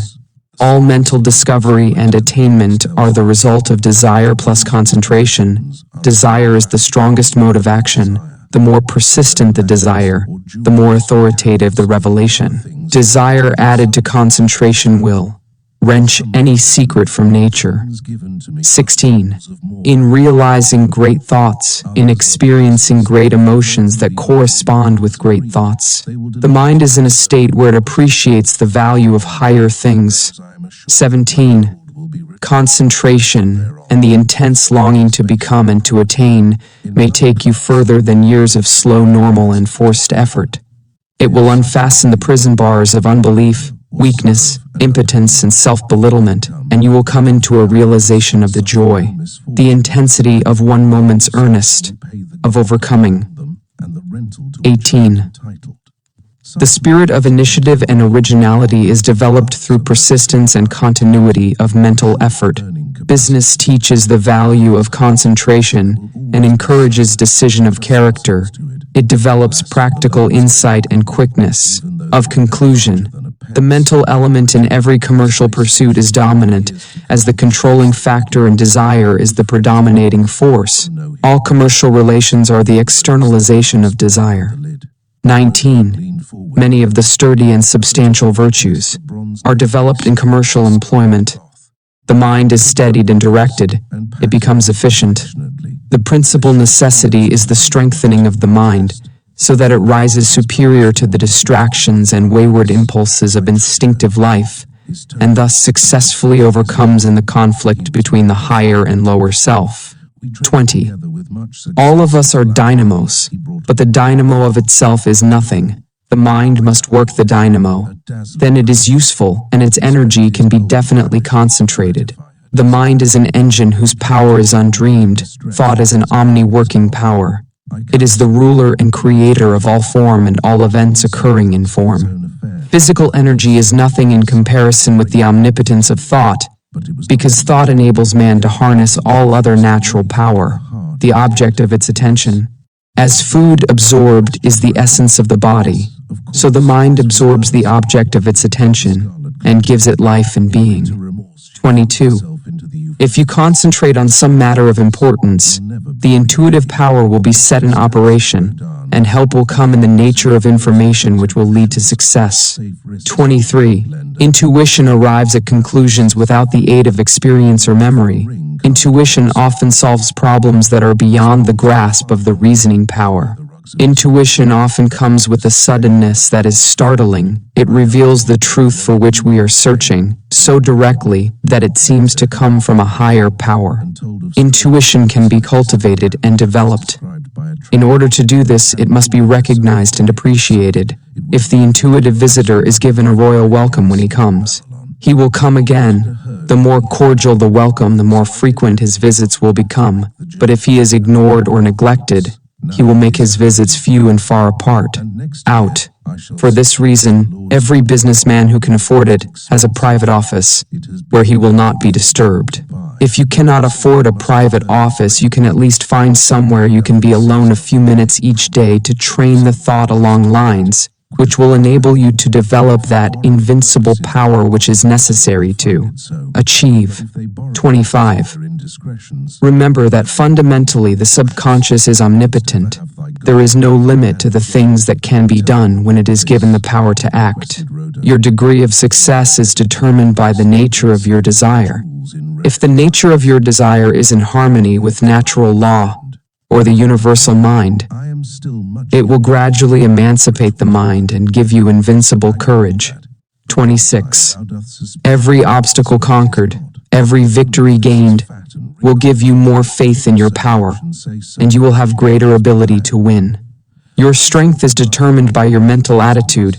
If this attitude is one of success and is permanently held with an unswerving purpose, you will attract to you from the invisible domain the things you silently demand. 27. By keeping the thought in mind, it will gradually take tangible form. A definite purpose sets causes in motion which go out in the invisible world and find the material necessary to serve your purpose. 28. Power instead of power itself. You may be pursuing fame instead of honor, riches instead of wealth, position instead of service. In either event, you will find that they turn to ashes just as you overtake them. 29. Premature wealth or position cannot be retained. Because it has not been earned, we get only what we give, and those who try to get without giving always find that the law of compensation is relentlessly bringing about an exact equilibrium. 30. The race has hitherto been for money and other mere symbols of power, but with an understanding of the true source of power, we can afford to ignore the symbols. The man with a large bank account finds it unnecessary to load his pockets down with gold. So with the man who has found the true source of power, he is no longer interested in its shams. You may be pursuing the symbols of, or pretensions. 31. Evolutionary directions, but it can be turned within where it will take hold of the basic principles of things, the heart of things. When you get to the heart of things, it is comparatively easy to understand and command them. 32. This is because the spirit of a thing is the thing itself, the vital part of it, the real substance. The form is simply the outward manifestation of the spiritual activity within. 33. For your exercise this week, concentrate as nearly as possible in accordance with the method outlined in this lesson. Let there be no conscious effort or activity associated with your purpose. Relax completely and avoid any thought of anxiety as to results. Remember that power comes through repose. Let the thought dwell upon your object until it is completely identified with it, until you are conscious of nothing else. 34. If you wish to eliminate fear, then concern. Thought ordinarily leads outwardly in. Trait on courage. 35. If you wish to eliminate lack, then concentrate on abundance. 36. If you wish to eliminate disease, then concentrate on health. 37. Already existing fact. This is the Elohim, the germ cell, the life principle which goes forth and enters in and becomes, sets in motion those causes which guide, direct, and bring about the necessary relation, which eventually always concentrate on the ideal as in manifest in form. Thought is the property of those only who can entertain it. Emerson. Questions and answers for week 17. 161. What is the true method of concentration? To become so identified with the object of your thought that you are conscious of nothing else. 162. What is the result of this method of concentration? Invisible forces are set in motion which irresistibly bring about conditions in correspondence with your thought. 163. Method of thought. What is the controlling factor in this? Spiritual truth. 164. Why is this so? Because the nature of our desire must be in harmony with natural law. 165. What is the practical value of this method of concentration? Thought is transmuted into character, and character is the magnet which creates the environment of the individual. 166. What is the controlling factor in every commercial pursuit? The mental element. 167. Why is this so? Because mind is the ruler and creator of all form and all events occurring in form. 168. How does concentration operate? By the development of the powers of perception, wisdom, intuition, and sagacity. 169. Why is intuition superior to reason? Because it does not depend upon experience or memory, and frequently brings about the solution to our problem by methods concerning which we are in entire ignorance. 170. What is the result of pursuing the symbols of the reality? They frequently turn to ashes just as we overtake them, because the symbol is only the outward form of the spiritual activity within. Therefore, unless we can possess the spiritual reality, the form disappears. 18. Week 18, the law of attraction. 18.1 letter of transmittal. In order to grow, we must obtain what is necessary for our growth. This is brought about through the law of attraction. This principle is the sole means by which the individual is differentiated from the universal. Think for a moment. What would a man be if he were not a husband, a father, or a brother? If he were not interested in the social, economical, political, or religious world? He would be nothing but an abstract theoretical ego. He exists, therefore, only in his relation to the whole, in his relation to other men, in his relation to society. This relation constitutes his environment. He exists, therefore, in his relation to his environment, and in no other way. It is evident, therefore, that the individual is simply the differentiation of the one universal mind, which lighteth every man that cometh into the world, and his so-called individuality or personality consists of nothing but the manner in which he relates with the whole. This we call his environment, and is brought about by the law of attraction. Week 18, which I enclose herewith, has something more to say concerning this important law. 18.2 Week 18, the law of attraction. 1. World. This change is silently transpiring in our midst, and is more important than any which the world has undergone since the downfall of paganism. The present revolution in the opinions of all classes of men, the highest and most cultured of men as well as those of the laboring class, stands unparalleled in the history of the world. 3.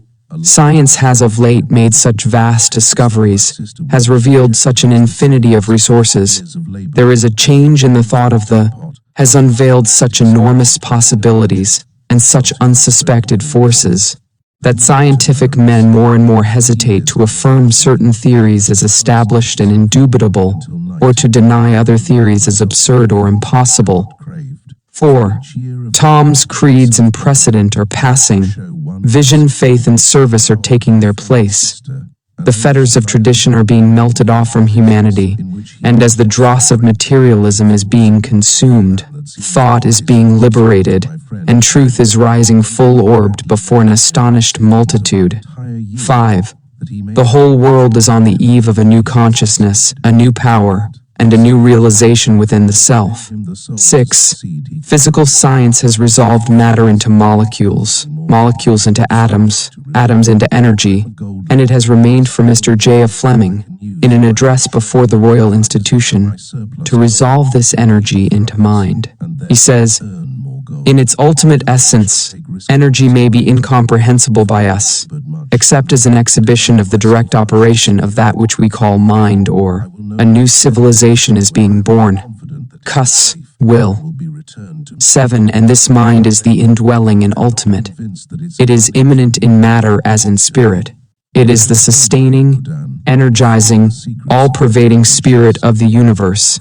Every living thing must be sustained by this omnipotent intelligence, and we find the difference in individual lives to be largely measured by the degree of this intelligence, which they manifest.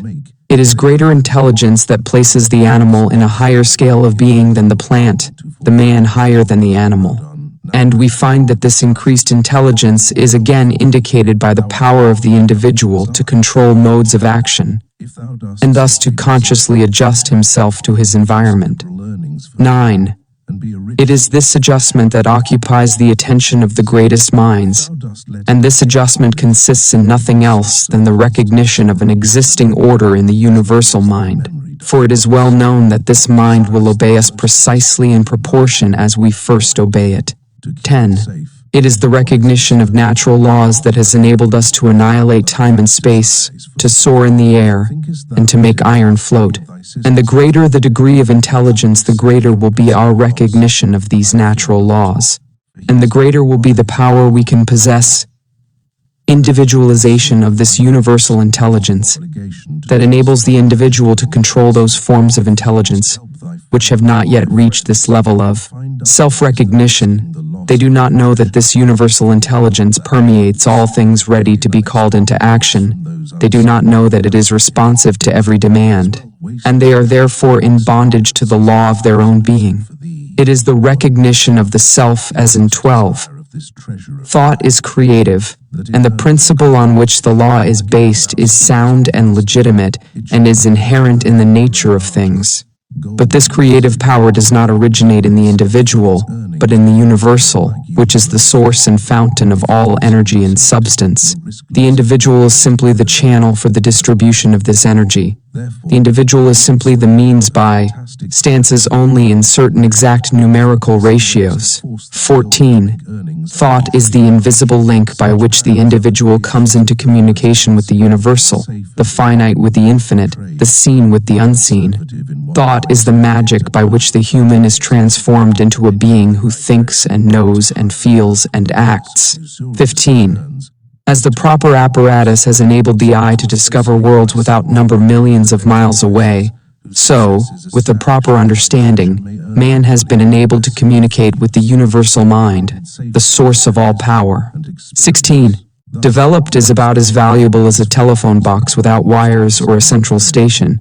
In fact, it is usually nothing more than a belief, which means nothing at all. The Indians believe something, and so do the savages of the Cannibal Islands, but that proves nothing. The understanding, which is usually 17.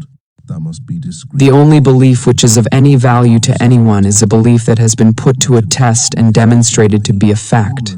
It is then no longer a belief, but has become a living faith, or the truth. 18. And this truth has been put to the test by hundreds of thousands of people, and has been found to be the truth exactly in proportion to the usefulness of the apparatus which they used. A man would not expect to locate stars hundreds of millions of miles away without a sufficiently strong telescope. And for this reason, science is continually engaged in building larger and more powerful telescopes, and is continually rewarded by additional knowledge of the heavenly bodies. 20. So with understanding, men are continually making progress in the methods which they use to come into communication with the universal mind and its infinite possibilities. 21. The universal mind manifests itself in the objective, through the principle of attraction that each atom has for every other atom in infinite degrees of intensity. 22. It is by this principle of combining and attracting that things are brought together. This principle is of universal application, and is the sole means whereby the purpose of existence is carried into effect. 23. The expression of growth is met in a most beautiful manner through the instrumentality of this universal principle. 24. In order to grow, we must obtain what is essential for our growth, but as we are at all times a complete thought entity, this completeness makes it possible for us to receive only as we give. Growth is therefore conditioned on reciprocal action, and we find that on the mental plane like attracts like, that mental vibrations respond only to the extent of their vibratory harmony. It is clear, therefore, that thoughts of abundance will respond only to similar thoughts. The wealth of the individual is seen to be what he inherently is. Affluence within is found to be the secret of attraction for affluence without. The ability to produce is found to be the real source of wealth of the individual. It is for this reason that he who has his heart in his work is certain to meet with unbounded success. He will give and continually give, and the more he gives, the more he will receive.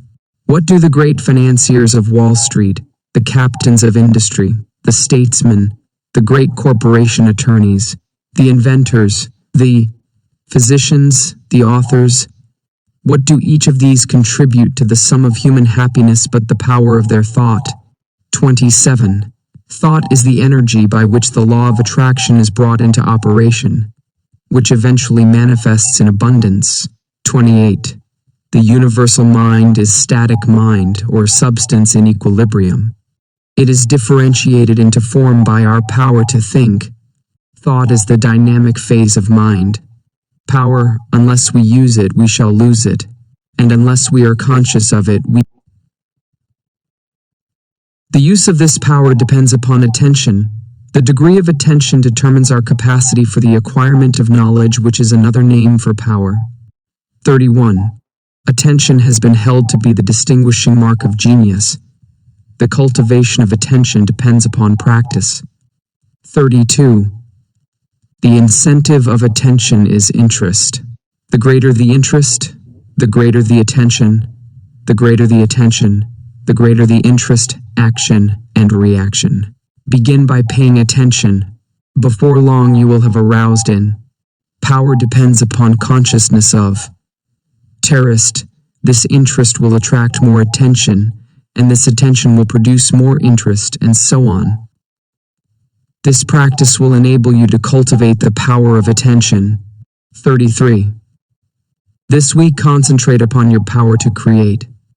Seek insight and perception. Try to find a logical basis for the faith which is in you.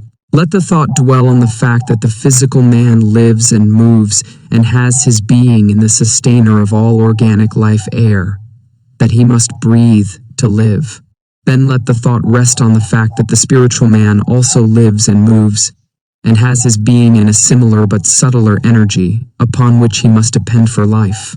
And that, as in the physical world, no life assumes form until after a seed is sown, and no higher fruit than that of the parent stock can be produced. So in the spiritual world, no effect can be produced until the seed is sown, and the fruit will depend upon the nature of the seed. So that the results which you secure depend upon your perception of law in the mighty domain of causation, the highest evolution of human consciousness. There is no thought in my mind, but it quickly tends to convert itself into a power and organizes a huge instrumentality of means. Emerson. Questions and answers for week 18. 171. How is the difference in individual lives measured? By the degree of intelligence which they manifest.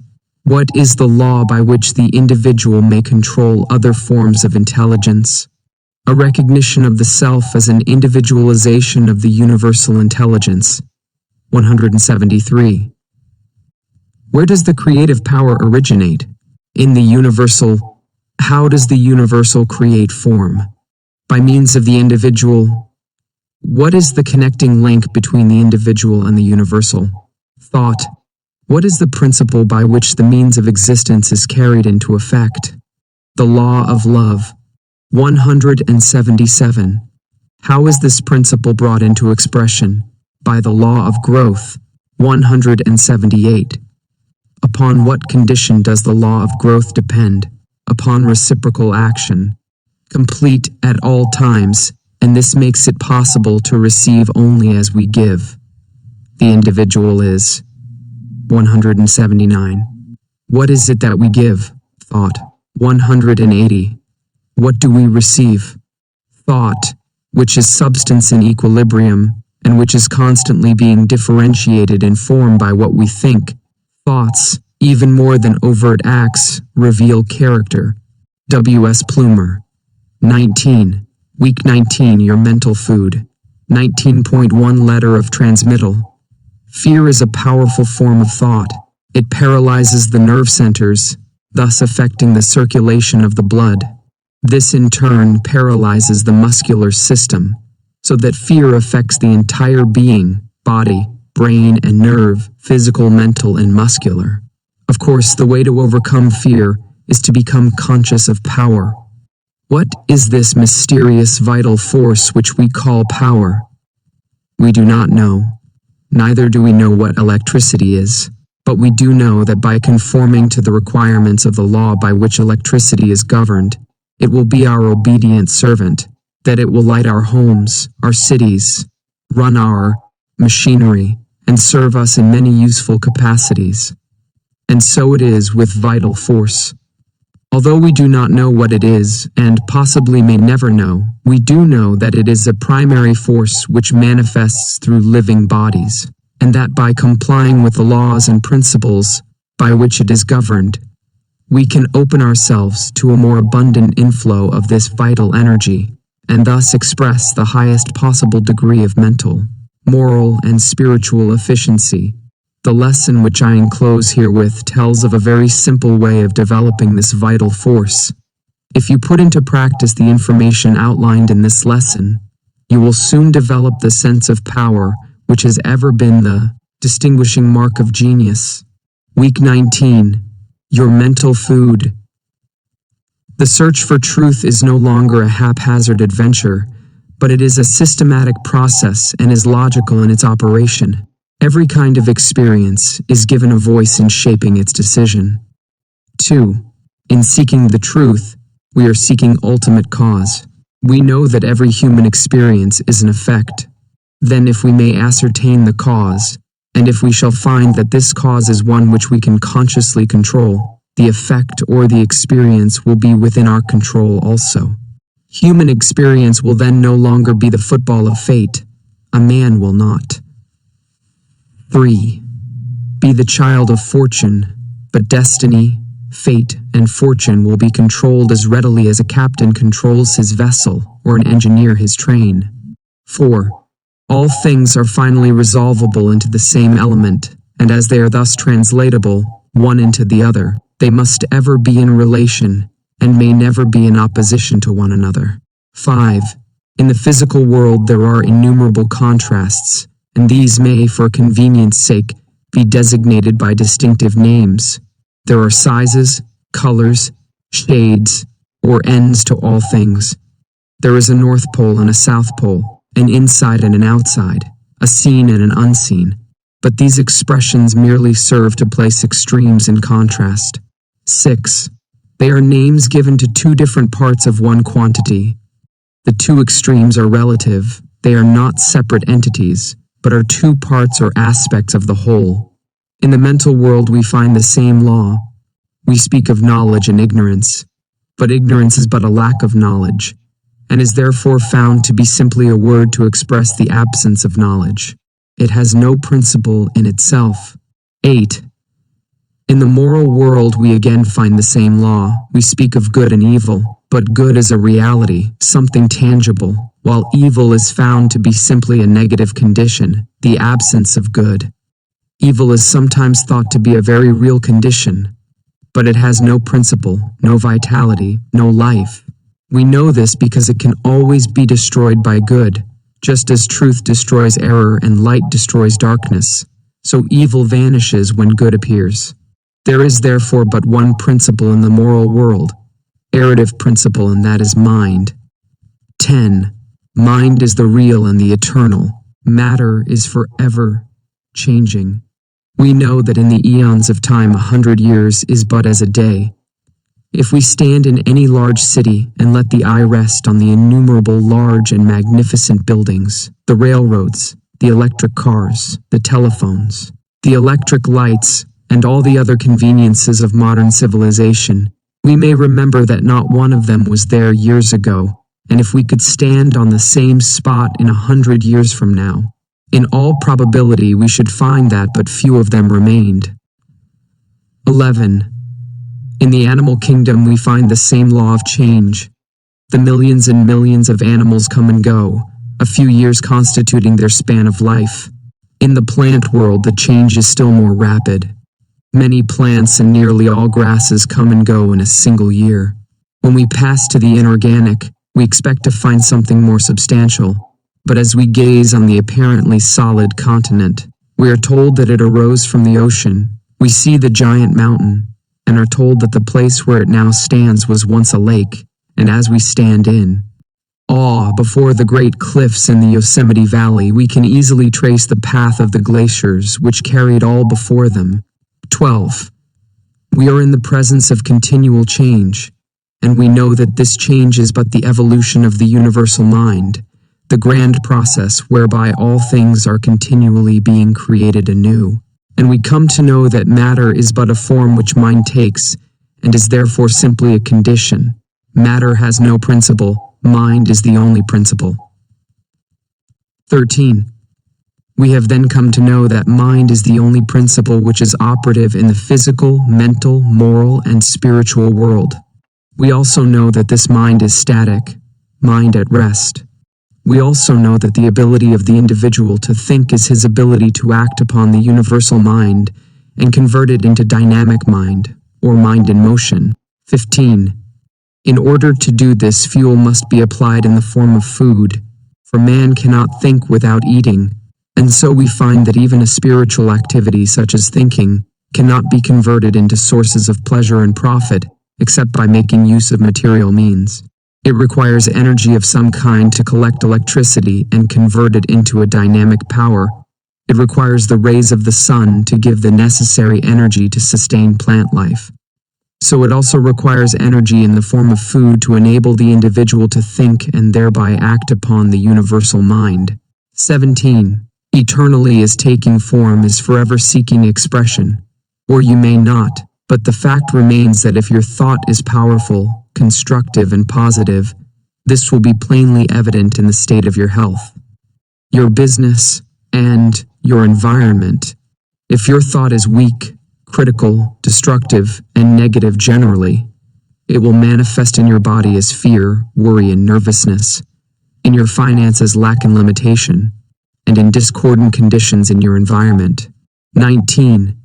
A knowledge of cause and effect as shown by the laws governing steam, electricity. You may know that thought constantly, chemical affinity, and gravitation enables men to plan courageously and to execute fearlessly. These laws are called natural laws because they govern the physical world, but all power is not physical power. There is also mental power, and there is moral and spiritual power. 20. What are our schools, our universities, but mental powerhouses, places where mental power is being developed? 21. As there are many mighty powerhouses for the application of power to ponderous machinery, whereby raw material is collected and converted into the necessities and comforts of life, so the mental powerhouses collect the raw material and cultivate and develop it into a power which is infinitely superior to all the forces of nature, marvelous though they be. What is this raw material which is being collected in these thousands of mental powerhouses all over the world, and developed into a power which is evidently controlling every other power? In its static form it is mind. In its dynamic form it is thought. To discover the law by which these wonderful forces of nature could be harnessed and made to do the work of hundreds and thousands of men, it has enabled man to discover laws whereby time and space have been annihilated, and now apparently the law of gravitation is to be overcome. 24.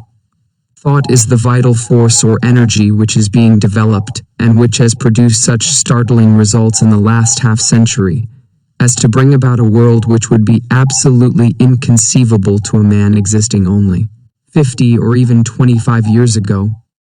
If such results have been secured by organizing these mental powerhouses in 50 years, what may not be expected in another 50 years?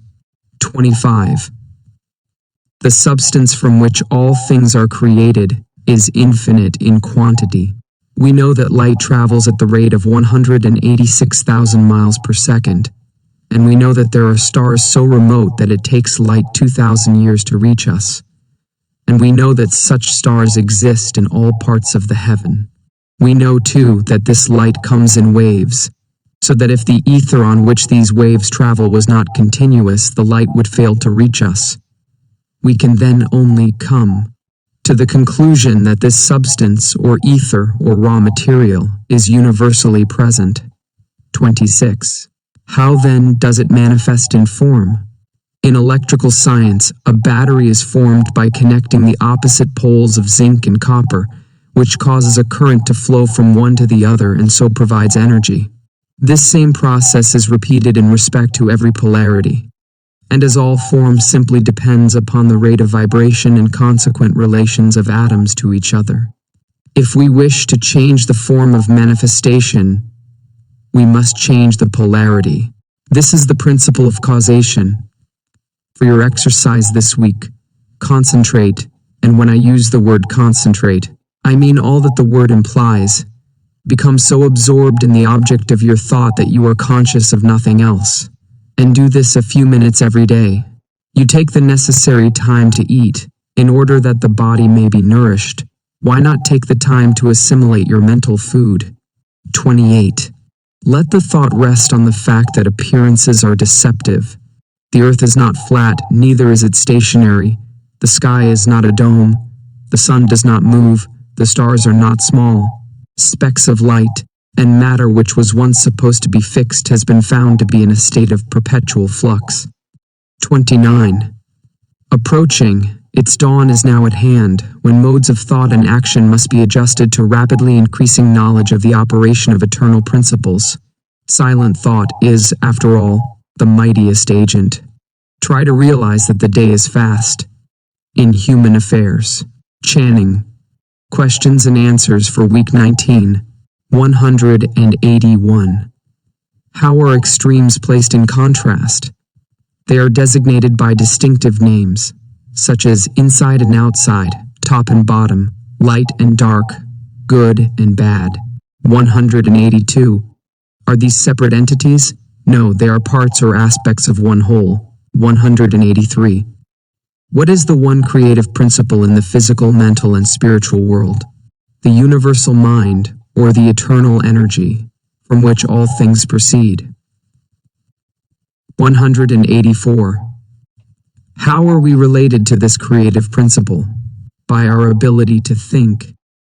How does this creative principle become operative? Thought is the seed, which results in action, and action results in form. 186.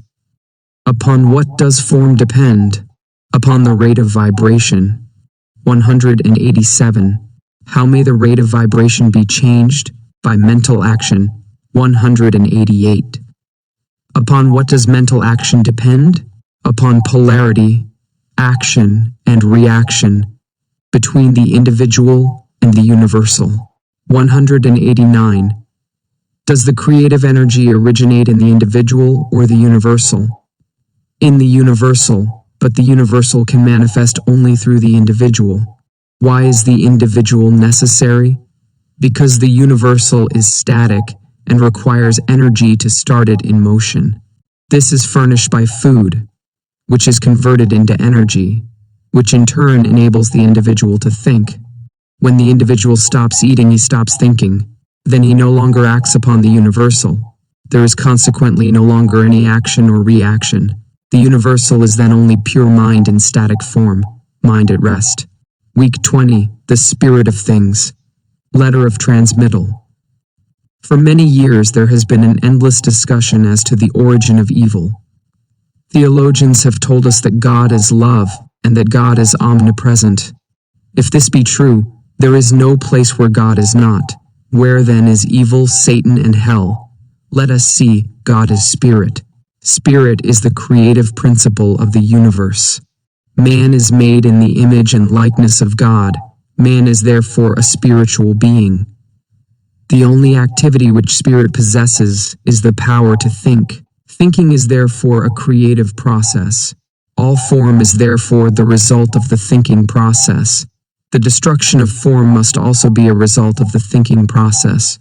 Fictitious representations of form are the result of the creative power of thought, as in hypnotism. Apparent representations of form are the result of the creative power of thought, as in spiritualism. Invention, work of all kinds are the result of the creative power of thought, as in concentration. When the creative power of thought is manifested for the benefit of humanity, we call the organization and constructive result good. When the creative power of thought is manifested in a destructive or evil manner, we call the result evil. This indicates the origin of both good and evil. They are simply words which have been coined in order to indicate the nature of the result of the thinking or creative process. Thought necessarily precedes and predetermines action. Action precedes and predetermines condition. Week 20 will throw more light upon this important subject. 20.2 Week 20. The Spirit of Things. 1.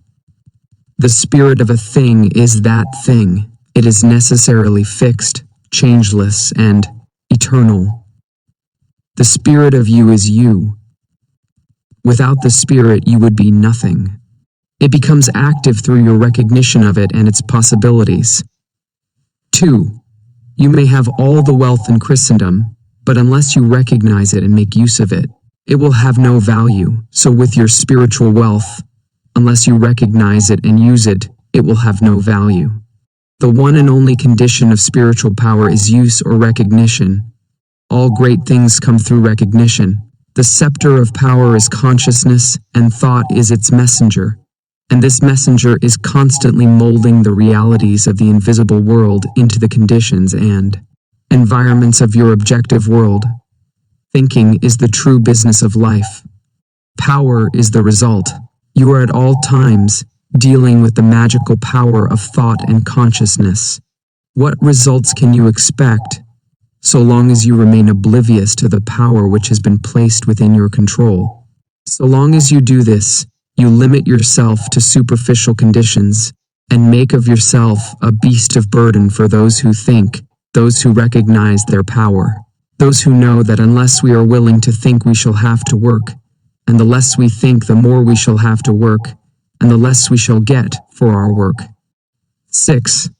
Standing of the principles, forces, methods, and combinations of mind, and a perfect understanding of our relationship to the universal mind. It is well to remember that this principle is unchangeable. If this were not so, it would not be reliable. All principles. The secret of power is a perfect are changeless. 7. This stability is your opportunity. You are its active attribute, the channel for its activity. The universal can act only through the individual. Essence of the universal is within yourself, is you. You begin to do things. You begin to feel your power. It is the fuel which fires the imagination, which lights the torch of inspiration, which gives vitality to thought, which enables you to connect with all the invisible forces of the universe. It is this power which will enable you to plan fearlessly and to execute masterfully. 9. But perception will come only in the silence.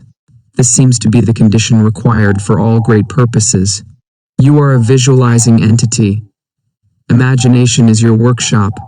It is here that your ideal is to be visualized. When you begin to perceive that the 10. As a perfect understanding of the nature of this power is a primary condition for its manifestation, visualize the entire method over and over again, so that you may use it whenever occasion requires. The infinity of wisdom is to follow the method whereby we may have the inspiration of the omnipotent universal mind, on demand, at any time. 11. We can fail to recognize this world within, and so exclude it from our consciousness, but it will still be the basic fact of all existence. And when we learn to recognize it, not only in ourselves, but in all persons, events, things, and circumstances, we shall have found the kingdom of heaven, which we are told is within us. 12. Our failures are a result of the operation of exactly the same principle. The principle is unchangeable. Its operation is exact. There is no deviation. If we think lack, limitation, discord, we shall find their fruits on every hand. If we think poverty, unhappiness, or disease, the thought messengers will carry the summons as readily as any other kind of thought, and the result will be just as certain. If we fear a coming calamity, we shall be able to say with Job, "The thing I feared has come upon me." If we think unkindly or ignorantly, we shall thus attract to ourselves the results of our ignorance. This power of thought, if understood and correctly used, is the greatest labor-saving device ever dreamed of. But if not understood or improperly used, the result will, in all probable, be disastrous, as we have already seen. By the help of this power you can confidently undertake things that are seemingly impossible, because this power is the secret of all inspiration and all genius. 14. Of the beaten path, out of the rut, because extraordinary results require extraordinary means. When we come into a recognition of the unity of all things and that the source of all power is within, we tap the source of. To become inspired means to get out. Inspiration. 15. Inspiration is the art of imbibing, the art of self-realization, the art of adjusting the individual mind to that of the universal mind, the art of attaching the proper mechanism to the source of all power, the art of differentiating the formless into form, the art of becoming a channel for the flow of infinite wisdom, the art of visualizing perfection, the art of realizing the omnipresence of omnipotence.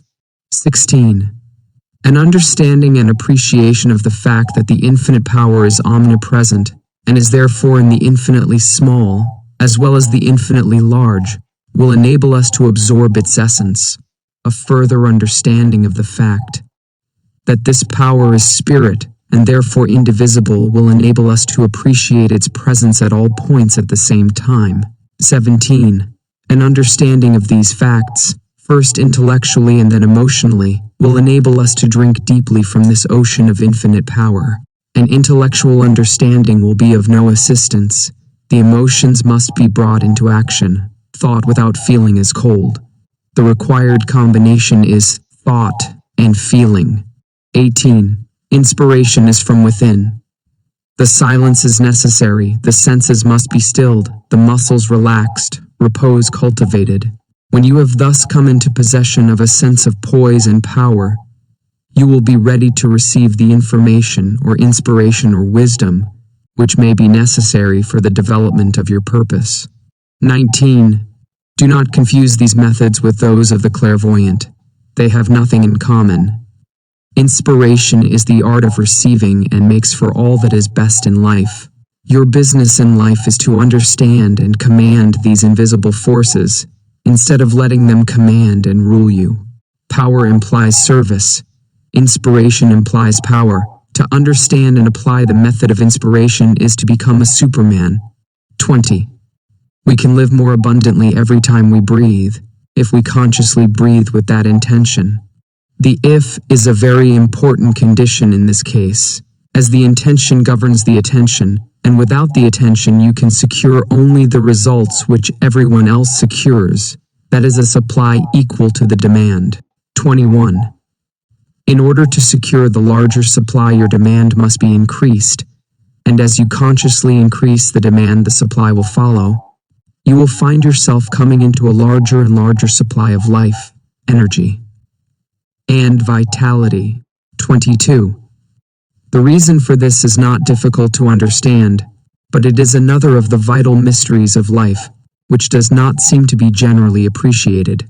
If you make it your own, you will find it one of the great realities of life. 23.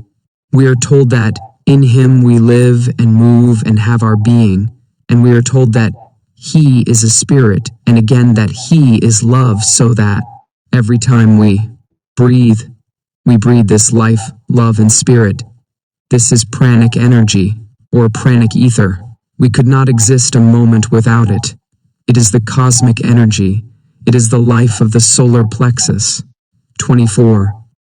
Every time we breathe, we fill our lungs with air and at the same time vitalize our body with this pranic ether, which is life itself, so that we have the opportunity of making a conscious connection with all life, all intelligence, and all substance, a knowledge of your relation and oneness with this principle that governs the universe, and the simple method whereby you can consciously identify yourself with it gives you a scientific understanding of a law whereby you may free yourself from any disease, lack, or limitation of any kind.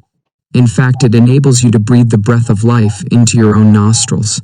This breath of life is a superconscious reality. It is the essence of the I am, It is pure being or universal substance, and our conscious unity with it enables us to localize it and thus exercise the powers of this creative energy. 27. Thought is creative vibration, and the quality of the conditions created will depend upon the quality of our thought, because we cannot express powers which we do not possess.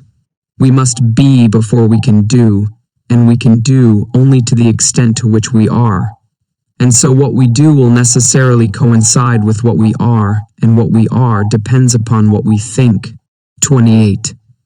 Every time you think, you start a train of causation, which will create a condition in strict accordance with the quality of the thought which originated it. Thought which is in harmony with the universal mind will result in corresponding conditions. Thought which is destructive or discordant will produce corresponding results. You may use thought constructively or destructively, but the immutable law will not allow you to plant a thought of one kind and reap the fruit of another. You are free to use this marvelous creative power as you will, but you must take the consequences. 29. This is the danger from what is called will. Power. There are those who seem to think that by force of will they can coerce this law, that they can sow seed of one kind, and by willpower make it bear fruit of another. But the fundamental principle of creative power is in the universal, and therefore the idea of forcing a compliance with our wishes by the power of the individual will is an inverted conception, which may appear to succeed for a while but is eventually doomed to failure, because it antagonizes the very power which it is seeking to use. 30. It is the individual attempting to coerce the universal, the finite in conflict with the infinite. Our permanent well-being will be best conserved by a conscious cooperation with the continuous forward movement of the great whole. 31. For your exercise this week, go into the silence and concentrate on the fact that in Him we live and move and have our being is literally and scientifically exact, that you are because He says, that if He is omnipresent He must be in you, that if He is all in all you must be in Him, that He is spirit, and you are made in His image and likeness, and that the only difference between His spirit and your spirit is one of degree, that a part must be the same in kind and quality as the whole. When you can realize this clearly, you will have found the secret of the creative power of thought. You will have found the origin of both good and evil. You will have found the secret of the wonderful power of concentration. You will have found the key to the solution of every problem, whether physical, financial, or environmental. The power to think consecutively and deeply and clearly is an avowed and deadly enemy to mistakes and blunders, superstitions, unscientific theories, irrational beliefs, unbridled enthusiasm, fanaticism. Haddock. Questions and answers for week 20. Upon recognition and use. 192. What is recognition? Consciousness. 193. How do we become conscious of power? By thinking. 194. What then is the true business of life? Correct scientific thinking. 195. What is correct scientific thinking? The ability to adjust our thought processes to the will of the universal. In other words, to cooperate with natural laws. How is this accomplished? By securing a perfect understanding of the principles, forces, methods, and combinations of mind. 197. What is this universal mind? The basic fact of all existence. 198. What is the cause of all lack, limitation, disease, and discord? It is due to the operation of exactly the same law. The law operates relentlessly and is continually bringing about conditions in correspondence with the thought which originated or created them. 199. What is inspiration? The art of realizing the omnipresence of omniscience. Upon what do the conditions with which we meet depend? Upon the quality of our thought.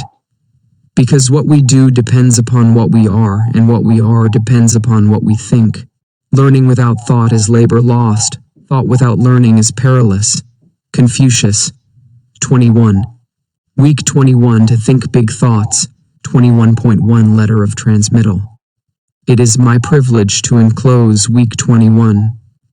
In paragraph 7, you will find that one of the secrets of success, one of the methods of organizing victory, one of the accomplishments of the mastermind, is to think big thoughts. In paragraph 8, you will find that everything which we hold in our consciousness for any length of time becomes impressed upon our subconsciousness, and so becomes a pattern which the creative energy will weave into our life and environment. This is the secret of the wonderful power of prayer. We know that the universe is governed by law, that for every effect there must be a cause, and that the same cause, under the same conditions, will invariably produce the same effect. Consequently, if prayer has ever been answered, it will always be answered if the proper conditions are complied with. This must necessarily be true. Otherwise, the universe would be a chaos instead of a cosmos. The answer to prayer is therefore subject to law, and this law is definite, exact, and scientific, just as are the laws governing gravitation and electricity. An understanding of this law takes the foundation of Christianity out of the realm of superstition and credulity, and places it upon the firm rock of scientific understanding. But, unfortunately, there are comparatively few persons who know how to pray. They understand that there are laws governing electricity, mathematics, and chemistry. But, for some inexplicable reason, it never seems to occur to them that there are also spiritual laws, and that these laws are also definite, scientific, exact, and operate with immutable precision. 21.2 Week 21. To think big thoughts. 1. The real secret of power is consciousness of power. The universal mind is unconditional.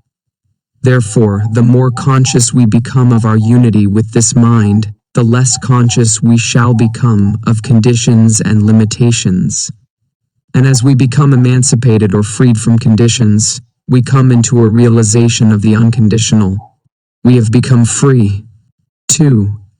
Inexhaustible power in the world within. We begin to draw on this power and apply and develop the greater possibilities which this discernment has realized. Because whatever we become conscious of is invariably manifested in the objective world, it is brought forth into tangible expression. 3. This is because the infinite mind, which is the source from which all things proceed, is one and indivisible, and each individual is a channel whereby this eternal energy is being manifested. Our ability to think is our ability to act upon this universal substance, and what we think is what is created or produced in the. As soon as we become conscious of the objective world. 4. Less than marvelous and means that mind is extraordinary in quality, limitless in quantity, and contains possibilities without number. To become conscious of this power is to become a live wire. It has the same effect as placing an ordinary wire in contact with a wire that is charged. The universal is the live wire. It carries power sufficient to meet every situation which may arise in the life of every individual. When the individual mind touches the universal mind, it receives all the power it requires. This is the world within. All science recognizes the reality of this world, and all power is contingent upon our recognition of. The result of this discovery is nothing. This world. 5. The ability to eliminate imperfect conditions depends upon mental action, and mental action depends upon consciousness of power. Therefore, the more conscious we become of our unity with the source of all power, the greater will be our power to control and master every condition. All small or undesirable tendencies will remove innumerable petty and annoying obstacles from your path. You also become conscious of a larger world of thought, thereby increasing your mental capacity as well as placing yourself in position to accomplish something of value. 7. This is one of the secrets of success, one of the methods of organizing victory, one of the accomplishments of the mastermind. He thinks big thoughts. The creative energies of mind find no more difficulty in handling large situations than small ones.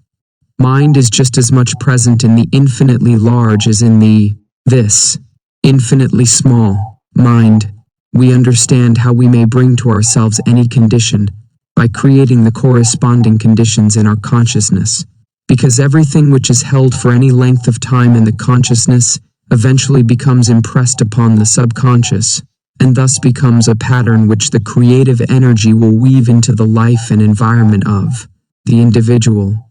9. In this way, conditions are produced, and we, when we realize these facts concerning, find that our lives are simply the reflection of our predominant thoughts and our mental attitude. We see then that the science of correct thinking is the one science, that it includes all other sciences. 10.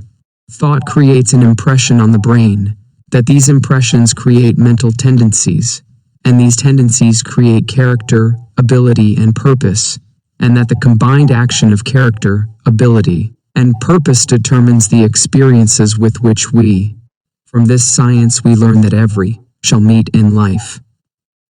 11. The law of attraction. Through the action of this law we meet in the world without the experiences which correspond to our world. These experiences come to us through, within. The predominant thought or the mental attitude is the magnet, and the law is that like attracts like. Consequently, the mental attitude will invariably attract such conditions as correspond to its nature. 13. This mental attitude is our personality and is composed of the thoughts which we have been creating in our own mind. Therefore, if we wish a change in conditions, all that is necessary is to change our thought. This will in turn change our mental attitude, which will in turn change our personality, which will in turn change the persons, the things, and the conditions or the experiences with which we meet in life. 14.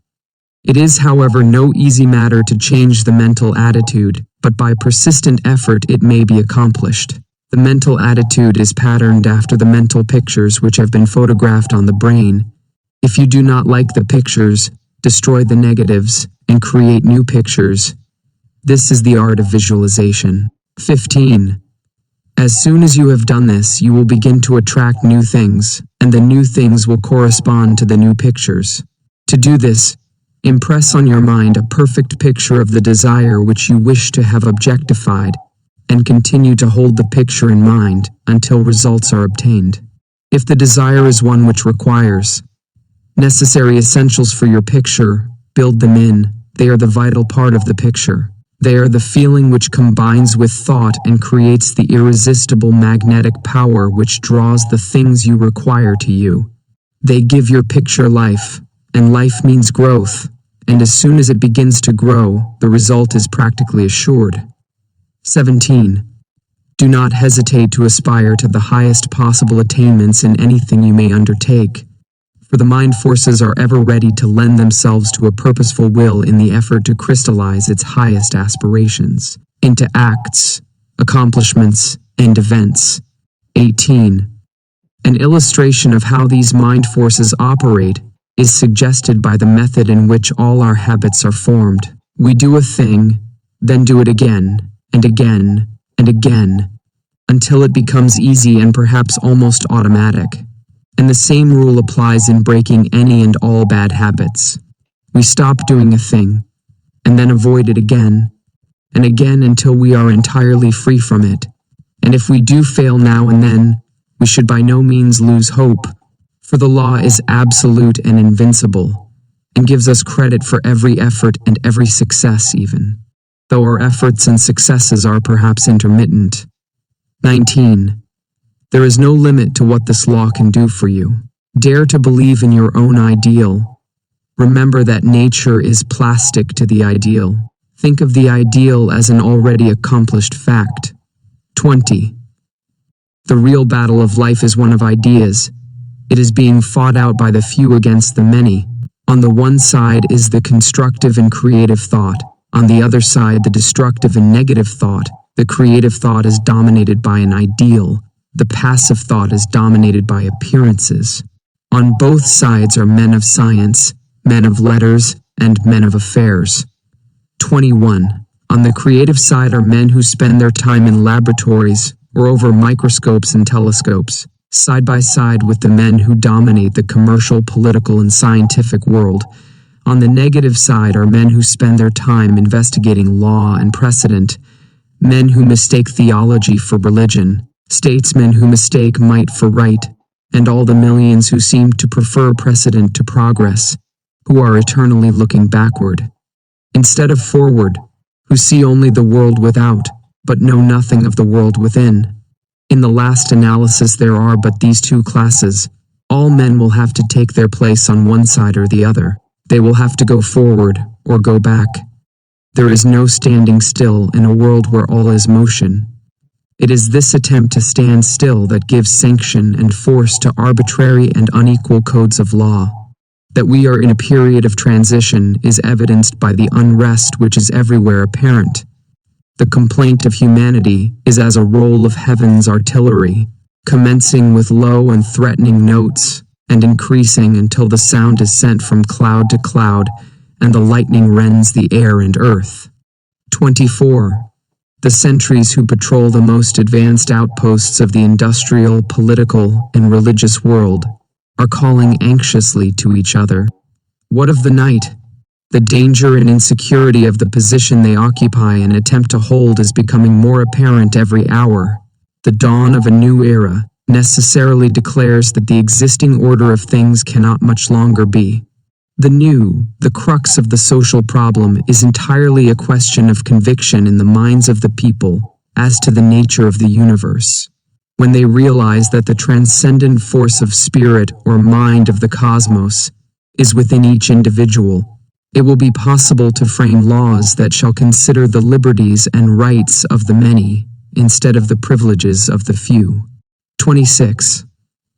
As long as the people regard the cosmic power as a power non-human and alien to humanity, so long will it be comparatively easy for a supposed privileged class to rule by divine right, in spite of every protest of social sentiment.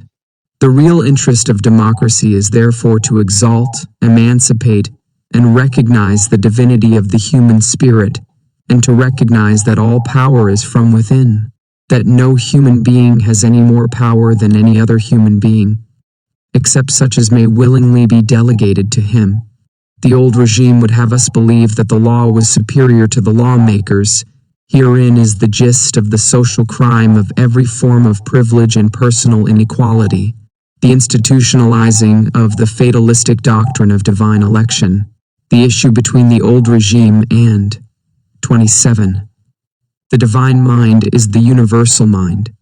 It makes no exceptions, it plays no favorites, it does not act through sheer caprice or from anger, jealousy, or wrath, neither can it be flattered, cajoled, or moved by sympathy or petition to supply man with some need which he thinks necessary for his happiness or even his existence.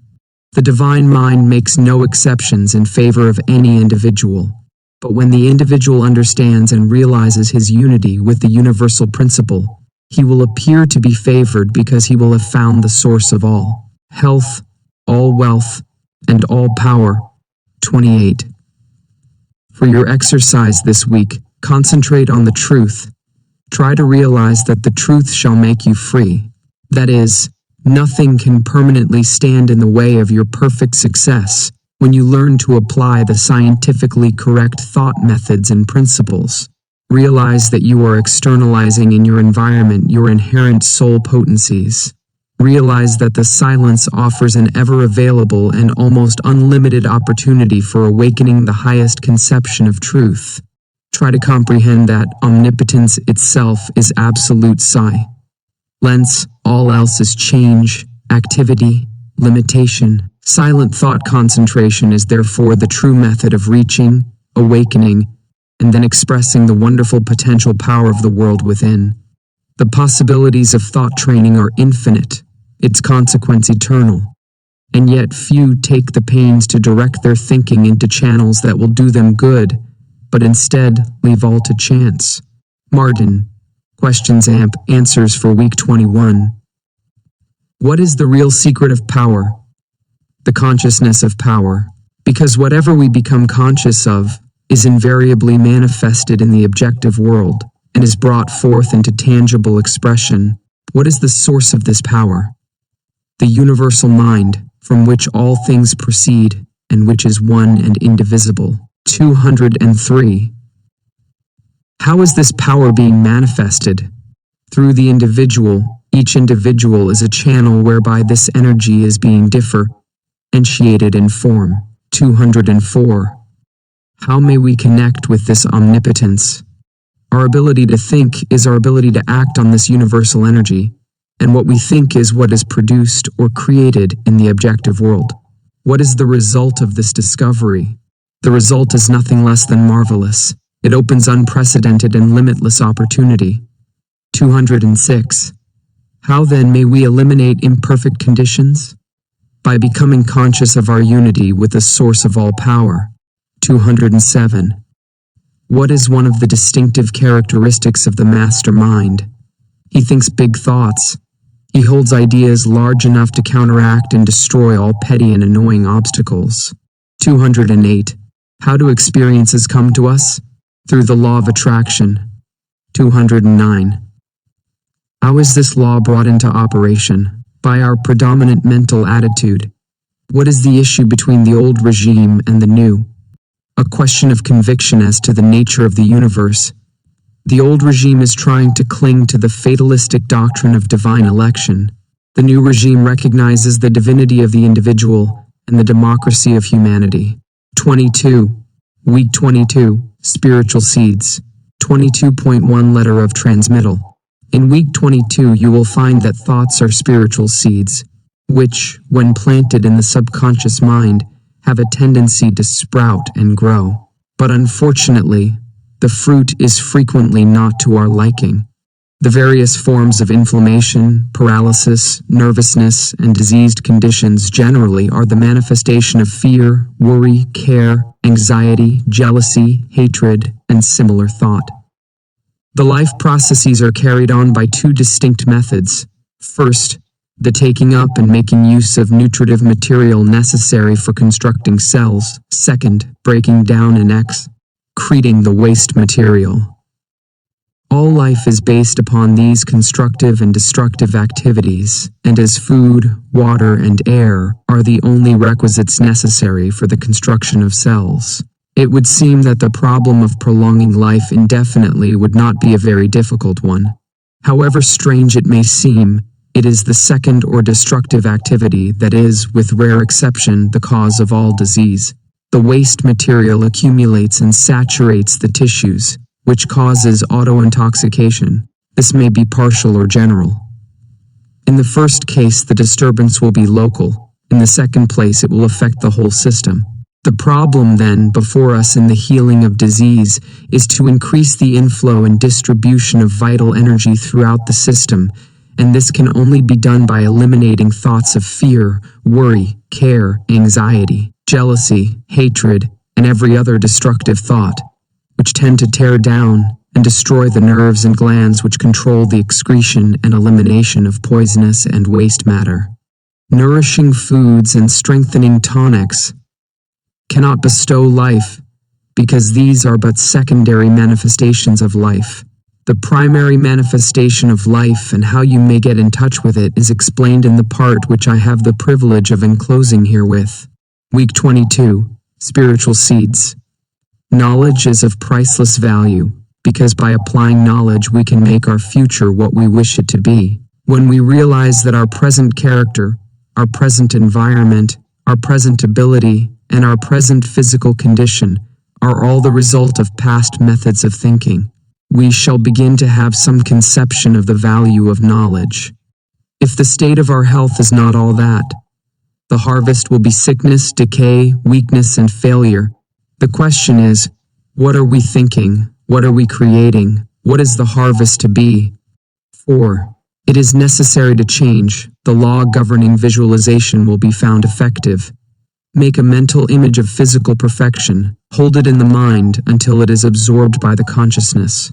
Many have eliminated chronic ailments in a few weeks by this method, and thousands have overcome and destroyed all manner of ordinary physical disturbances by this method in a few days, sometimes in a few minutes. 5. It is through the law of vibration that the mind exercises this control over the body.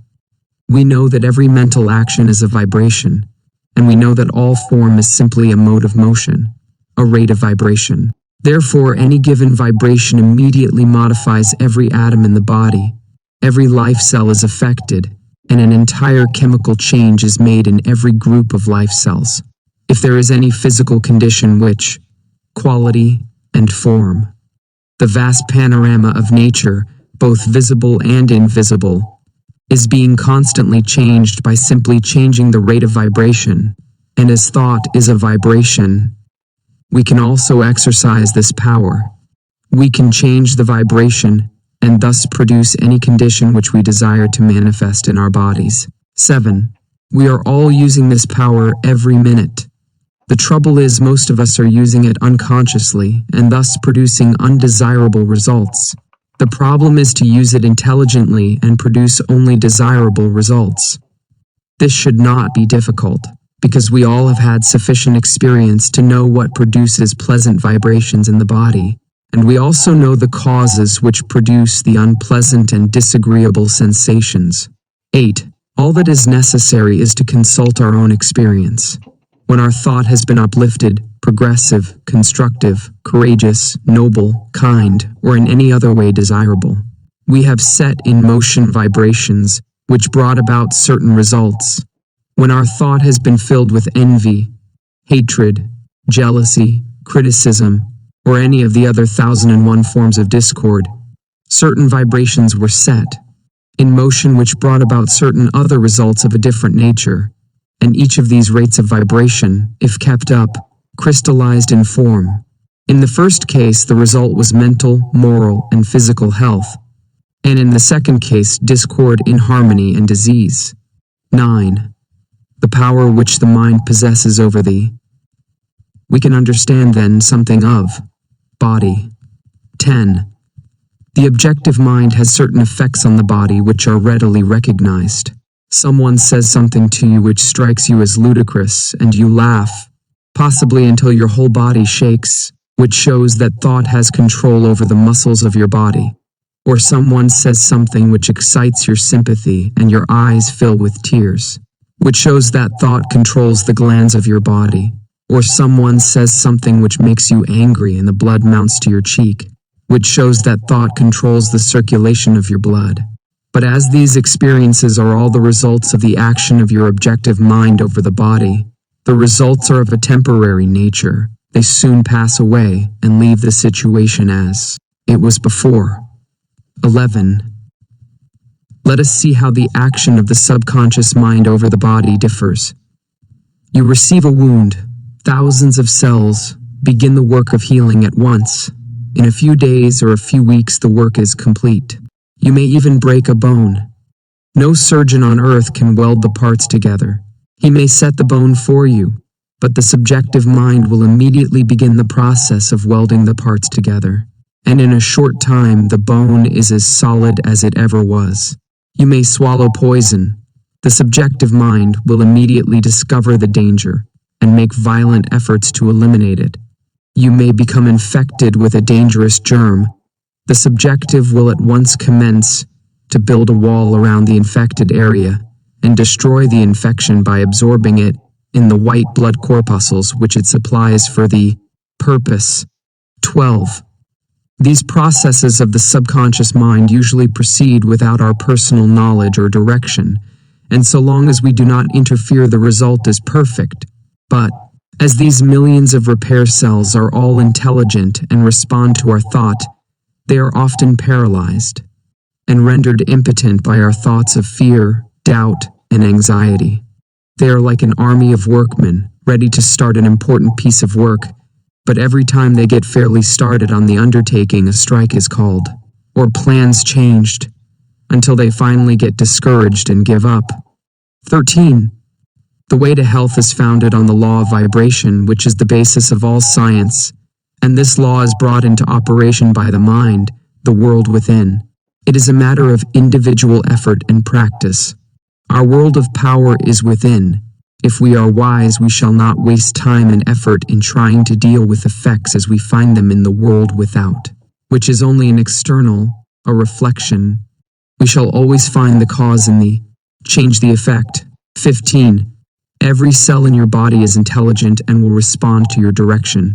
The cells are all creators and will create the exact pattern which you give them.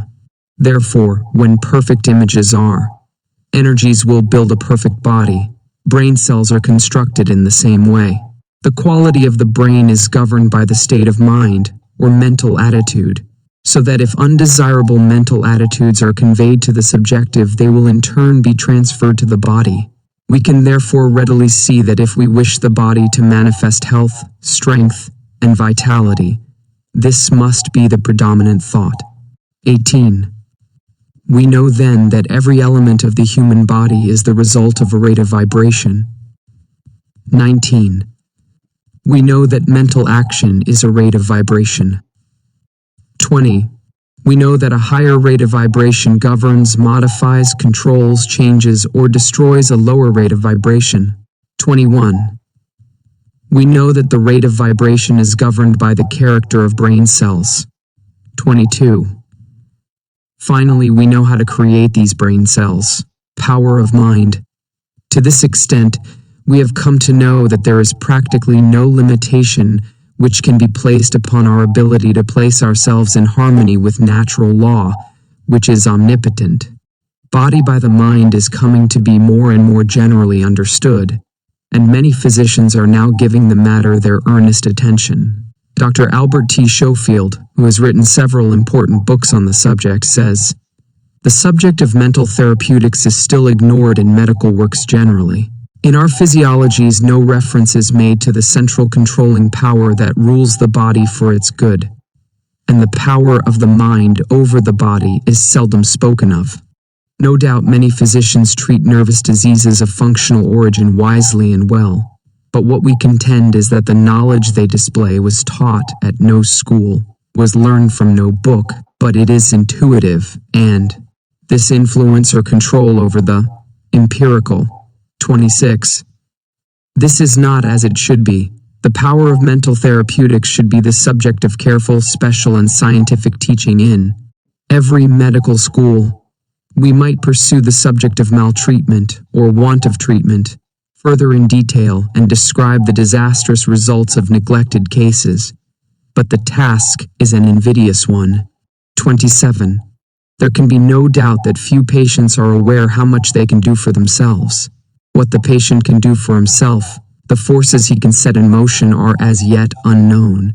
We are inclined to believe that they are far greater than most imagine, and will undoubtedly be used more and more.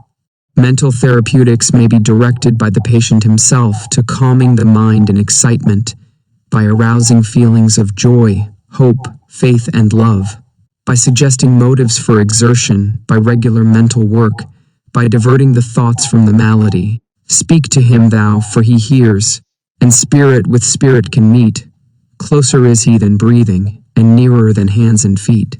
Then try to realize that when you omnipotence, this realization and recognition of this omnipresent power will quickly destroy any and every form of sickness or suffering, and substitute harmony and perfection.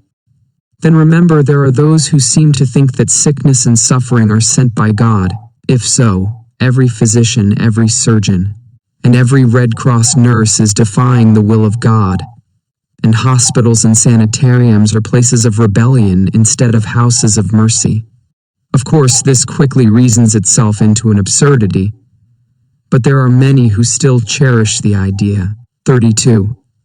Then let the thought rest on the fact that until recently, theology has been trying to teach an impossible creator, one who created beings capable of sinning and then allowed them to be eternally punished for such sins. Of course, the necessary outcome of such extraordinary ignorance was to create fear instead of love. And so, after 2,000 years of this kind of propaganda, theology is now busily engaged in apologizing for Christendom. 33. You will then the more readily appreciate the ideal man, the man made in the image and likeness of God, and you will the more readily appreciate the all-originating mind that forms, upholds, sustains, originates, and creates all there is. All are but parts of one stupendous whole, whose body nature is, and God the soul. Pope. Questions and answers for week 22. 211. How may sickness be eliminated? By placing ourselves in harmony with natural law, which is omnipotent. 212.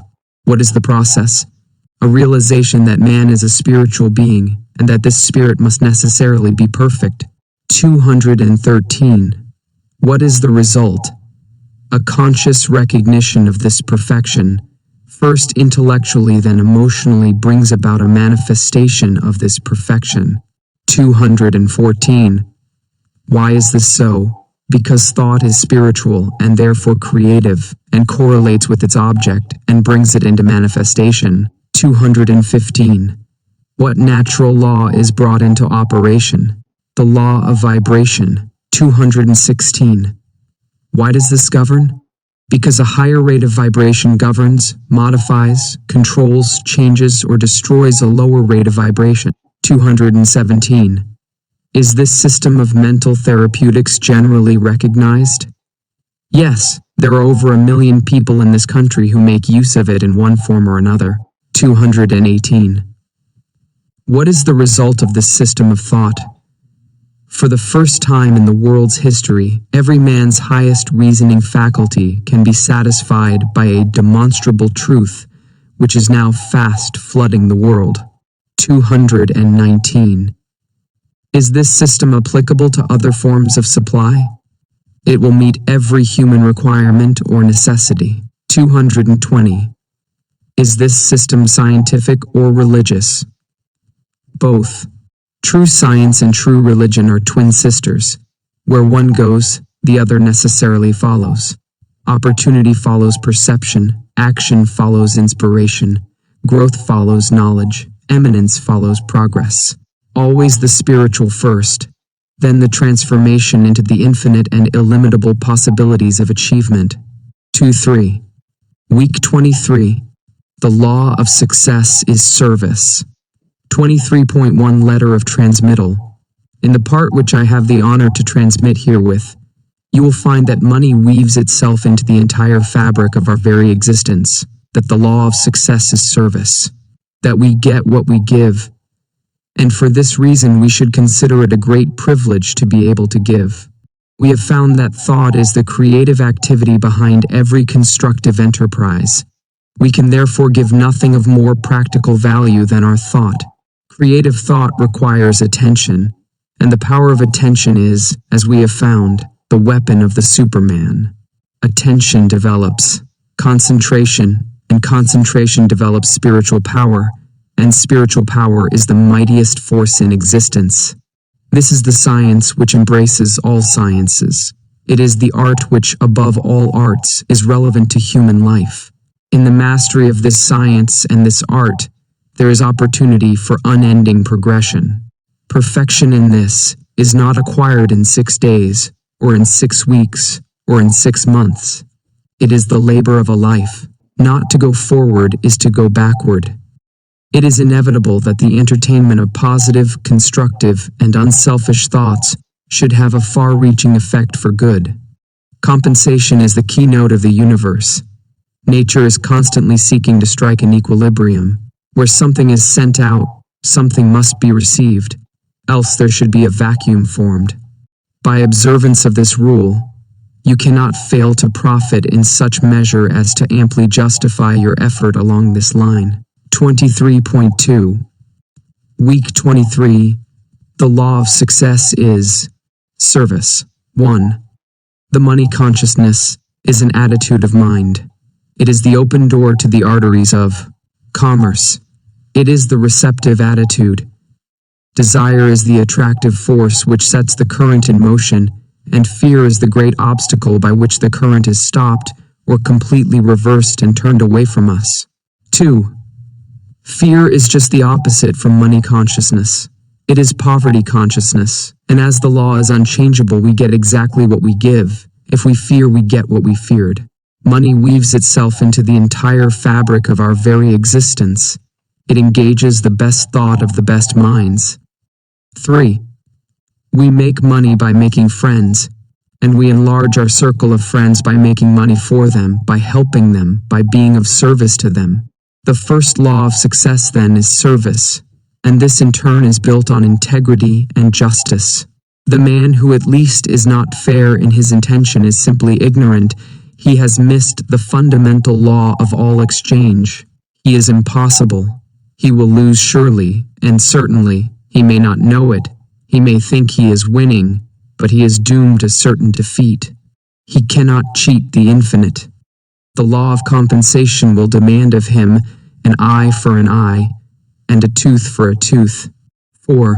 Composed of our thoughts and ideals, and these in turn are molded into form. Our problem is to keep an open mind, to constantly reach out for the new, to recognize opportunity, and to be interested in the race rather than the goal. For the pleasure is in the pursuit rather than. The forces of life are volatile, they are. The possession. 5. You can make a money magnet of yourself, but to do so you must first consider how you can make money for other people. If you have the necessary insight to perceive and utilize opportunities and propitious conditions and recognize values, you can put yourself in position to take advantage of them.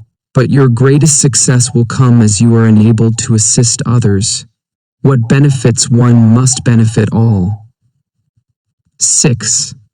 A generous thought is filled with strength and vitality.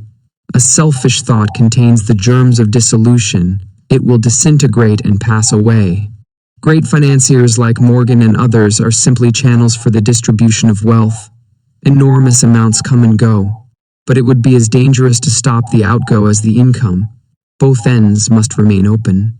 And so our greatest success will come as we recognize that it is just as essential to give as to get.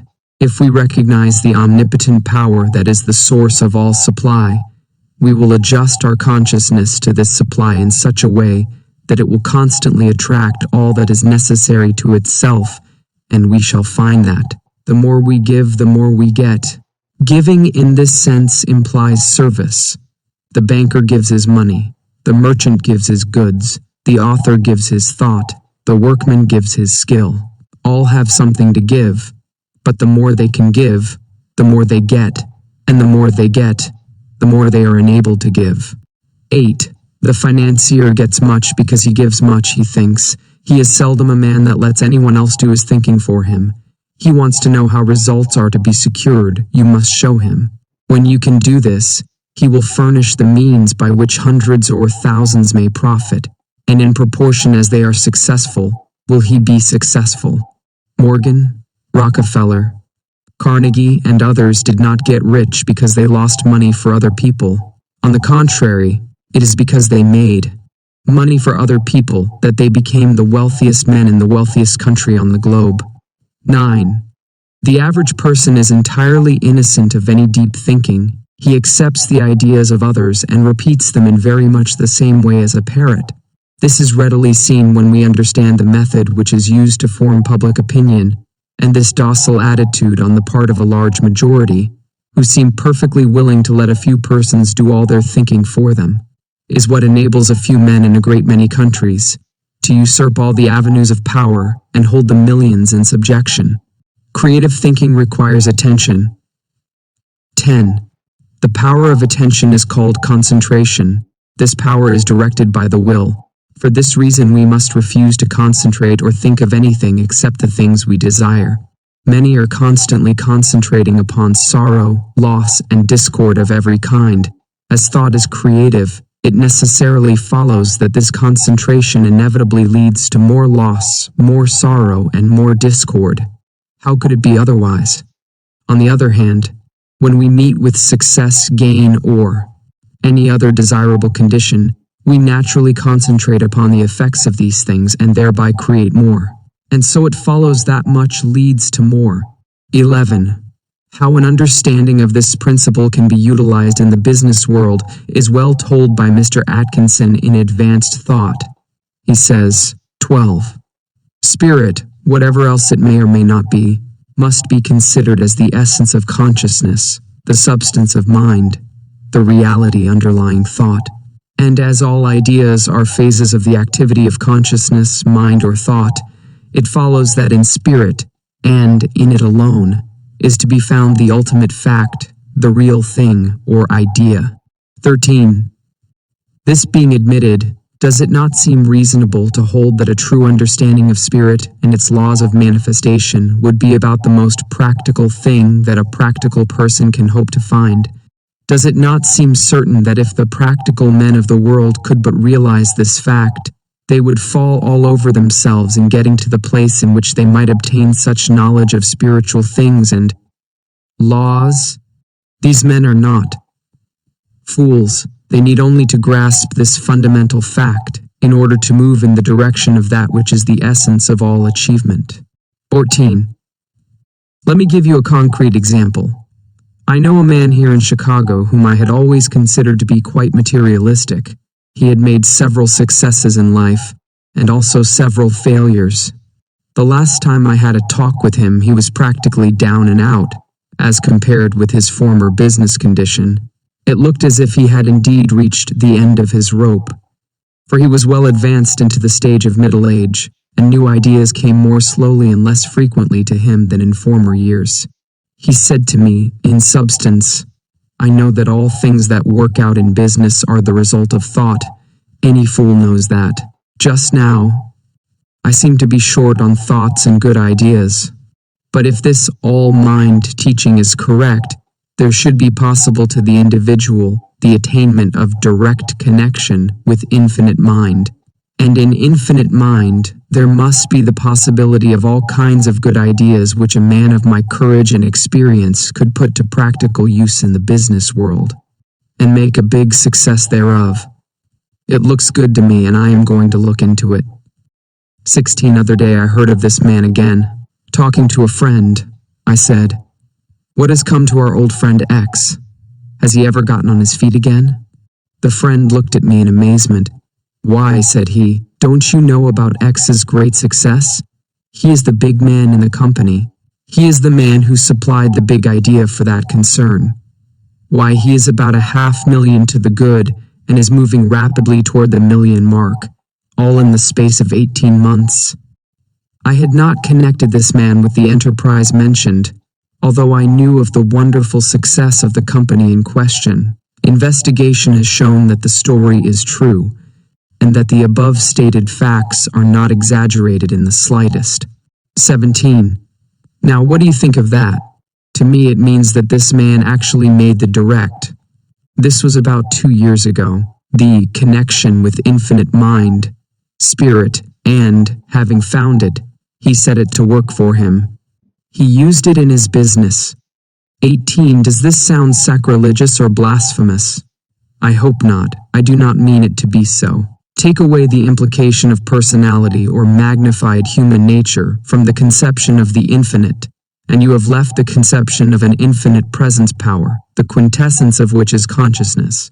In fact, at the last, spirit, as this man, also, at the last, must be considered as a manifestation of spirit, there is nothing sacrilegious in the idea that he, being spirit, should so harmonize himself with his origin and source that he would be able to manifest at least a minor degree of its power. All of us do this, more or less, when we use our minds in the direction of creative thought. This man did more.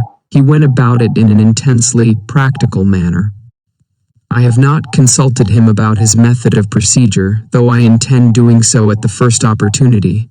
But he not only drew upon the infinite supply for the ideas which he needed and which formed the seed of his success, but that he also used the creative power of thought in building up for himself an idealistic pattern of that which he hoped to manifest in material form, adding thereto, changing, improving its detail, from time to time, proceeding from the general outline to the finished detail.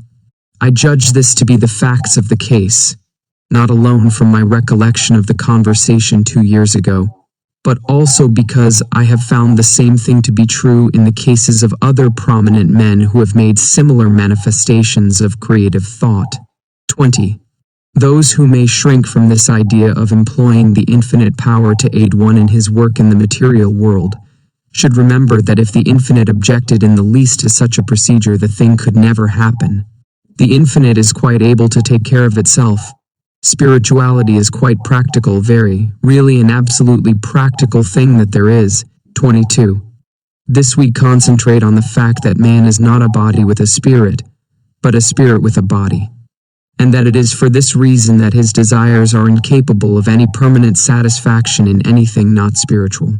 Money is therefore of no value except to bring about the conditions which we desire, and these conditions are necessarily harmonious.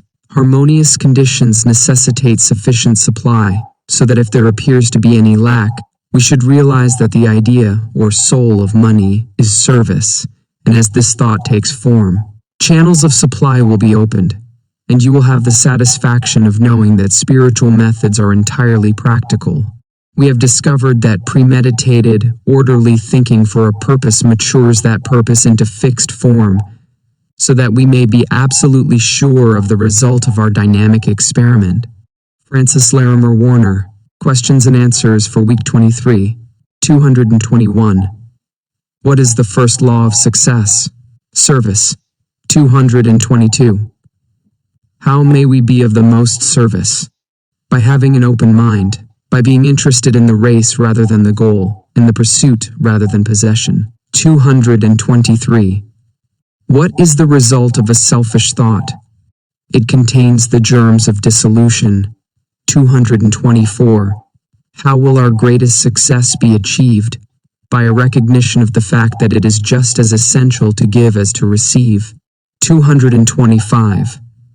Why do financiers frequently meet with great success? Because they do their own thinking. 226.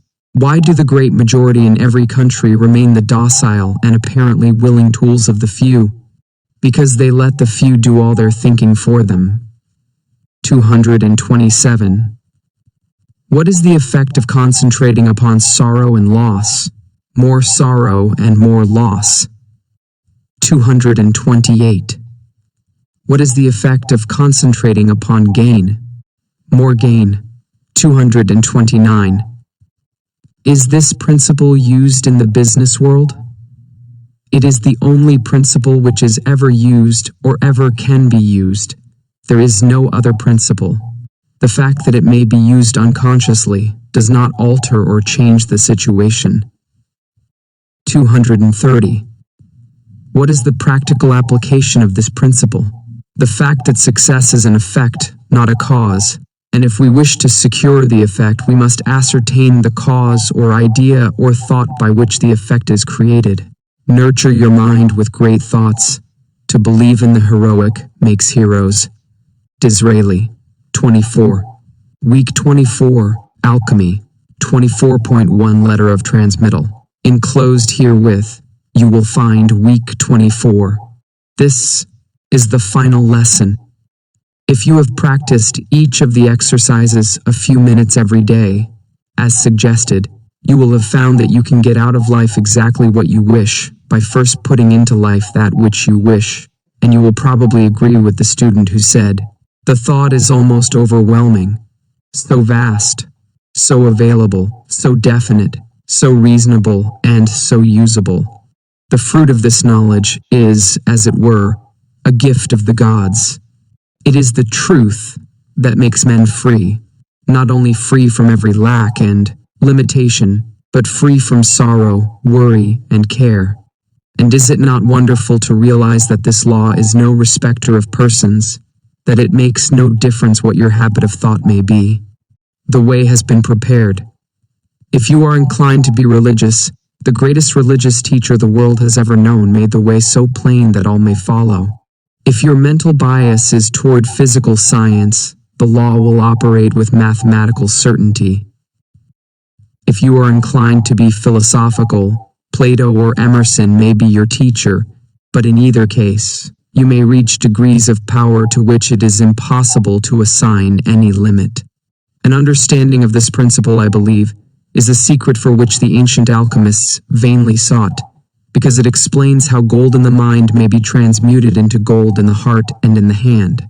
24.2 Week 24, Alchemy. 1. When the scientists first put the sun in the center of the solar system and sent the earth spinning around it, There was immense surprise and consternation. The whole idea was self-evidently false. Nothing was more certain than the movement of the sun across the sky, and anyone could see it descend behind the western hills and sink into the sea. Scholars raged, and scientists rejected the idea as absurd, yet the evidence has finally carried conviction in the minds of all. 2. We speak of a bell as a sounding body, yet we know that all the bell can do is to produce vibrations in the air. When these vibrations come at the rate of 16 a second, they cause a sound to be heard in the mind. It is possible for the mind to hear vibrations at the rate of 38,000 a second. When the number increases beyond this, all is silence again, so that we know that the sound is not in the bell, it is in our own mind. We speak and even think of the sun as each change in color being caused by shorter and more rapid vibrations, so that although we speak of the rose as being red, the grass as being green, or the sky as being blue, we know that the colors exist only in our minds, and are the sensations experienced by us as the result of the vibrations of light waves. When the vibrations are reduced below 400 trillion a second, they no longer affect us as light, but we experience the sensation of heat. It is evident, therefore, that we cannot depend upon the evidence of the senses for our information concerning the realities of things. If we did, we should believe that the sun moved, that the world was flat instead of round, that the stars were bits of light instead of vast suns. The whole range, then, of the theory and senses. 5. When you come to know that every form of disease, sickness, lack, and limitation are simply the result of wrong thinking, you will have come to know the truth which shall make you free. You will see how mountains may be removed. If these mountains consist only of doubt, fear, distrust, or other forms of discouragement, they are nonetheless real, and they need not only to be removed but to be cast into the sea. 6. Your real work consists in convincing yourself of the truth of these statements. When you have succeeded in doing this, you will have no difficulty in thinking the truth, and as has been shown, the truth contains a vital principle and will manifest itself. 7. Those who heal diseases by mental methods have come to know this truth. They demonstrate it in their lives and the lives of others daily. They know that life, health, and abundance are omnipresent, filling all space, and they know that those who allow disease or lack of any kind to manifest have as yet not come into an understanding of this great law. 8. As all conditions are thought creations and therefore entirely mental, disease and lack are simply mental conditions in which the person fails to perceive the truth. As soon as the error is removed, the condition is removed. 9. The method for removing this error is to go into the silence and know the truth. As all mind is one mind, you can do this for yourself or anyone else. If you have learned to form mental images of the conditions desired, this will be the easiest and quickest way to secure results. If not, results can be accomplished by argument, by the process of convincing yourself absolutely of the truth of your statement. Remember, and this is one of the most difficult, as well as most wonderful statements to grasp, remember that no matter what the difficulty is, no matter where it is, no matter who is affected, you have no patient but yourself. You have nothing to do but to convince yourself of the truth which you desire to see manifested. This is an exact scientific statement in existence, and no permanent results are ever secured in any other way. 12. Mental images, argument, and autosuggestion are all simply methods by which you are enabled to realize the truth. 13. If you desire to help someone or to destroy some form of lack, limitation, or error, the correct method is not to think of the person whom you wish to help. The intention to help them is entirely sufficient, as this puts you in mental touch with the person. Then drive out of your own mind any belief of lack, limitation, disease, danger, difficulty, or whatever the trouble might be.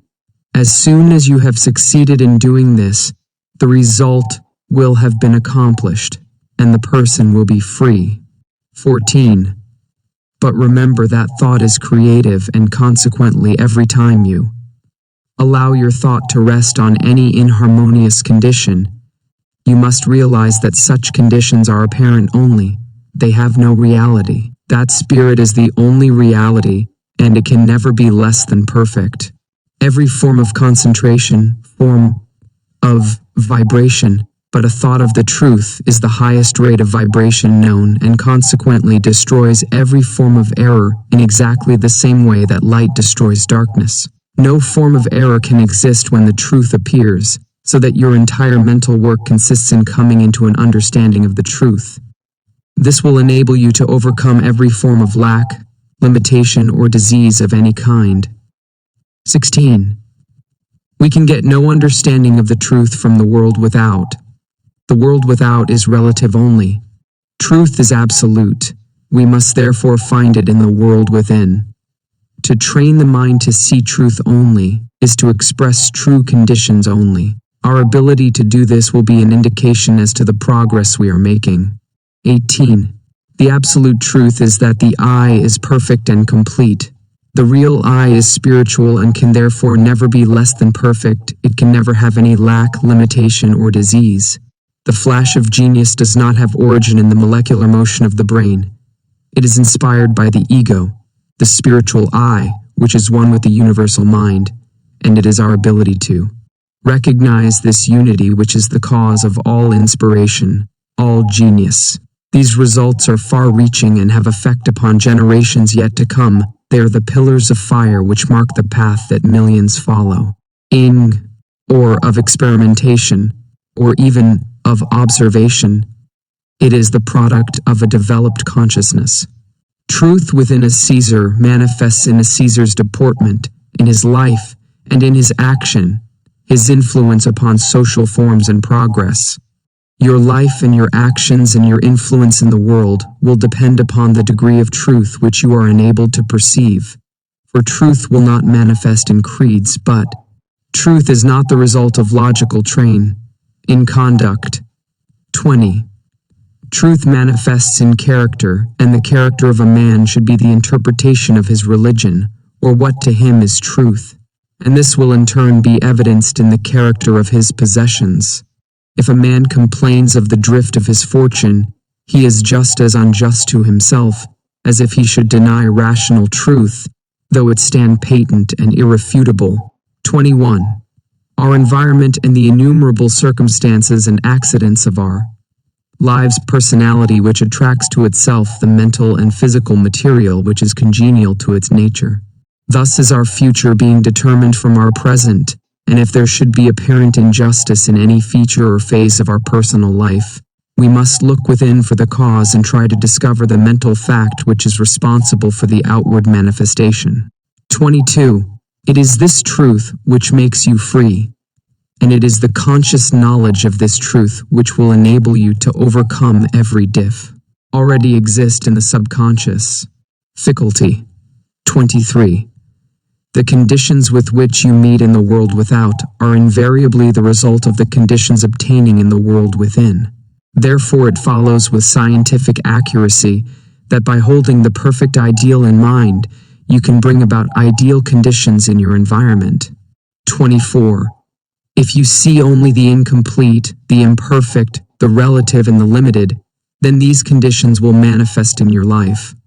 But if you train your mind to see and realize the spiritual ego, the I, which is forever perfect and complete, then harmonious, wholesome, and healthful conditions only will be manifested.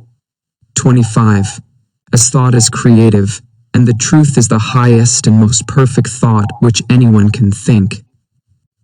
It is self-evident that to think the truth is to create that which is true, and it is again evident that when truth comes into being, that which is false must cease to be. 26. The universal mind is the totality of all mind which is in existence. Spirit is mind, because spirit is intelligent. The words are, therefore, synonymous. 27. The difficulty with which you have to contend is to realize that mind is not individual. It is omnipresent. It exists everywhere. In other words, there is no place where it is not. It is therefore universal. 28. Men have heretofore generally used the word God to indicate this universal creative principle, but the word God does not convey the right meaning. Most people understand this word to mean something outside of themselves, while exactly the contrary is the fact. It is our very life. Without it, we would be dead. We would cease to exist. The minute the spirit leaves the body, we are as nothing. Therefore, spirit is really all there is of us. Now, the only activity which the spirit possesses is the power to think. Therefore, thought must be creative, because spirit is creative.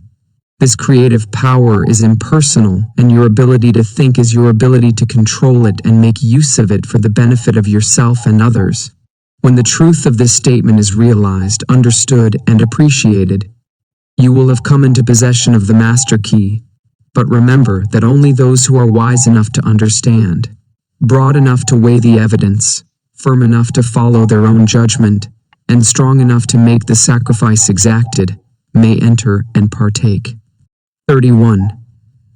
This week, try to realize that this is truly a wonderful world in which we live, that you are a wonderful being, that many are awakening to a knowledge of the truth, and as fast as they awake and come into a knowledge of the things which have been prepared for them, they too realize that eye hath not seen, nor ear heard, neither hath it entered into the heart of man, the splendors which exist for those who find themselves in the promised land.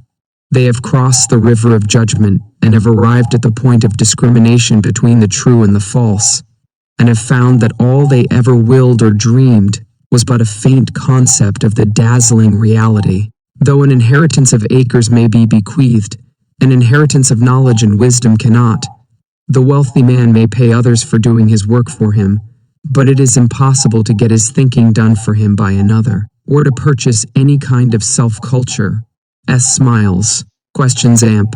Answers for week 24. Upon what principle does the theory and practice of every system of metaphysics in existence depend? Upon a knowledge of the truth concerning yourself and the world in which you live. 232. What is the truth concerning yourself? The real I or ego is spiritual and can therefore never be less than perfect. 233. What is the method of destroying any form of error? To absolutely convince yourself of the truth concerning the condition which you wish to see manifested. 234. Can we do this for others? The universal mind in which we live and move and have our being is one and indivisible. It is therefore just as possible to help others as to help ourselves. 235. What is the universal mind? The totality of all mind in existence. 236. Where is the universal mind? The universal mind is omnipresent. It exists everywhere. There is no place where it is not. It is therefore within us. It is the world within. It is our spirit, our life. It is spiritual and consequently creative. It seeks to express itself in form. 238. How may we act on the universal mind?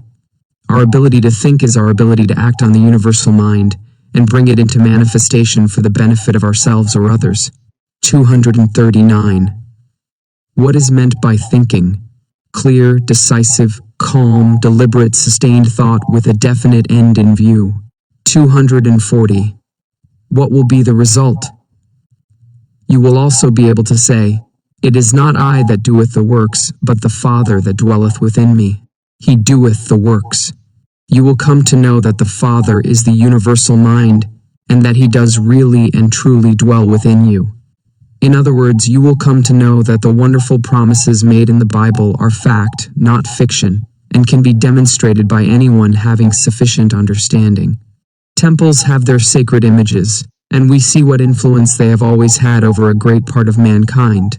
But, in truth, the ideas and images in men's minds are the invisible powers that constantly govern them, and to these they all pay universally a ready submission. Jonathan Edwards. Questions and answers.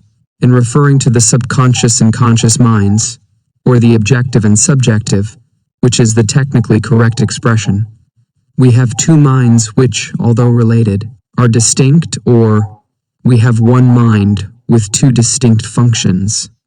The correct expression is, we have one mind with two distinct functions. There are not two minds. Are the devil in religion, the negative in science, and the bad in philosophy merely imaginary manifestations of thought energy, or shall we class them as wrong yet real manifestations? If all that we have and are, and all of our powers come from one eternal source, to what must we attribute these imaginary entities? These are not imaginary entities. They are simply perversions. If you use electricity for light, you call it good. If you grasp a wire which has not been properly insulated and it kills you, it is not for that reason bad or evil. You are simply careless or ignorant of the laws governing electricity. For the same reason, the one infinite power, which is the source of all power, manifests in your life either as good or as evil, as you make use of it constructively or destructively.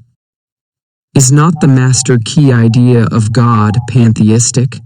This depends entirely upon your idea of pantheism. Pantheism is a loose term and may be interpreted in various ways. For instance, pantheism conceives the universe to be one eternal, involuntary evolution of an infinite being, as contrasted with atheism, which is a positive denial of the divine immanence, and agnosticism, as a dogmatic doubt of the existence of God. Is this right? Truth is absolute, but conception of truth varies with the individual consciousness. Therefore, no one can say when the ultimate truth has been reached, because no one can say when the individual consciousness has been developed to the point where further development is impossible. Yes, truth is absolute, but the conception of truth varies with the individual consciousness. On the other hand, truth is not a matter of belief, it is a matter of demonstration. It is not a question of authority, but a question of perception. Since the real I is spiritual and therefore perfect, and since it controls and directs both the body and mind, how is it that we see such imperfect results? We see no imperfect results, nothing but perfection.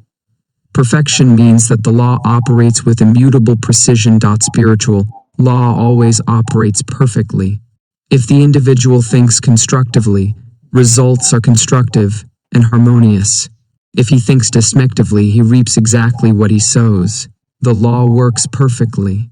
We see no imperfect results whatever. We may freely choose what we think, but the result of our thought is governed by an immutable law. We see. What is life? Life is that quality or principle of the universal energy which manifests in so-called organic objects as growth and voluntary activity, and which is usually coexistent in some degree with some manifestation of that same universal energy, as the quality or principle termed intelligence. You must understand that there is only one supreme principle, evading all comprehension of its essential nature. It is the absolute. Man can think only in terms of the relative. Therefore, he sometimes defines it as the universal intelligence, the universal substance, as ether, life, mind, spirit, energy, truth, love, etc. His particular definition at any moment is governed by the particular relationship of the phenomena of being in which he thinks of this principle at that moment. How is the law governing success or prosperity placed in operation? The human brain is the finest and most vibrant mechanism in existence. Every time you think, you send a message into the formless energy from which and by which all things are created. This starts a train of causation which relates with the things that correspond with the image of your thought. If your thought is sufficiently refined and concentrated, then you will be placed in harmony with the object of your thought quickly. If not, more time will be required. Most persons are busily engaged in concentrating upon lack, limitation, loss, and inharmony of every kind, and they are therefore attracting these conditions.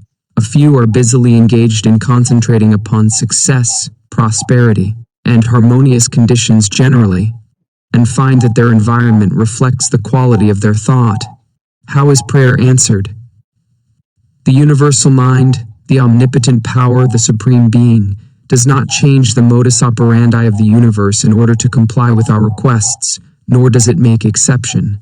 But it does act through well-known laws, and these laws can be placed into operation, consciously or unconsciously, by accident or design. It is the operation of this marvelous law of attraction which has caused men in all ages and in all times to believe that there must be a personal being who responded to their petitions and manipulated events in order to meet their demands. You correctly state that possession depends on use.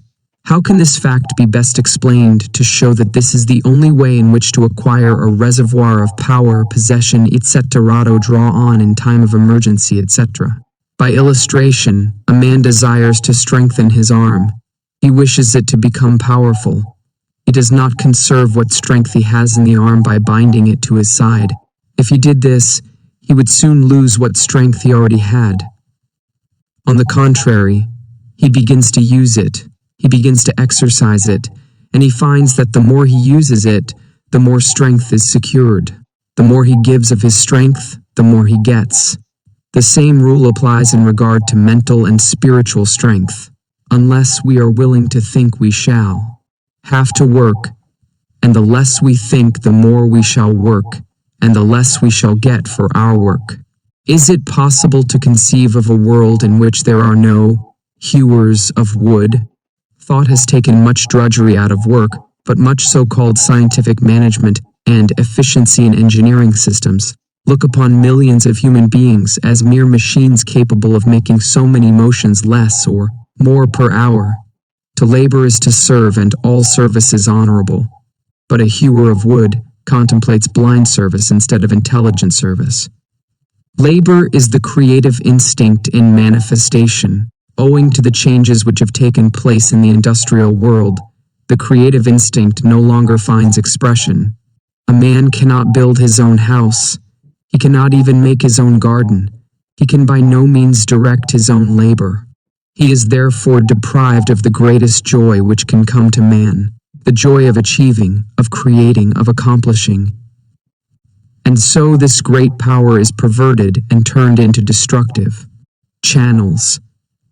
He can construct nothing for himself, so he begins to destroy the works of his more fortunate fellows. Labor is, however, finding that the universe is not a chaos but a cosmos, that it is governed by immutable laws, that every condition is the result of a cause, and that the same cause invariably produces the same effect. It is finding that these causes are mental, that thought predetermines action. It is finding that constructive thought brings about constructive conditions, and destructive thought brings about destructive conditions. You say that life is an unfoldment, not accretion. What comes to us in the world without is what we already possess in the world within. Do you not take into consideration knowledge a person acquires from books, experiences, etc.?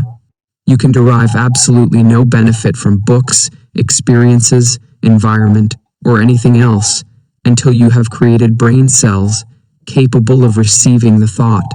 Your world within is an exact correspondence of your world without. Suppose for the moment that you are unfamiliar with the Hebrew language. A book might be given to you with the most beautiful thoughts written in the most wonderful language, but it would mean nothing to you until you had made yourself acquainted with the Hebrew language. And so, with everything else, no thought, no idea, no experience has any value for us until we are capable of receiving it. For this reason, the same thought would make absolutely no impression upon one man, while it would be received with amazement and delight by another. The first man has formed no brain cells capable of receiving it. The second man is ready for it. He understands the beauties contained in the idea. Is it correct to say that true religion and true science are twins, and that the death of one means the death of the other? Why? True science and true religion are certainly twins. There can be no death for either, because what is true cannot die. The essential characteristic of truth is steadfast fidelity to order and law. The mind takes offense at every phenomena of both inner and outer experience, which appears to contract that steadiness and constancy which it regards as the very essence of truth. You will see that this applies to both science and religion. What is true in science must be true in religion. There cannot be a scientific truth and a religious truth. All truth is one and indivisible. How do materialism and spiritualism find harmony in the Master Key system? The Master Key system teaches that there is but one principle, or one power, that everything which exists is a materialization of this one power. The power itself is spiritual, but the manifestation of the power is material. One is subjective, and the other objective. Two phases of one being. We find this everywhere in nature. Man is a spiritual being, but he also has a material body. Spirit must manifest upon the objective plane in an objective manner. Spiritualism in this sense has nothing whatever to do with what is usually considered spiritualistic phenomena. What explanation is to be given of the fact that although a great majority of the people not only in the United States, but throughout Europe are sick of war, and want only peace and a return to prosperous, normal conditions, that the return of the desired normal, prosperous conditions is such a slow, hard process? There is, of course, as you say, no desire on the part of anyone for more war, just as there is no desire for poverty, crime, or for any other destructive condition. But there is, on the other hand, a conscious and a subconscious desire for the things which bring about war, destruction, poverty, and crime. And this lust of power or separation is the old question of who is to be the greatest in the kingdom. The law is not a respecter of persons. This is true concerning nations as well as individuals. Nations as well as individuals will eventually learn that force can always be met with equal if not superior force, and for this, reason can never be the determining factor of any situation. Objective harmony can come only as a result of subjective harmony, and subjective harmony can come only as a result of vision, understanding, and perception. In the acme of achievement aimed at by the Master Key system, how is it possible to ignore theology? A few centuries ago it was thought that we must choose between the Bible and Galileo. 50 years ago it was thought that we must choose between the Bible and Darwin. But as Dean W.R. Inga of St. Paul's Cathedral, London, says, every educated man knows that the main facts of organic evolution are firmly established, and that they are quite different from the legends borrowed by the ancient Hebrews from the Babylonians. We are not required to do violence to our reason by rejecting the assured results of modern research. Traditional Christianity must be simplified and spiritualized. It is at present encumbered by bad science and caricatured by bad economics, and the more convinced we are of this, the less disposed we shall be to stake the existence of our faith on superstitions which are the religion of the religious and the science of the unscientific. What is the meaning of the statement, only 5% have the vision to annex the strategic position, to see and feel a thing before it happens? 95% of the people are busy attempting to change effects. Something happens which they do not like, and they try to change the situation. They soon find that they are simply changing one form of distress for another. The other 5% are busily engaged with causes. They know that in order to make any permanent change, it is the cause which they must seek. They soon find that the cause is within their control. It is the 5% that do the thinking, and the 95% which merely accept the thought of others. It is those only who think who can see and feel a thing before it happens. What, more explicitly, is to be understood by the term polarity as applied to the mental process. Polarity is the tendency or inclination of a thought or feeling in a particular direction. When we think along certain lines continuously, the thought becomes polarized. We can see other and different points of view with difficulty or not at all. What is truth? Truth is the imperative condition of all well-being. To be sure, to know the truth, and to stand confidently on it is a satisfaction beside which no other is comparable. Truth is the underlying verity, the condition precedent in every business or social relation.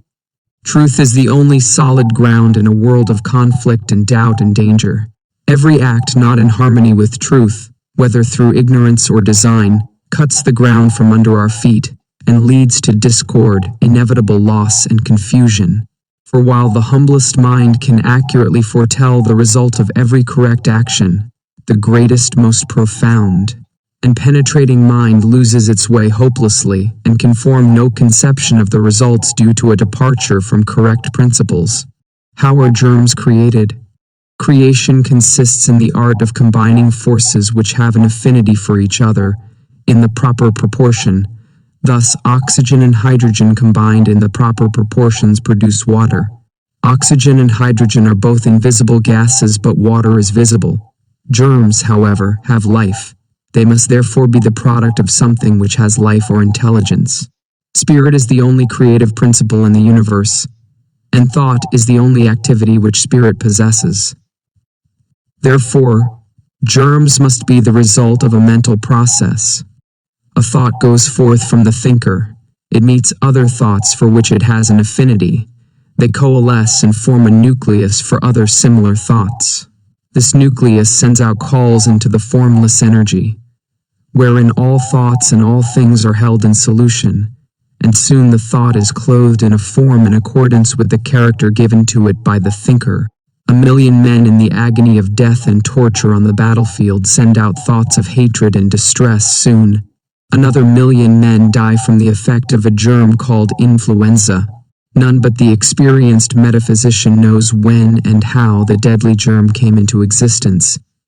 As there are an infinite variety of thoughts, so there are an infinite variety of germs, constructive as well as destructive.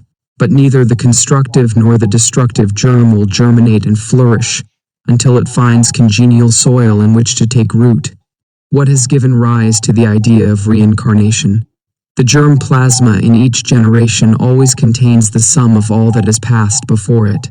The nucleus of every cell contains the chromosome, and these reproduce the species, nature, and condition according to definite law.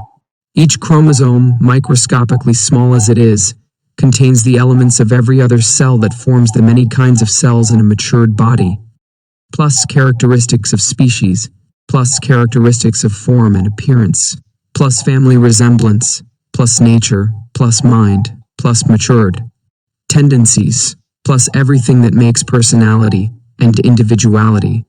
We are then physically exactly what our forefathers were, plus environment and education. It is this persistency of the identity of the individual chromosome from generation to generation which has given rise to the idea of reincarnation. What is black magic? The idea that there is a phenomenon called black magic is attributable to credulity, superstition, and a lack of understanding of the laws governing in the mental world. All thoughts and all things are held in solution in the universal mind. The individual may open his mental gates and thereby become receptive to thoughts of any kind or description. If he thinks that there are magicians, witches, or wizards who are desirous of injuring him, he is thereby opening the door for the entrance of such thoughts, and he will be able to say with Job, "The things I feared have come upon me." If, on the contrary, he thinks that there are those who are desirous of helping him, he thereby opens the door for such help, and he will find that, as thy faith is, so be it unto thee, is as true today as it was 2,000 years ago. I do not seem to grasp fully the application of the law of vibration to the thought world. How, for instance, are we to change the rate of vibration here? In what direction shall it be changed to produce best results? Every thought changes the rate of vibration. As you are enabled to think greater, deeper, higher, and more forceful thoughts, the brain cells are refined. They become more powerful, and they are enabled to receive finer vibrations. This is not only true in the mental and spiritual world, but in the physical world. As the ear becomes trained in music, it is enabled to receive finer vibrations, until the trained musician can hear harmonies of sound of which the ordinary person is entirely unaware. Amid the seeming chaos of present-day conditions, is it not easy to discern the coming of that dawn of which all the great ones of earth have foretold? The second coming, or the millennium. One of the characteristic signs of a general awakening is the optimism shining through the mist of doubt and unrest. This optimism is taking the form of illumination. As the illumination becomes general, fear, anger, doubt, selfishness, and greed pass away. We are not looking for the Christ child, but the Christ consciousness. We are anticipating a more general realization of the truth, which is to make men free. That there may be one man or one woman who shall first realize this truth in the new era is barely possible, but the preponderance of evidence is for a more general awakening to the light of illumination. You speak about the originating mind that forms, upholds, sustains, and creates all there is. Does this explain the source from which comes man's ability to think lack, to think war and crime, etc.? Yes, this includes man's ability to think lack, war, and crime. If he can think constructive thought, he can also think destructive thought. But as soon as man learns that thinking is a creative process, that we are creators, not creatures, he will discontinue the process of thinking destruction for himself and his fellows. You are, without doubt, correct in stating that Carlyle's attitude of hatred of the bad was not conducive toward his own best development. On the other hand, what should be the attitude toward the giant evils of the day, such as war, graft, murder, vice, theft, and the like? Is it not often true that a tearing down, a clearing away of the brush piles, so to speak, must precede constructive work? No, it is not true. The tearing down process is not at all necessary. We do not need to laboriously shovel the darkness out of a room before letting in the light. On the contrary, all that is necessary is to turn on the light, and the darkness vanishes. Likewise, if but 0.1% of the money and effort was spent in constructive work that is now being spent in destructive work, the giant evils of the day to which you refer would disappear as if by magic. The unit of the nation is the individual, the average intelligence of the units comprising that nation. Therefore, our work is with the unit. When the thought of the individual has been changed, the collective thought will take care of itself, but we try to reverse the process. We try to change governments instead of individuals, which cannot be done. But with a little intelligent organized effort, the present destructive thought could be readily changed into constructive thought. The government represents only. You already possess the greatest treasure in the universe. This is the key that will unlock it. Tune in, unlock, attain, with Charles F. Haanel's complete Master Key course.